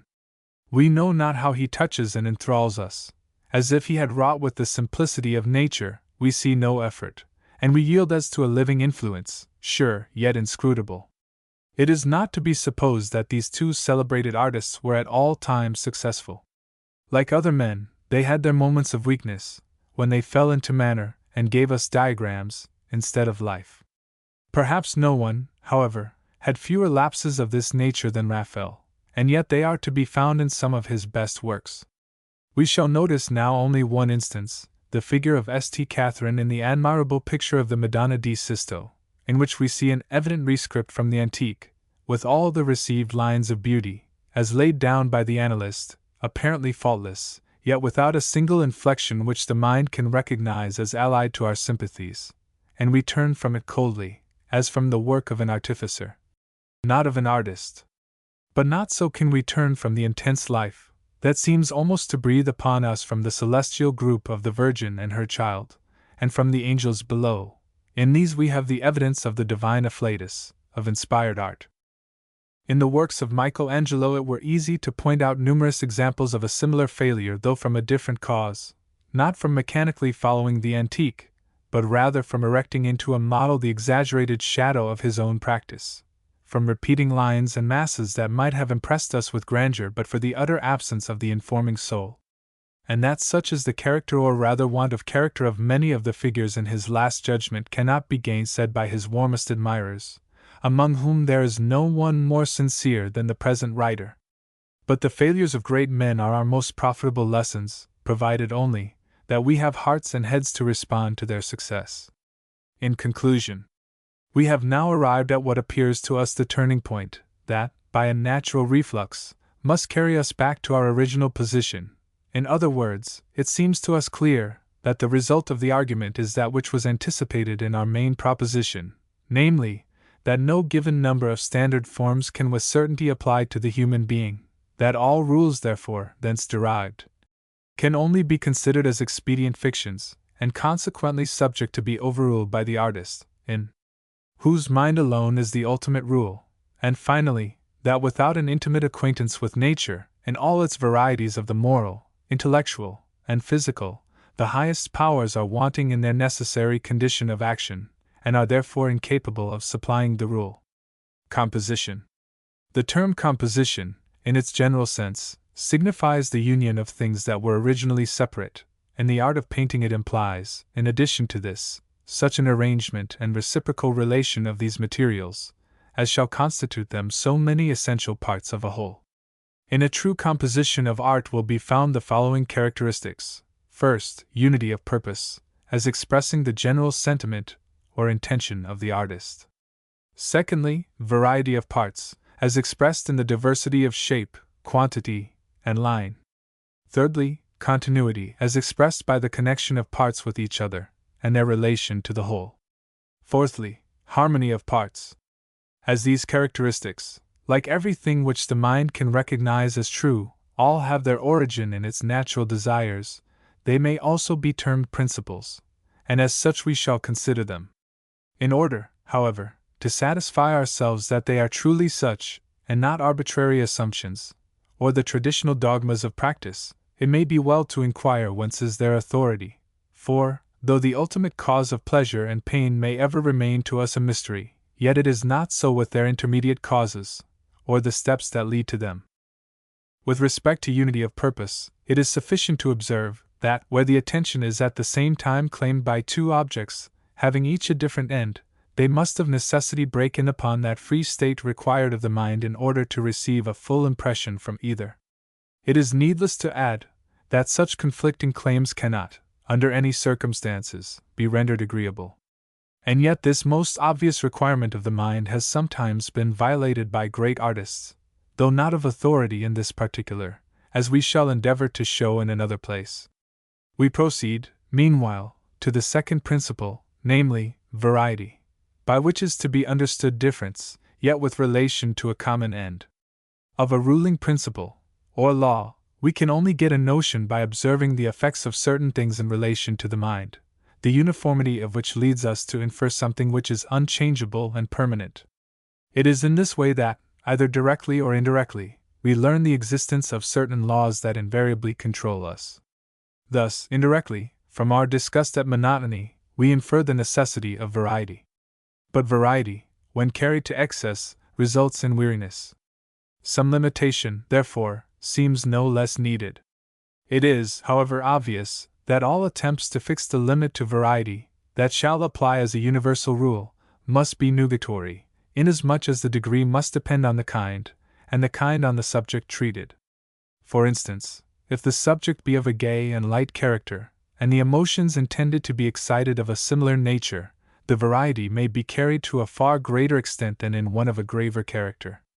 In the celebrated Marriage at Cana, by Paul Veronese, we see it carried, perhaps, to its utmost limits, and to such an extent that an hour's travel will hardly conduct us through all its parts. Yet we feel no weariness throughout this journey, nay, we are quite unconscious of the time it has taken. It is no disparagement of this remarkable picture, if we consider the subject, not according to the title it bears, but as what the artist has actually made it, that is, as a Venetian entertainment, and also the effect intended, which was to delight by the exhibition of a gorgeous pageant. And in this he has succeeded to a degree unexampled, for literally the eye may be said to dance through the picture, scarcely lighting on one part before it is drawn to another, and another, and another, as by a kind of witchery, while the subtle interlocking of each successive novelty leaves it no choice, but seducing it onward, still keeps it in motion, till the giddy sense seems to call on the imagination to join in the revel. And every poetic temperament answers to the call, bringing visions of its own, that mingle with the painted crowd, exchanging forms, and giving them voice, like the creatures of a dream. To those who have never seen this picture, our account of its effect may perhaps appear incredible when they are told that it not only has no story, but not a single expression to which you can attach a sentiment. It is nevertheless for this very reason that we here cite it, as a triumphant verification of those immutable laws of the mind to which the principles of composition are supposed to appeal, where the simple technic exhibition, or illustration of principles, without story, or thought, or a single definite expression, has still the power to possess and to fill us with 1,000 delightful emotions. And here we cannot refrain from a passing remark on certain criticisms, which have obtained, as we think, an undeserved currency. To assert that such a work is solely addressed to the senses, meaning thereby that its only end is a mere pleasurable sensation, is to give the lie to our convictions, inasmuch as we find it appealing to one of the mightiest ministers of the imagination, the great law of harmony, which cannot be touched without awakening by its vibrations, so to speak, the untold myriads of sleeping forms that lie within its circle, that start up in tribes, and each in accordance with the congenial instrument that summons them to action. He who can thus, as it were, embody an abstraction is no mere pander to the senses. And who that has a modicum of the imaginative would assert of one of Haydn's sonatas, that its effect on him was no other than sensuous? Or who would ask for the story in one of our gorgeous autumnal sunsets? In subjects of a grave or elevated kind, the variety will be found to diminish in the same degree in which they approach the sublime. In The Raising of Lazarus, by Levins, we have an example of the smallest possible number of parts, which the nature of such a subject would admit. And though a different conception might authorize a much greater number, yet we do not feel in this any deficiency. Indeed, it may be doubted if the addition of even one more part would not be felt as obtrusive. By the term parts we are not to be understood as including the minutiae of dress or ornament, or even the several members of a group, which come more properly under the head of detail. We apply the term only to those prominent divisions which constitute the essential features of a composition. Of these the sublime admits the fewest. Nor is the limitation arbitrary. By whatever causes the stronger passions or higher faculties of the mind become pleasurably excited, if they be pushed as it were beyond their supposed limits, till a sense of the indefinite seems almost to partake of the infinite, to these causes we affix the epithet sublime. It is needless to inquire if such an effect can be produced by anything short of the vast and overpowering, much less by the gradual approach or successive accumulation of any number of separate forces. Every one can answer from his own experience. We may also add that the pleasure which belongs to the deeper emotions always trenches on pain, and the sense of pain leads to reaction, so that, singly roused, they will rise but to fall, like men at a breach, leaving a conquest, not over the living, but the dead. The effect of the sublime must therefore be sudden, and to be sudden, simple, scarce seen till felt, coming like a blast, bending and leveling everything before it, till it passes into space. So comes this marvelous emotion, and so vanishes, to where no straining of our mortal faculties will ever carry them. To prevent misapprehension, we may here observe that, though the parts be few, it does not necessarily follow that they should always consist of simple or single objects. This narrow inference has often led to the error of mistaking mere space for grandeur, especially with those who have wrought rather from theory than from the true possession of their subjects. Hence, by the mechanical arrangement of certain large and sweeping masses of light and shadow, we are sometimes surprised into a momentary expectation of a sublime impression, when a nearer approach gives us only the notion of a vast blank. And the error lies in the misconception of a mass. For a mass is not a thing, but the condition of things, into which, should the subject require it, a legion, a host, may be compressed, an army with banners, yet so that they break not the unity of their part, that technic form to which they are subordinate. The difference between a part and a mass is, that a mass may include, per se, many parts, yet, in relation to a whole, is no more than a single component. Perhaps the same distinction may be more simply expressed, if we define it as only a larger division, including several parts, which may be said to be analogous to what is termed the detail of a part. Look at the ocean in a storm, at that single wave. How it grows before us, building up its waters as with conscious life, till its huge head overlooks the mast. A million of lines intersect its surface, a myriad of bubbles fleck it with light, yet its terrible unity remains unbroken. Not a bubble or a line gives a thought of minuteness, they flash and flit, ere the eye can count them, leaving only their aggregate, in the indefinite sense of multitudinous motion. Take them away, and you take from the mass the very sign of its power, that fearful impetus which makes it what it is, a moving mountain of water. We have thus endeavored, in the opposite characters of the sublime and the gay or magnificent, to exhibit the two extremes of variety. Of the intermediate degrees it is unnecessary to speak, since in these two is included all that is applicable to the rest. Though it is of vital importance to every composition that there be variety of lines, little can be said on the subject in addition to what has been advanced in relation to parts, that is, to shape and quantity, both having a common origin. By a line in composition is meant something very different from the geometrical definition. Originally it was no doubt used as a metaphor, but the needs of art have long since converted this, and many other words of like application, as tone, and comma, into technical terms. Line thus signifies the course or medium through which the eye is led from one part of the picture to another. The indication of this course is various and multiform, appertaining equally to shape, to color, and to light and dark, in a word, to whatever attracts and keeps the eye in motion.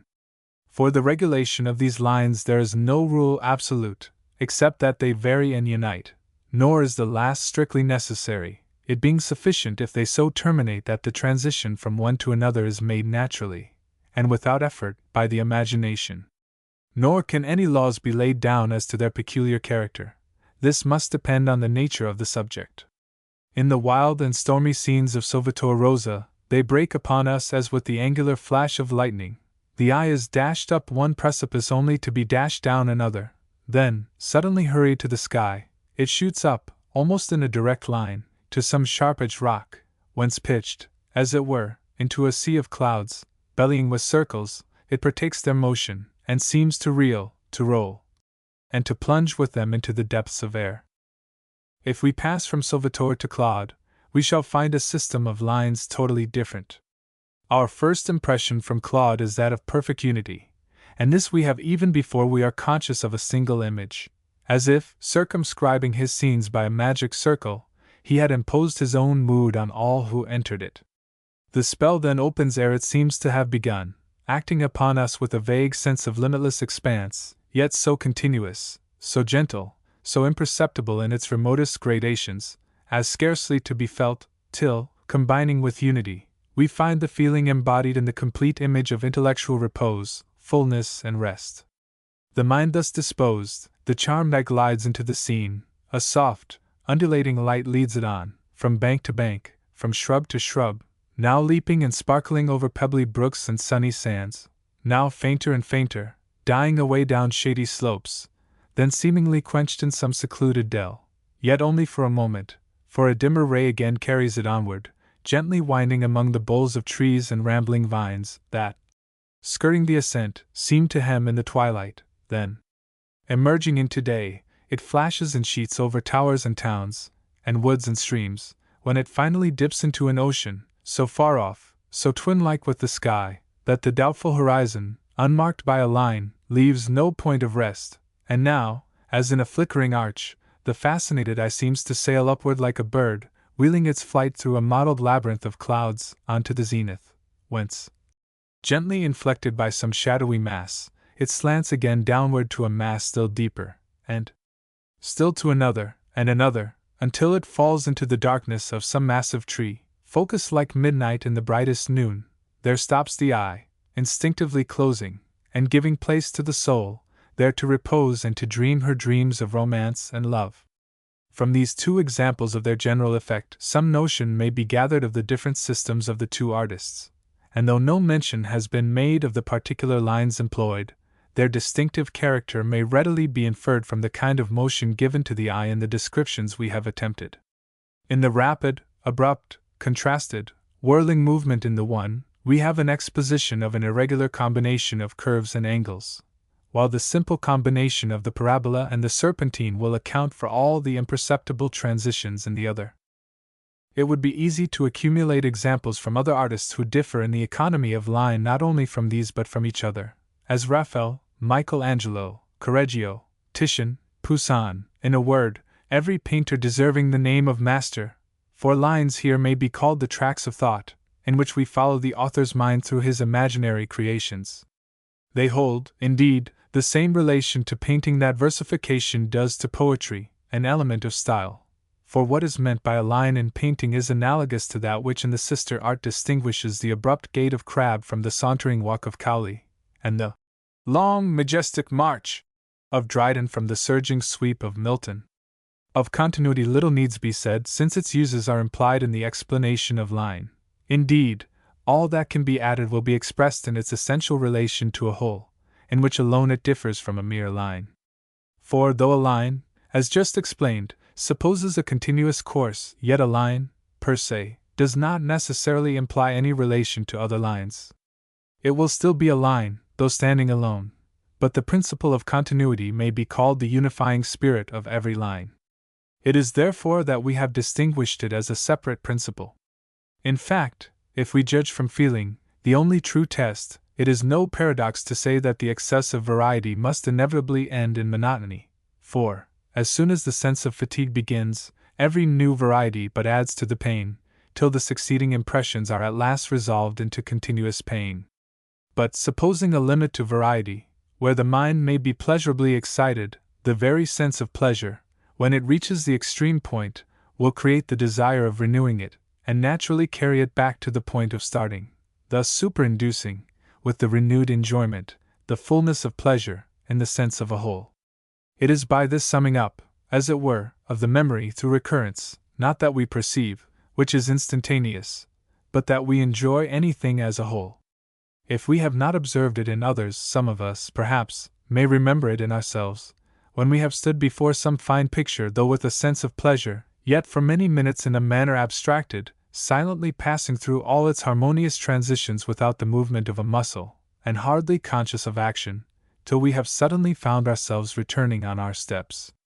Then it was, as if we had no eyes till then, that the magic whole poured in upon us, and vouched for its truth in an outbreak of rapture. The fourth and last division of our subject is the harmony of parts, or the essential agreement of one part with another, and of each with the whole. In addition to our first general definition, we may further observe that by a whole in painting is signified the complete expression, by means of form, color, light, and shadow, of one thought, or series of thoughts, having for their end some particular truth, or sentiment, or action, or mood of mind. We say thought, because no images, however put together, can ever be separated by the mind from other and extraneous images, so as to comprise a positive whole, unless they be limited by some intellectual boundary. A picture wanting this may have fine parts, but is not a composition, which implies parts united to each other, and also suited to some specific purpose, otherwise they cannot be known as united.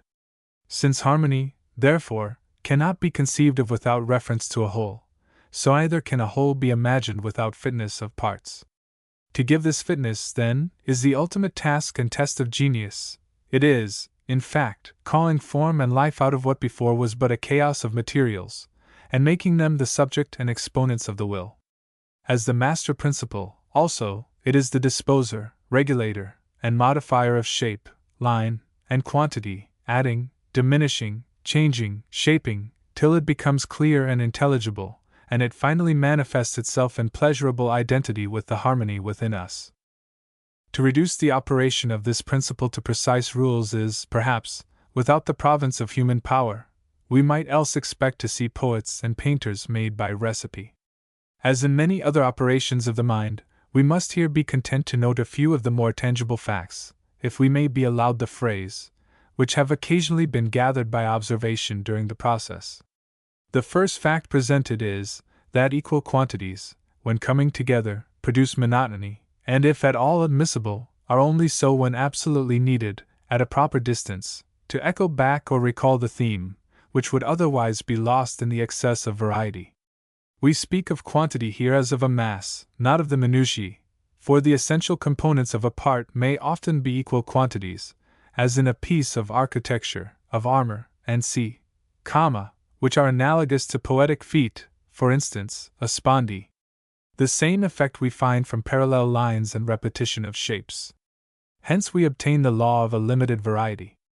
The next is, that the quantities must be so disposed as to balance each other, otherwise, if all or too many of the larger be on one side, they will endanger the imaginary circle, or other figure, by which every composition is supposed to be bounded, making it appear lopsided, or to be falling either in upon the smaller quantities, or out of the picture, from which we infer the necessity of balance. If, without others to counteract and restrain them, the parts converge, the eye, being forced to the center, becomes stationary. In like manner, if all diverge, it is forced to fly off in tangents, as if the great laws of attraction and repulsion were here also essential, and illustrated in miniature.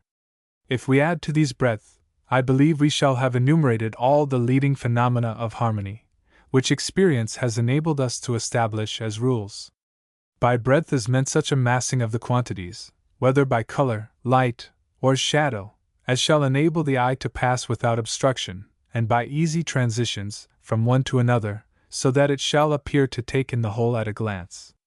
This may be likened to both the exordium and peroration of a discourse, including as well the last as the first general idea. It is, in other words, a simple, connected, and concise exposition and summary of what the artist intends. We have thus endeavored to arrange and to give a logical permanency to the several principles of composition. It is not to be supposed, however, that in these we have every principle that might be named, but they are all, as we conceive, that are of universal application. of other minor, or rather personal ones, since they pertain to the individual, the number can only be limited by the variety of the human intellect, to which these may be considered as so many simple elementary guides, not to create genius, but to enable it to understand itself, and by a distinct knowledge of its own operations to correct its mistakes, in a word, to establish the landmarks between the flats of commonplace and the barrens of extravagance. And though the personal or individual principles referred to may not with propriety be cited as examples in a general treatise like the present, they are not only not to be overlooked, but are to be regarded by the student as legitimate objects of study. To the truism, that we can only judge of other minds by a knowledge of our own, we may add its converse as especially true. In that mysterious tract of the intellect, which we call the imagination, there would seem to lie hid thousands of unknown forms, of which we are often for years unconscious, until they start up awakened by the footsteps of a stranger.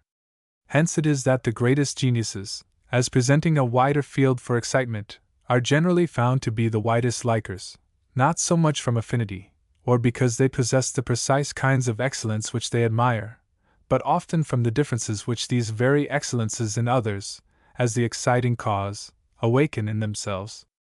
Such men may be said to be endowed with a double vision, an inward and an outward, the inward seeing not unfrequently the reverse of what is seen by the outward. It was this which caused Annibale Carracci to remark, on seeing for the first time a picture by Caravaggio, that he thought a style totally opposite might be made very captivating, and the hint, it is said, sunk deep into and was not lost on Guido, who soon after realized what his master had thus imagined. Perhaps no one ever caught more from others than Raphael.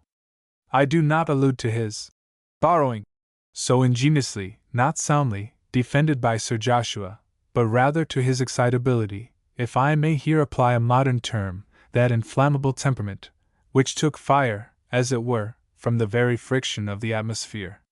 For there was scarce an excellence, within his knowledge, of his predecessors or contemporaries, which did not in a greater or less degree contribute to the development of his powers, not as presenting models of imitation, but as shedding new light on his own mind, and opening to view its hidden treasures. Such to him were the forms of the antique, of Leonardo da Vinci, and of Michelangelo, and the breadth and color of Fra Bartolomeo, lights that first made him acquainted with himself, not lights that he followed, for he was a follower of none. To how many others he was indebted for his impulses cannot now be known, but the new impetus he was known to have received from every new excellence has led many to believe that, had he lived to see the works of Titian, he would have added to his grace, character, and form, and with equal originality, the splendor of color. The design of Michelangelo and the color of Titian was the inscription of Tintoretto over the door of his painting room. Whether he intended to designate these two artists as his future models matters not, but that he did not follow them is evidenced in his works. Nor, indeed, could he. The temptation to follow, which his youthful admiration had excited, was met by an interdiction not easily withstood, the decree of his own genius. And yet the decree had probably never been heard but for these very masters. Their presence stirred him, and when he thought of serving, his teeming mind poured out its abundance, making him a master to future generations. To the forms of Michelangelo he was certainly indebted for the elevation of his own. There, however, the inspiration ended. With Titian he was nearly allied in genius, yet he thought rather with than after him, at times even beyond him. Titian, indeed, may be said to have first opened his eyes to the mysteries of nature, but they were no sooner opened than he rushed into them with a rapidity and daring unwont to the more cautious spirit of his master, and though irregular, eccentric, and often inferior, yet sometimes he made his way to poetical regions, of whose celestial hues even Titian himself had never dreamt. We might go on thus with every great name in art. But these examples are enough to show how much even the most original minds, not only may, but must, owe to others, for the social law of our nature applies no less to the intellect than to the affections. When applied to genius, it may be called the social inspiration, the simple statement of which seems to us of itself a solution of the oft-repeated question. Why is it that genius always appears in clusters? To nature, indeed, we must all at last recur, as to the only true and permanent foundation of real excellence. But nature is open to all men alike, in her beauty, her majesty, her grandeur, and her sublimity. Yet who will assert that all men see, or, if they see, are impressed by these her attributes alike? Nay, so great is the difference, that one might almost suppose them inhabitants of different worlds. Of Claude, for instance, it is hardly a metaphor to say that he lived in two worlds during his natural life, for Claude the pastry cook could never have seen the same world that was made visible to Claude the painter. It was human sympathy, acting through human works, that gave birth to his intellect at the age of 40. There is something, perhaps, ludicrous in the thought of an infant of 40. Yet the fact is a solemn one, that thousands die whose minds have never been born. We could not, perhaps, instance a stronger confutation of the vulgar error which opposes learning to genius, than the simple history of this remarkable man. In all that respects the mind, he was literally a child, till accident or necessity carried him to Rome, for, when the office of color grinder, added to that of cook, by awakening his curiosity, first excited a love for the art, his progress through its rudiments seems to have been scarcely less slow and painful than that of a child through the horrors of the alphabet. It was the struggle of one who was learning to think, but the rudiments being mastered, he found himself suddenly possessed, not as yet of thought, but of new forms of language. Then came thoughts, pouring from his mind, and filling them as molds, without which they had never, perhaps, had either shape or consciousness. Now what was this new language but the product of other minds, of successive minds, amending, enlarging, elaborating, through successive ages, till, fitted to all its wants, it became true to the ideal, and the vernacular tongue of genius through all time? The first inventor of verse was but the prophetic herald of Homer, Shakespeare, and Milton. And what was Rome then but the great university of art, where all this accumulated learning was treasured? Much has been said of self-taught geniuses, as opposed to those who have been instructed by others, but the distinction, it appears to us, is without a difference, for it matters not whether we learn in a school or by ourselves, we cannot learn anything without in some way recurring to other minds. Let us imagine a poet who had never read, never heard, never conversed with another. Now if he will not be taught in anything by another, he must strictly preserve this independent negation. Truly the verses of such a poet would be a miracle. Of similar self-taught painters we have abundant examples in our aborigines, but nowhere else. But while we maintain, as a positive law of our nature, the necessity of mental intercourse with our fellow creatures, in order to the full development of the individual, we are far from implying that anything which is actually taken from others can by any process become our own, that is, original. We may reverse, transpose, diminish, or add to it, and so skillfully that no scam or mutilation shall be detected, and yet we shall not make it appear original, in other words, true, the offspring of one mind. A borrowed thought will always be borrowed, as it will be felt as such in its effect, even while we are ourselves unconscious of the fact, for it will want that effect of life, which only the first mind can give it. 3. Of the multifarious retailers of the second hand in style, the class is so numerous as to make a selection difficult. They meet us at every step in the history of the art.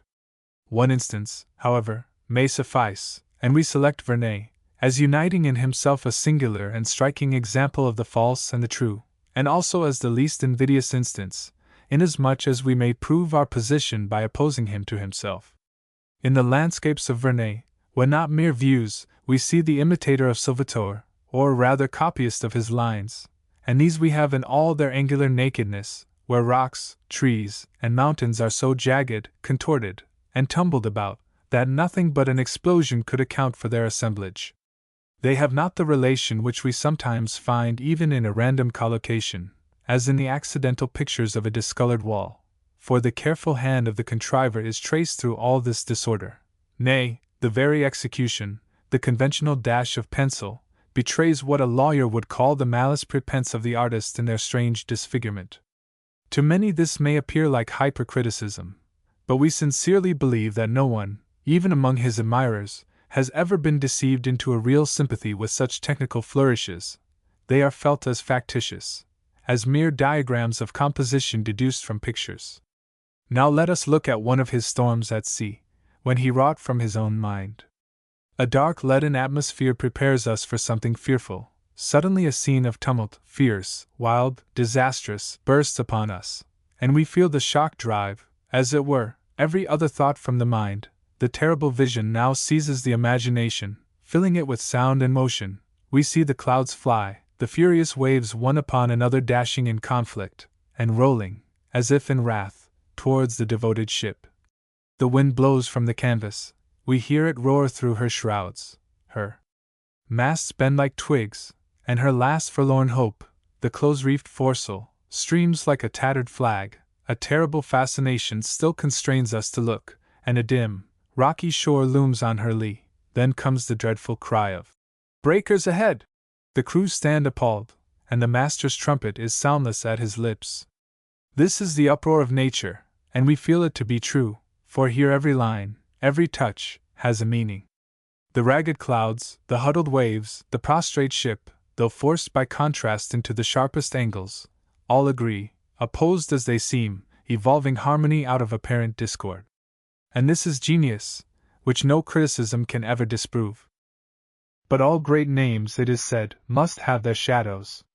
In our art they have many shadows, or rather I should say, reflections, which are more or less distinct according to their proximity to the living originals, and like the images in opposite mirrors, becoming themselves reflected and re-reflected with a kind of battledore alternation, grow dimmer and dimmer till they vanish from mere distance. Thus have the great schools of Italy, Flanders, and Holland lived and walked after death, till even their ghosts have become familiar to us. We would not, however, be understood as asserting that we receive pleasure only from original works. This would be contradicting the general experience.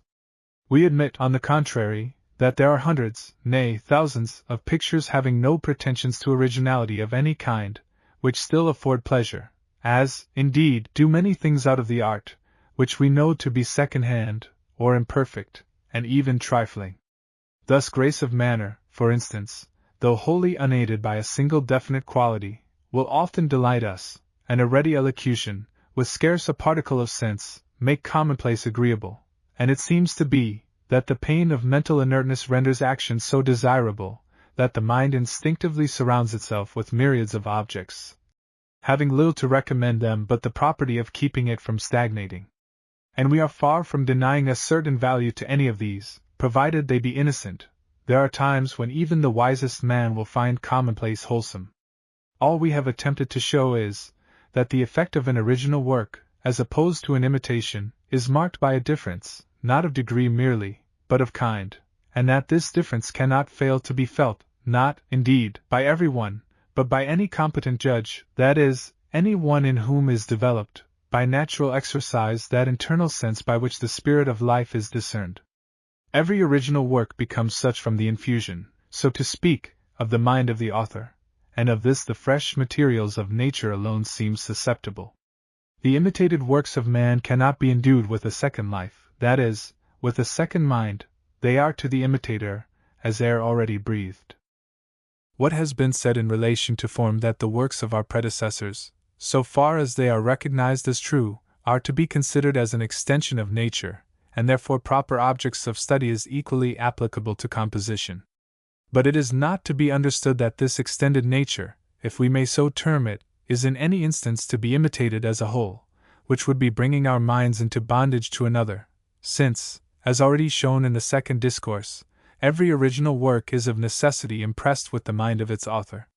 If it be asked, then, what is the advantage of such study, we shall endeavor to show that it is not merely, as some have supposed, in enriching the mind with materials, but rather in widening our view of excellence, and by consequent excitement, expanding our own powers of observation, reflection, and performance.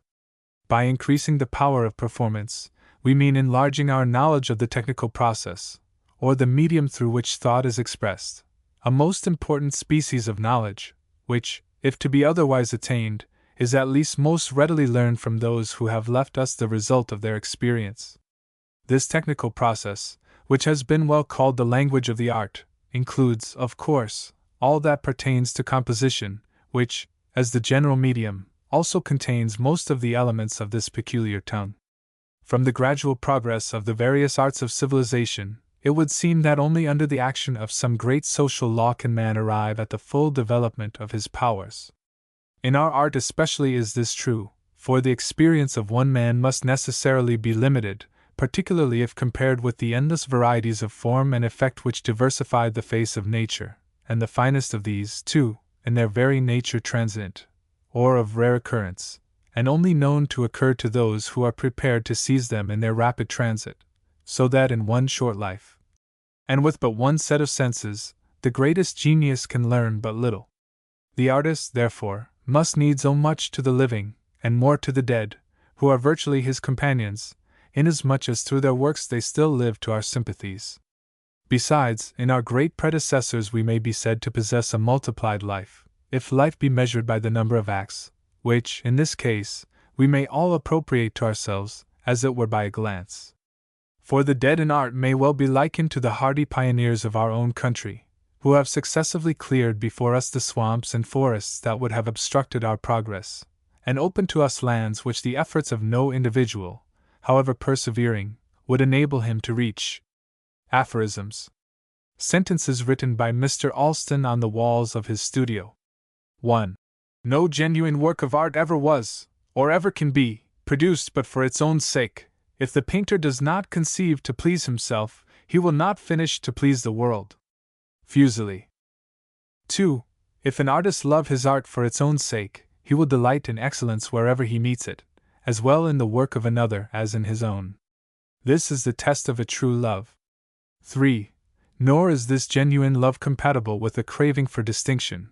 Where the latter predominates, it is sure to betray itself before contemporary excellence, either by silence, or, as a bribe to the conscience, by a modicum of praise. The enthusiasm of a mind so influenced is confined to itself. 4. Distinction is the consequence, never the object, of a great mind. 5. The love of gain never made a painter, but it has marred many. 6. The most common disguise of envy is in the praise of what is subordinate. 7. Selfishness in art, as in other things, is sensibility kept at home. 8. The devil's heartiest laugh is at a detracting witticism. Hence the phrase, devilish good, has sometimes a literal meaning. 9. The most intangible, and therefore the worst, kind of lie is a half-truth. This is the peculiar device of a conscientious detractor. 10. Reverence is an ennobling sentiment. It is felt to be degrading only by the vulgar mind, which would escape the sense of its own littleness by elevating itself into an antagonist of what is above it. He that has no pleasure in looking up is not fit so much as to look down. Of such minds are mannerists in art, in the world, tyrants of all sorts. 11. No right judgment can ever be formed on any subject having a moral or intellectual bearing without benevolence. For so strong is man's natural self-bias, that, without this restraining principle, he insensibly becomes a competitor in all such cases presented to his mind, and when the comparison is thus made personal, unless the odds be immeasurably against him, his decision will rarely be impartial. In other words, no one can see anything as it really is through the misty spectacles of self-love. We must wish well to another in order to do him justice. Now the virtue in this goodwill is not to blind us to his faults, but to our own rival and interposing merits. 12. In the same degree that we overrate ourselves, we shall underrate others, for injustice allowed at home is not likely to be corrected abroad. Never, therefore, expect justice from a vain man. If he has the negative magnanimity not to disparage you, it is the most you can expect. 13. The phrenologists are right in placing the organ of self-love in the back of the head, it being there where a vain man carries his intellectual light, the consequence of which is, that every man he approaches is obscured by his own shadow. 14. Nothing is rarer than a solitary lie, for lies breed like Suriname toads, you cannot tell one but out it comes with 100 young ones on its back. 15. If the whole world should agree to speak nothing but truth, what an abridgment it would make of speech! And what an unraveling there would be of the invisible webs which men, like so many spiders, now weave about each other. But the contest between truth and falsehood is now pretty well balanced. Were it not so, and had the latter the mastery, even language would soon become extinct, from its very uselessness. The present superfluity of words is the result of the warfare. 16. A witch's skiff cannot more easily sail in the teeth of the wind than the human eye lie against fact, but the truth will oftener quiver through lips with a lie upon them. 17. An open brow with a clenched hand shows anything but an open purpose. 18. It is a hard matter for a man to lie all over, nature having provided king's evidence in almost every member. The hand will sometimes act as a vane to show which way the wind blows. When every feature is set the other way, the knees smite together, and sound the alarm of fear, under a fierce countenance, and the legs shake with anger, when all above is calm. 19. Nature observes a variety even in her correspondences, insomuch that in parts which seem but repetitions there will be found a difference. For instance, in the human countenance, the two sides of which are never identical. Whenever she deviates into monotony, the deviation is always marked as an exception by some striking deficiency, as in idiots, who are the only persons that laugh equally on both sides of the mouth. The insipidity of many of the antique statues may be traced to the false assumption of identity in the corresponding parts. No work wrought by feeling, which, after all, is the ultimate rule of genius, was ever marked by this monotony. 20. He is but half an orator who turns his hearers into spectators. The best gestures, quoth the speaker, are those which he cannot help. An unconscious thump of the fist or jerk of the elbow is more to the purpose, whatever that may be, than the most graceful cut-and-dried action. It matters not whether the orator person it as a trip hammer or a windmill. If his mill but move with the grist, or his hammer need the iron beneath it, he will not fail of his effect. An impertinent gesture is more likely to knock down the orator than his opponent. 21. The only true independence is in humility, for the humble man exacts nothing, and cannot be mortified, expects nothing, and cannot be disappointed. Humility is also a healing virtue. It will cicatrize 1,000 wounds, which pride would keep forever open. But humility is not the virtue of a fool, since it is not consequent upon any comparison between ourselves and others, but between what we are and what we ought to be, which no man ever was. 22.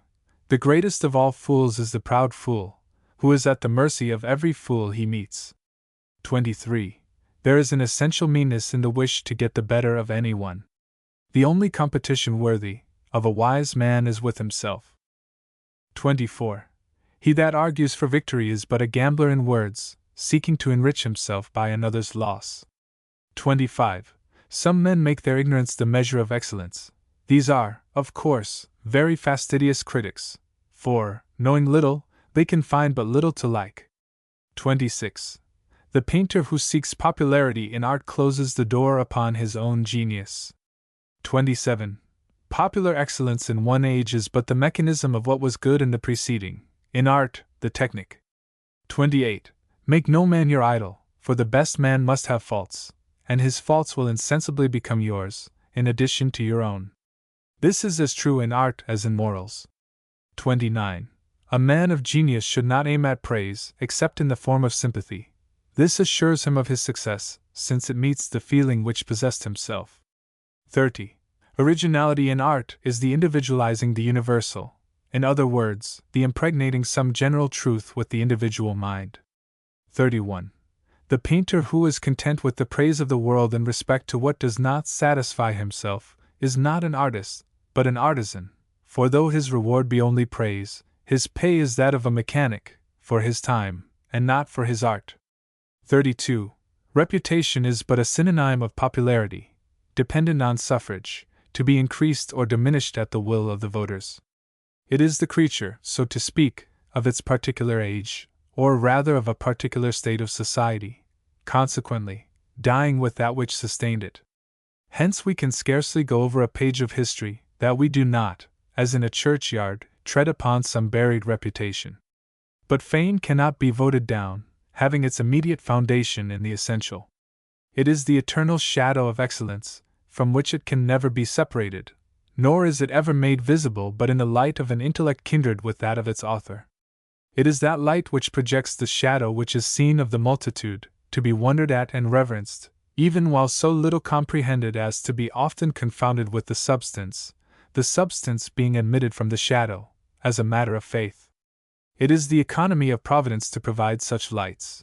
Like rising and setting stars, they follow each other through successive ages, and thus the monumental form of genius stands forever relieved against its own imperishable shadow. 33. All excellence of every kind is but variety of truth.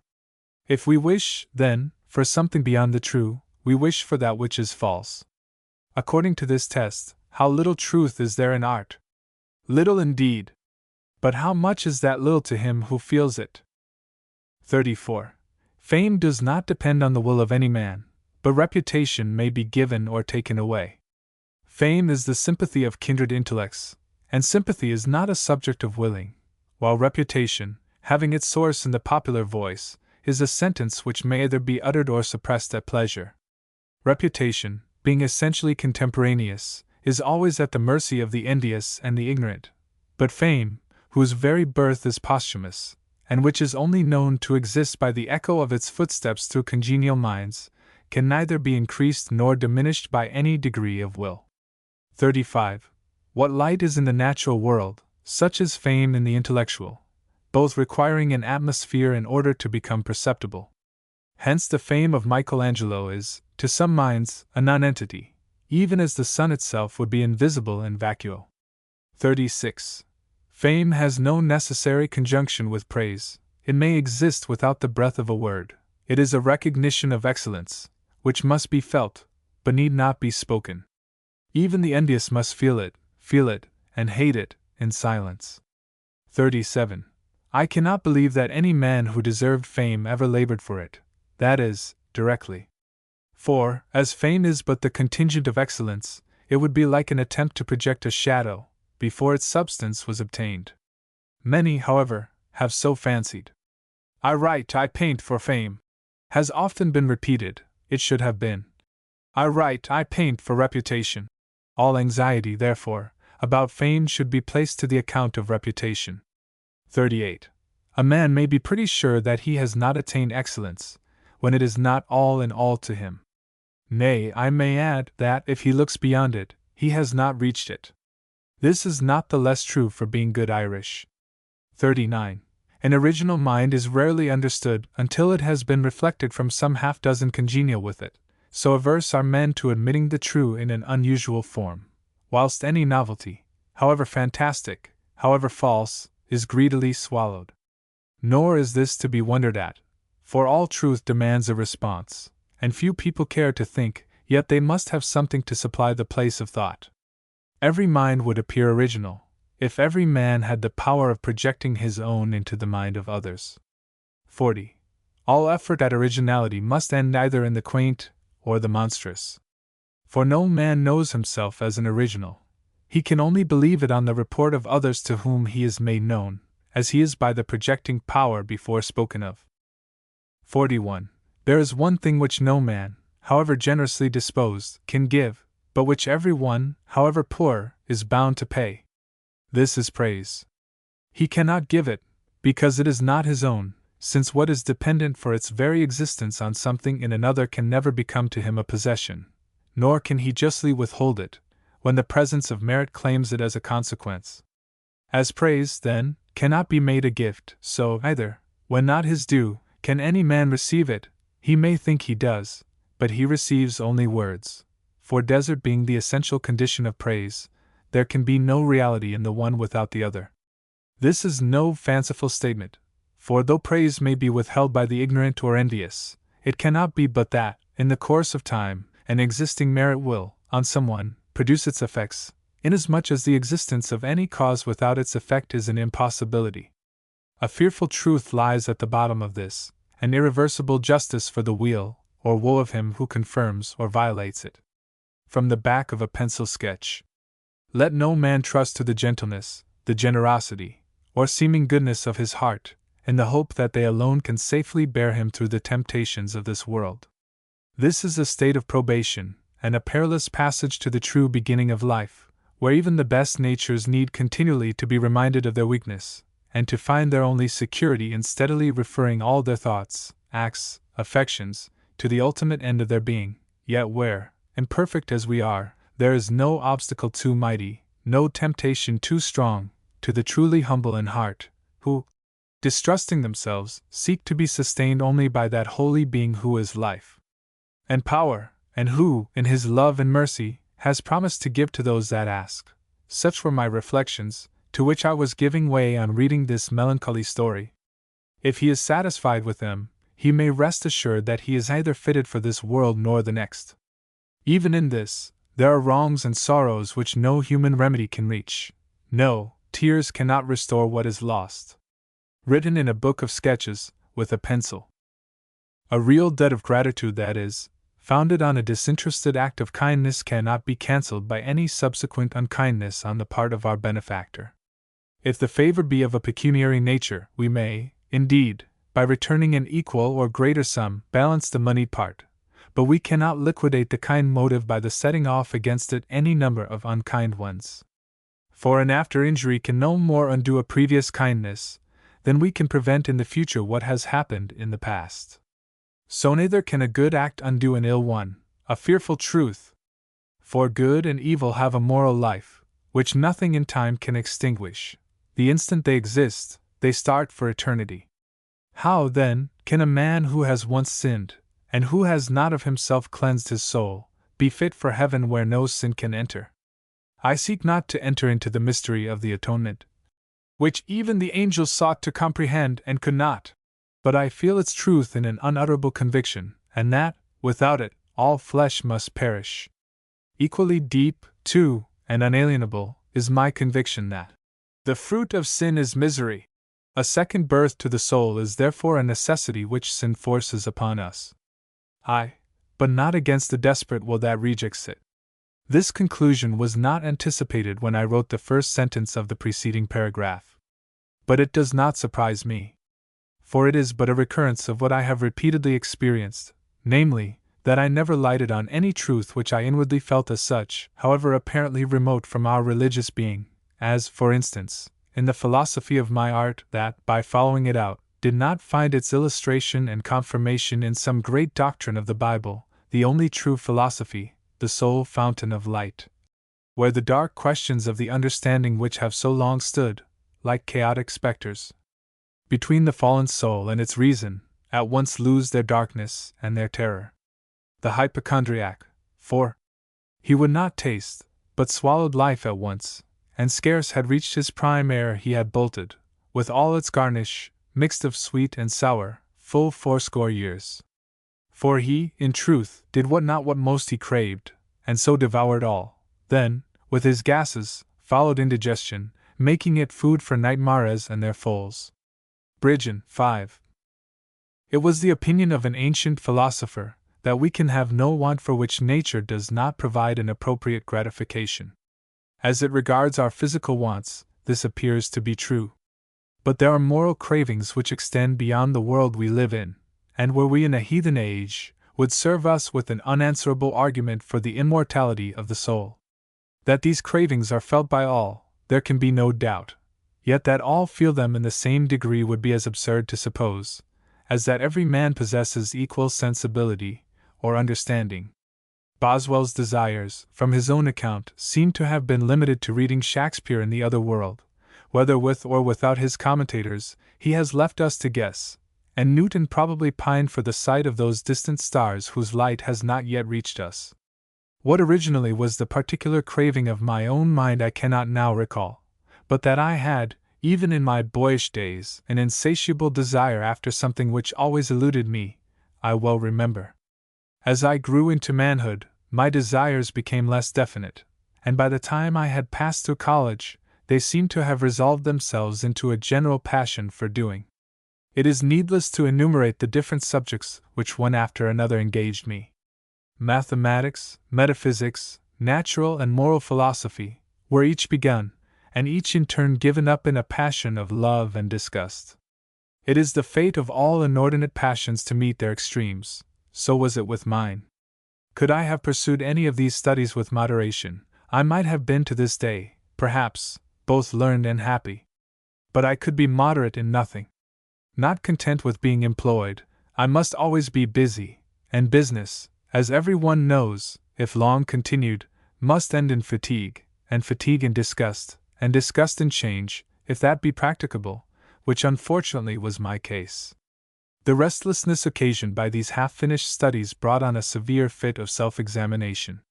Why is it, I asked myself, that these learned works, which have each furnished their authors with sufficient excitement to effect their completion, should thus weary me before I get midway into them? It is plain enough. As a reader I am merely a recipient, but the composer is an active agent, a vast difference. And now I can account for the singular pleasure, which a certain bad poet of my acquaintance always took in inflicting his verses on every one who would listen to him, each perusal being but a sort of mental echo of the original bliss of composition. I will set about writing immediately. Having, time out of mind, heard the epithet great coupled with historians, it was that, I believe, inclined me to write a history. I chose my subject, and began collating, and transcribing, night and day, as if I had not another hour to live, and on I went with the industry of a steam engine, when it one day occurred to me, that, though I had been laboring for months, I had not yet had occasion for one original thought. "Pshaw!" said I, "'T is only making new clothes out of old ones. I will have nothing more to do with history." As it is natural for a mind suddenly disgusted with mechanic toil to seek relief from its opposite, it can easily be imagined that my next resource was poetry. Every one rhymes nowadays, and so can I. Shall I write an epic, or a tragedy, or a metrical romance? Epics are out of fashion. Even Homer and Virgil would hardly be read in our time, but that people are unwilling to admit their schooling to have been thrown away. As to tragedy, I am a modern, and it is a settled thing that no modern can write a tragedy, so I must not attempt that. Then for metrical romances, why, they are now manufactured, and, as the Edinburgh Review says, may be imported by us in bales. I will bind myself to no particular class, but give free play to my imagination. With this resolution I went to bed, as one going to be inspired. The morning came. I ate my breakfast, threw up the window, and placed myself in my elbow chair before it. An hour passed, and nothing occurred to me. But this I ascribed to a fit of laughter that seized me, at seeing a duck made drunk by eating rum cherries. I turned my back on the window. Another hour followed, then another, and another. I was still as far from poetry as ever. Every object about me seemed bent against my abstraction, the card racks fascinating me like serpents, and compelling me to read, as if I would get them by heart.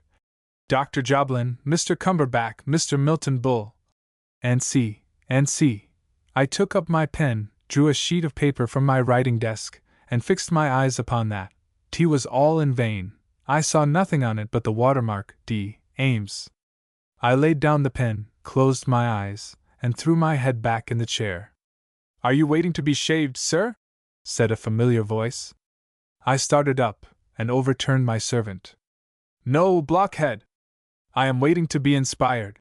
But this I added mentally. "What is the cause of my difficulty?" said I. Something within me seemed to reply, in the words of Lear, "Nothing comes of nothing. Then I must seek a subject."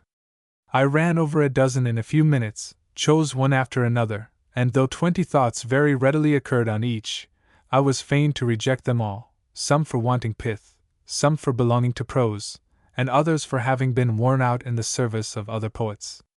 In a word, my eyes began to open on the truth, and I felt convinced that that only was poetry which a man writes because he cannot help writing, the irrepressible effluence of his secret being on everything in sympathy with it, a kind of flowering of the soul amid the warmth and the light of nature. "I am no poet," I exclaimed, "and I will not disfigure Mr. Ames with commonplace verses."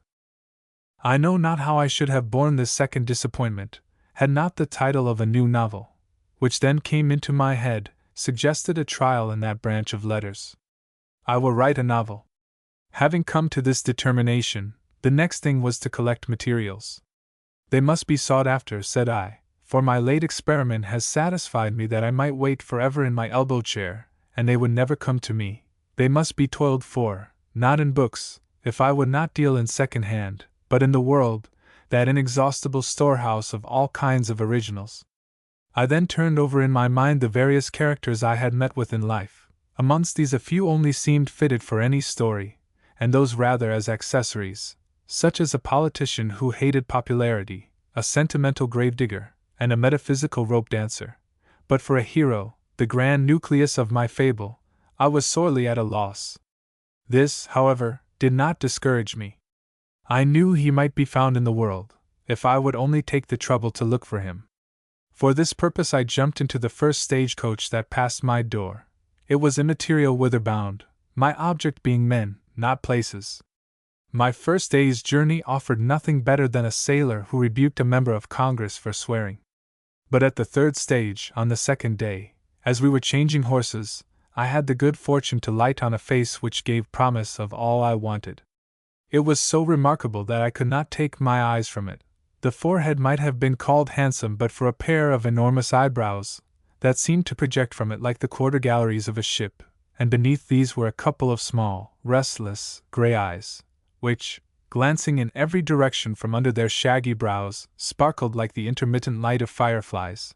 In the nose there was nothing remarkable, except that it was crested by a huge wart with a small grove of black hairs, but the mouth made ample amends, being altogether indescribable, for it was so variable in its expression that I could not tell whether it had most of the sardonic, the benevolent, or the sanguinary, appearing to exhibit them all in succession with equal vividness. My attention, however, was mainly fixed by the sanguinary.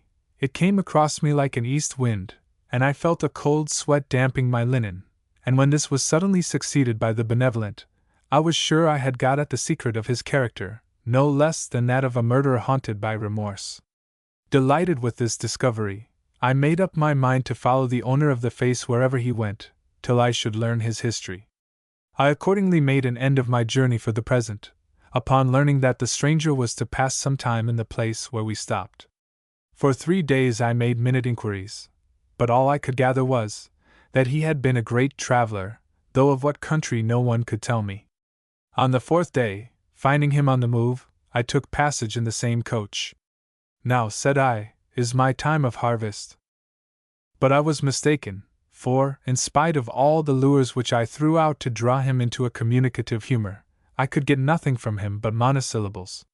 So far from abating my ardor, this reserve only the more whetted my curiosity. At last we stopped at a pleasant village in New Jersey. Here he seemed a little better known, the innkeeper inquiring after his health, and the hostler asking if the balls he had supplied him with fitted the barrels of his pistols. The latter inquiry I thought was accompanied by a significant glance, that indicated a knowledge on the hostler's part of more than met the ear. I determined therefore to sound him.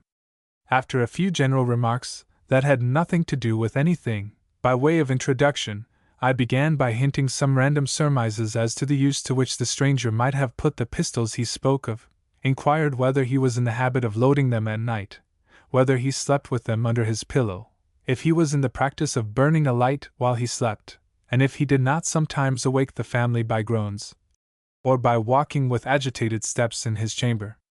But it was all in vain, the man protesting that he never knew anything ill of him. Perhaps, thought I, the hostler, having overheard his midnight wanderings, and detected his crime, is paid for keeping the secret. I pumped the landlord, and the landlady, and the barmaid, and the chambermaid, and the waiters, and the cook, and everything that could speak in the house, still to no purpose, each ending his reply with, "Lord, sir, he's as honest a gentleman, for aught I know, as any in the world."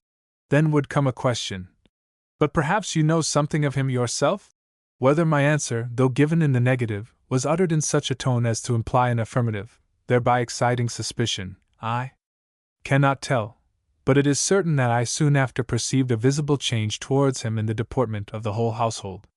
When he spoke to the waiters, their jaws fell, their fingers spread, their eyes rolled, with every symptom of involuntary action, and once, when he asked the landlady to take a glass of wine with him, I saw her, under pretense of looking out of the window, throw it into the street. In short, the very scullion fled at his approach, and a chambermaid dared not enter his room unless under guard of a large mastiff. That these circumstances were not unobserved by him will appear by what follows.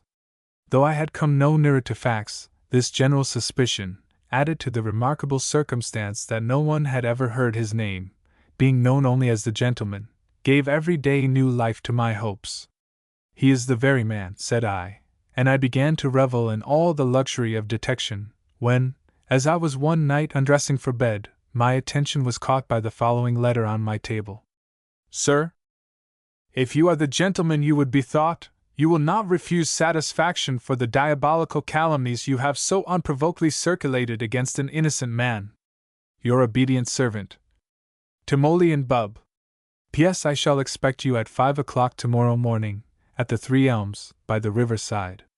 This invitation, as may be well imagined, discomposed me not a little. Who Mr. Bub was, or in what way I had injured him, puzzled me exceedingly. Perhaps, thought I, he has mistaken me for another person. If so, my appearing on the ground will soon set matters right. With this persuasion I went to bed, somewhat calmer than I should otherwise have been. Nay, I was even composed enough to divert myself with the folly of one bearing so vulgar an appellation, taking it into his head to play the man of honor, and could not help a waggish feeling of curiosity to see if his name and person were in keeping. I woke myself in the morning with a loud laugh, for I had dreamt of meeting, in the redoubtable Mr. Bub, a little pot-bellied man, with a round face, a red snub nose, and a pair of gooseberry wall-eyes. My fit of pleasantry was far from passed off when I came in sight of the fatal elms. I saw my antagonist pacing the ground with considerable violence. Ah, said I, he is trying to escape from his unheroic name. And I laughed again at the conceit. But as I drew a little nearer, there appeared a majestic altitude in his figure very unlike what I had seen in my dream, and my laugh began to stiffen into a kind of rigid grin. There now came upon me something very like a misgiving that the affair might turn out to be no joke. I felt an unaccountable wish that this Mr. Bub had never been born. Still I advanced, but if an aerolite had fallen at my feet, I could not have been more startled than when I found in the person of my challenger the mysterious stranger. The consequences of my curiosity immediately rushed upon me, and I was no longer at a loss in what way I had injured him. All my merriment seemed to curdle within me, and I felt like a dog that had got his head into a jug, and suddenly finds he cannot extricate it. Well met, sir, said the stranger. Now take your ground, and abide the consequences of your infernal insinuations. Upon my word, replied one. Upon my honor, sir. And there I stuck, for in truth I knew not what it was I was going to say, when the stranger's second, advancing, exclaimed, in a voice which I immediately recognized, Why, zounds! Rainbow, are you the man? Is it you, Harmon? What? Continued he. My old classmate Rainbow turned slanderer? Impossible! Indeed, Mr. Bub, there must be some mistake here. None, sir, said the stranger. I have it on the authority of my respectable landlord that, ever since this gentleman's arrival, he has been incessant in his attempts to blacken my character with every person at the inn. Nay, my friend, but I put an end to Harmon's further defense of me, by taking him aside, and frankly confessing the whole truth. It was with some difficulty I could get through the explanation, being frequently interrupted with bursts of laughter from my auditor, which, indeed, I now began to think very natural. In a word, to cut the story short, my friend having repeated the conference verbatim to Mr. Bub, he was good-natured enough to join in the mirth, saying, with one of his best sardonics, he had always had a misgiving that his unlucky ugly face would one day or other be the death of somebody. Well, we passed the day together, and having cracked a social bottle after dinner, parted, I believe, as heartily friends as we should have been, which is saying a great deal, had he indeed proved the favorite villain in my novel. But, alas! With the loss of my villain, away went the novel. Here again I was at a stand, and in vain did I torture my brains for another pursuit. But why should I seek one?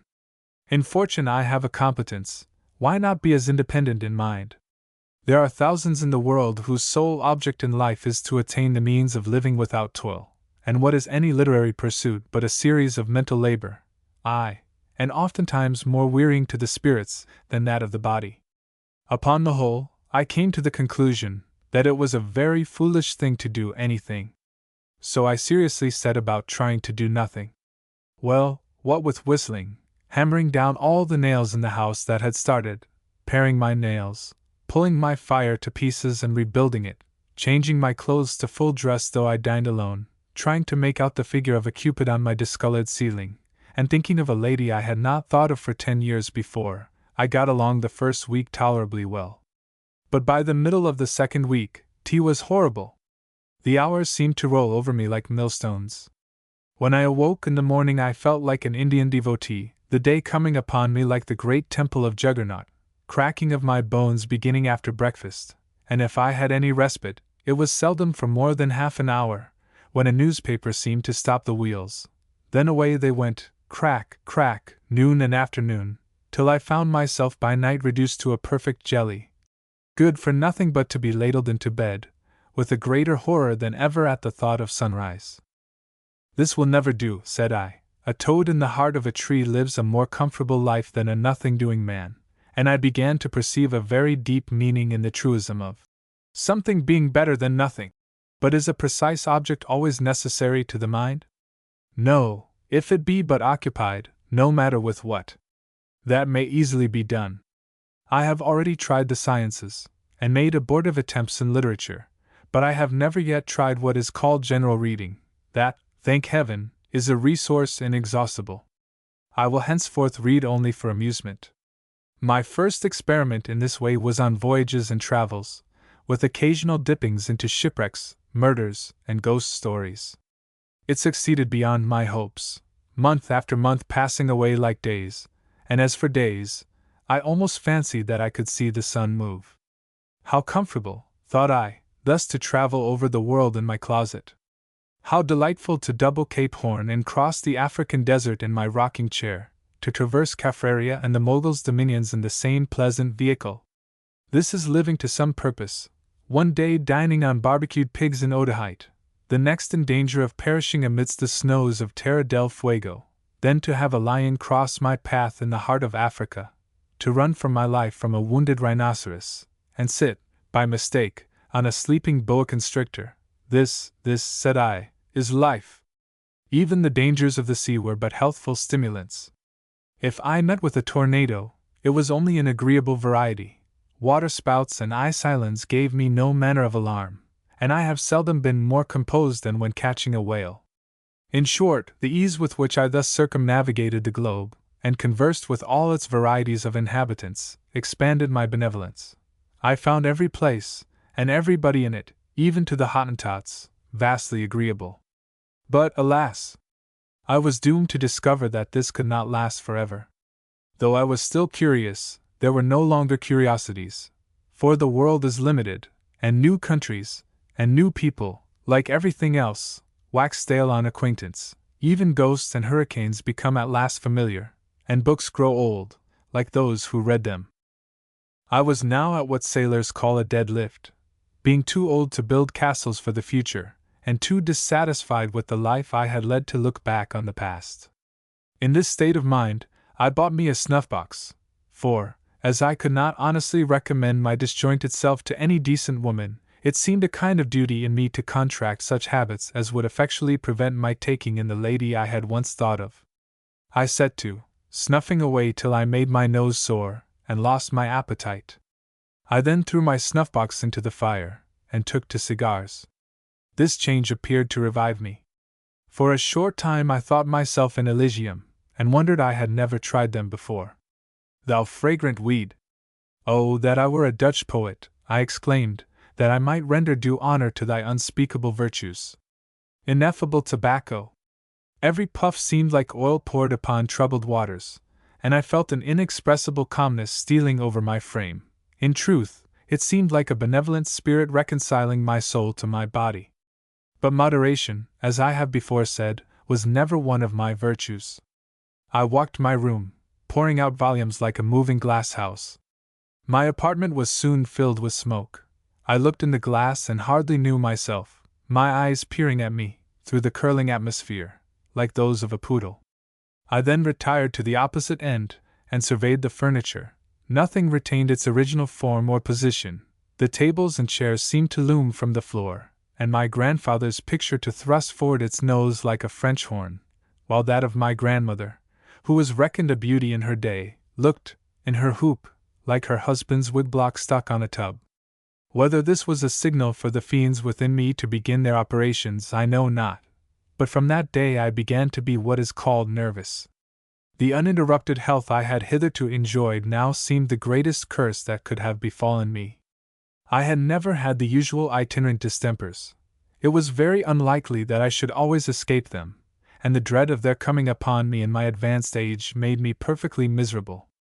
I scarcely dared to stir abroad, had sandbags put to my doors to keep out the measles, forbade my neighbors' children playing in my yard to avoid the whooping cough, and to prevent infection from the smallpox, I ordered all my male servants' heads to be shaved, made the coachmen and footmen wear tow wigs, and had them both regularly smoked whenever they returned from the neighboring town, before they were allowed to enter my presence. Nor were these all my miseries. In fact, they were but a sort of running base to 1,000 other strange and frightful fancies, the mere skeleton to a whole body corporate of horrors. I became dreamy, was haunted by what I had read, frequently finding a Hottentot, or a boa constrictor, in my bed. Sometimes I fancied myself buried in one of the pyramids of Egypt, breaking my shins against the bones of a sacred cow. Then I thought myself a kangaroo, unable to move because somebody had cut off my tail. In this miserable state I one evening rushed out of my house. I know not how far, or how long, I had been from home, when, hearing a well-known voice, I suddenly stopped. It seemed to belong to a face that I knew, yet how I should know it somewhat puzzled me, being then fully persuaded that I was a Chinese Josh. My friend, as I afterwards learned he was, invited me to go to his club. This, thought I, is one of my worshippers, and they have a right to carry me wherever they please. Accordingly I suffered myself to be led. I soon found myself in an American tavern, and in the midst of a dozen grave gentlemen who were emptying a large bowl of punch. They each saluted me, some calling me by name, others saying they were happy to make my acquaintance, but what appeared quite unaccountable was my not only understanding their language, but knowing it to be English. A kind of reaction now began to take place in my brain. Perhaps, said I am not a Josh. I was urged to pledge my friend in a glass of punch. I did so. My friend's friend, and his friend, and all the rest, in succession, begged to have the same honor. I complied, again and again, till at last, the punch having fairly turned my head topsy-turvy, righted my understanding, and I found myself. This happy change gave a pleasant fillip to my spirits. I returned home, found no monster in my bed, and slept quietly till near noon the next day. I arose with a slight headache and a great admiration of punch, resolving, if I did not catch the measles from my late adventure, to make a second visit to the club. No symptoms appearing, I went again, and my reception was such as led to a third, and a fourth, and a fifth visit, when I became a regular member. I believe my inducement to this was a certain unintelligible something in 3 or 4 of my new associates, which at once gratified and kept alive my curiosity, in their letting out just enough of themselves while I was with them to excite me when alone to speculate on what was kept back. I wondered I had never met with such characters in books, and the kind of interest they awakened began gradually to widen to others. Henceforth I will live in the world, said I. Tea is my only remedy. A man's own affairs are soon conned. He gets them by heart till they haunt him when he would be rid of them. But those of another can be known only in part, while that which remains unrevealed is a never-ending stimulus to curiosity. The only natural mode, therefore, of preventing the mind preying on itself, the only rational, because the only interminable employment, is to be busy about other people's business. The variety of objects which this new course of life each day presented, brought me at length to a state of sanity. At least, I was no longer disposed to conjure up remote dangers to my door, or chew the cud on my indigested past reading, though sometimes, I confess, when I have been tempted to meddle with a very bad character, I have invariably been threatened with a relapse. Which leads me to think the existence of some secret affinity between rogues and boa constrictors is not unlikely. In a short time, however, I had every reason to believe myself completely cured, for the days began to appear of their natural length, and I no longer saw everything through a pair of blue spectacles, but found nature diversified by 1,000 beautiful colors, and the people about me 1,000 times more interesting than hyenas or Hottentots. The world is now my only study, and I trust I shall stick to it for the sake of my health. Footnotes 1. The frightful is not the terrible, though often confounded with it. 2. See Introductory Discourse. 3. There is one species of imitation, however, which, as having been practiced by some of the most original minds, and also sanctioned by the ablest writers, demands at least a little consideration, namely, the adoption of an attitude, provided it be employed to convey a different thought. So far, indeed, as the imitation has been confined to a suggestion, and the attitude adopted has been modified by the new subject, to which it was transferred by a distinct change of character and expression, though with but little variation in the disposition of limbs, we may not dissent, such imitations being virtually little more than hints, since they end in thoughts either totally different from, or more complete than, the first. This we do not condemn, for every poet, as well as artist, knows that a thought so modified is of right his own. It is the transplanting of a tree, not the borrowing of a seed, against which we contend. But when writers justify the appropriation of entire figures without any such change, we do not agree with them, and cannot but think that the examples they have quoted, as in the sacrifice at Lystra by Raphael and the baptism by Poussin, will fully support our position. The antique basso relievo which Raphael has introduced in the former, being certainly imitated both as to lines and grouping, is so distinct, both in character and form, from the surrounding figures, as to render them a distinct people, and their very air reminds us of another age. We cannot but believe we should have had a very different group, and far superior in expression, had he given us a conception of his own. It would at least have been in accordance with the rest, animated with the superstitious enthusiasm of the surrounding crowd, and especially as sacrificing priests would they have been amazed and awe-stricken in the living presence of a god, instead of personating, as in the present group, the cold officials of the temple, going through a stated task at the shrine of their idol. In the figure by Poussin, which he borrowed from Michelangelo, the discrepancy is still greater. The original figure, which was in the cartoon at Pisa, now known only by a print, is that of a warrior who has been suddenly roused from the act of bathing by the sound of a trumpet. He has just leaped upon the bank, and in his haste to obey its summons, thrust his foot through his garment. Nothing could be more appropriate than the violence of this action. It is in unison with the hurry and bustle of the occasion. And this is the figure which Poussin, without the slightest change, if we recollect aright, has transferred to the still and solemn scene in which John baptizes the Savior. No one can look at this figure without suspecting the plagiarism.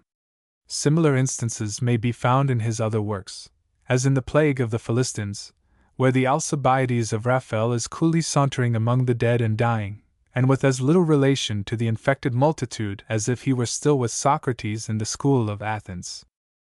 In the same picture may be found also one of the apostles from the cartoon of the draught of fishes, and we may naturally ask what business he has there. And yet such appropriations have been made to appear no thefts, simply because no attempt seems to have been made at concealment. But theft, we must be allowed to think, is still theft, whether committed in the dark or in the face of day. And the example is a dangerous one, inasmuch as it comes from men who are not constrained to resort to such shifts by any poverty of invention. Akin to this is another and larger kind of borrowing, which, though it cannot strictly be called copying, yet so evidently betrays a foreign origin, as to produce the same effect.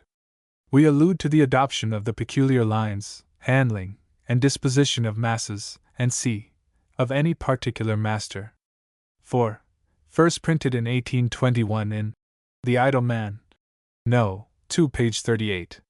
5. A feigned name, editor.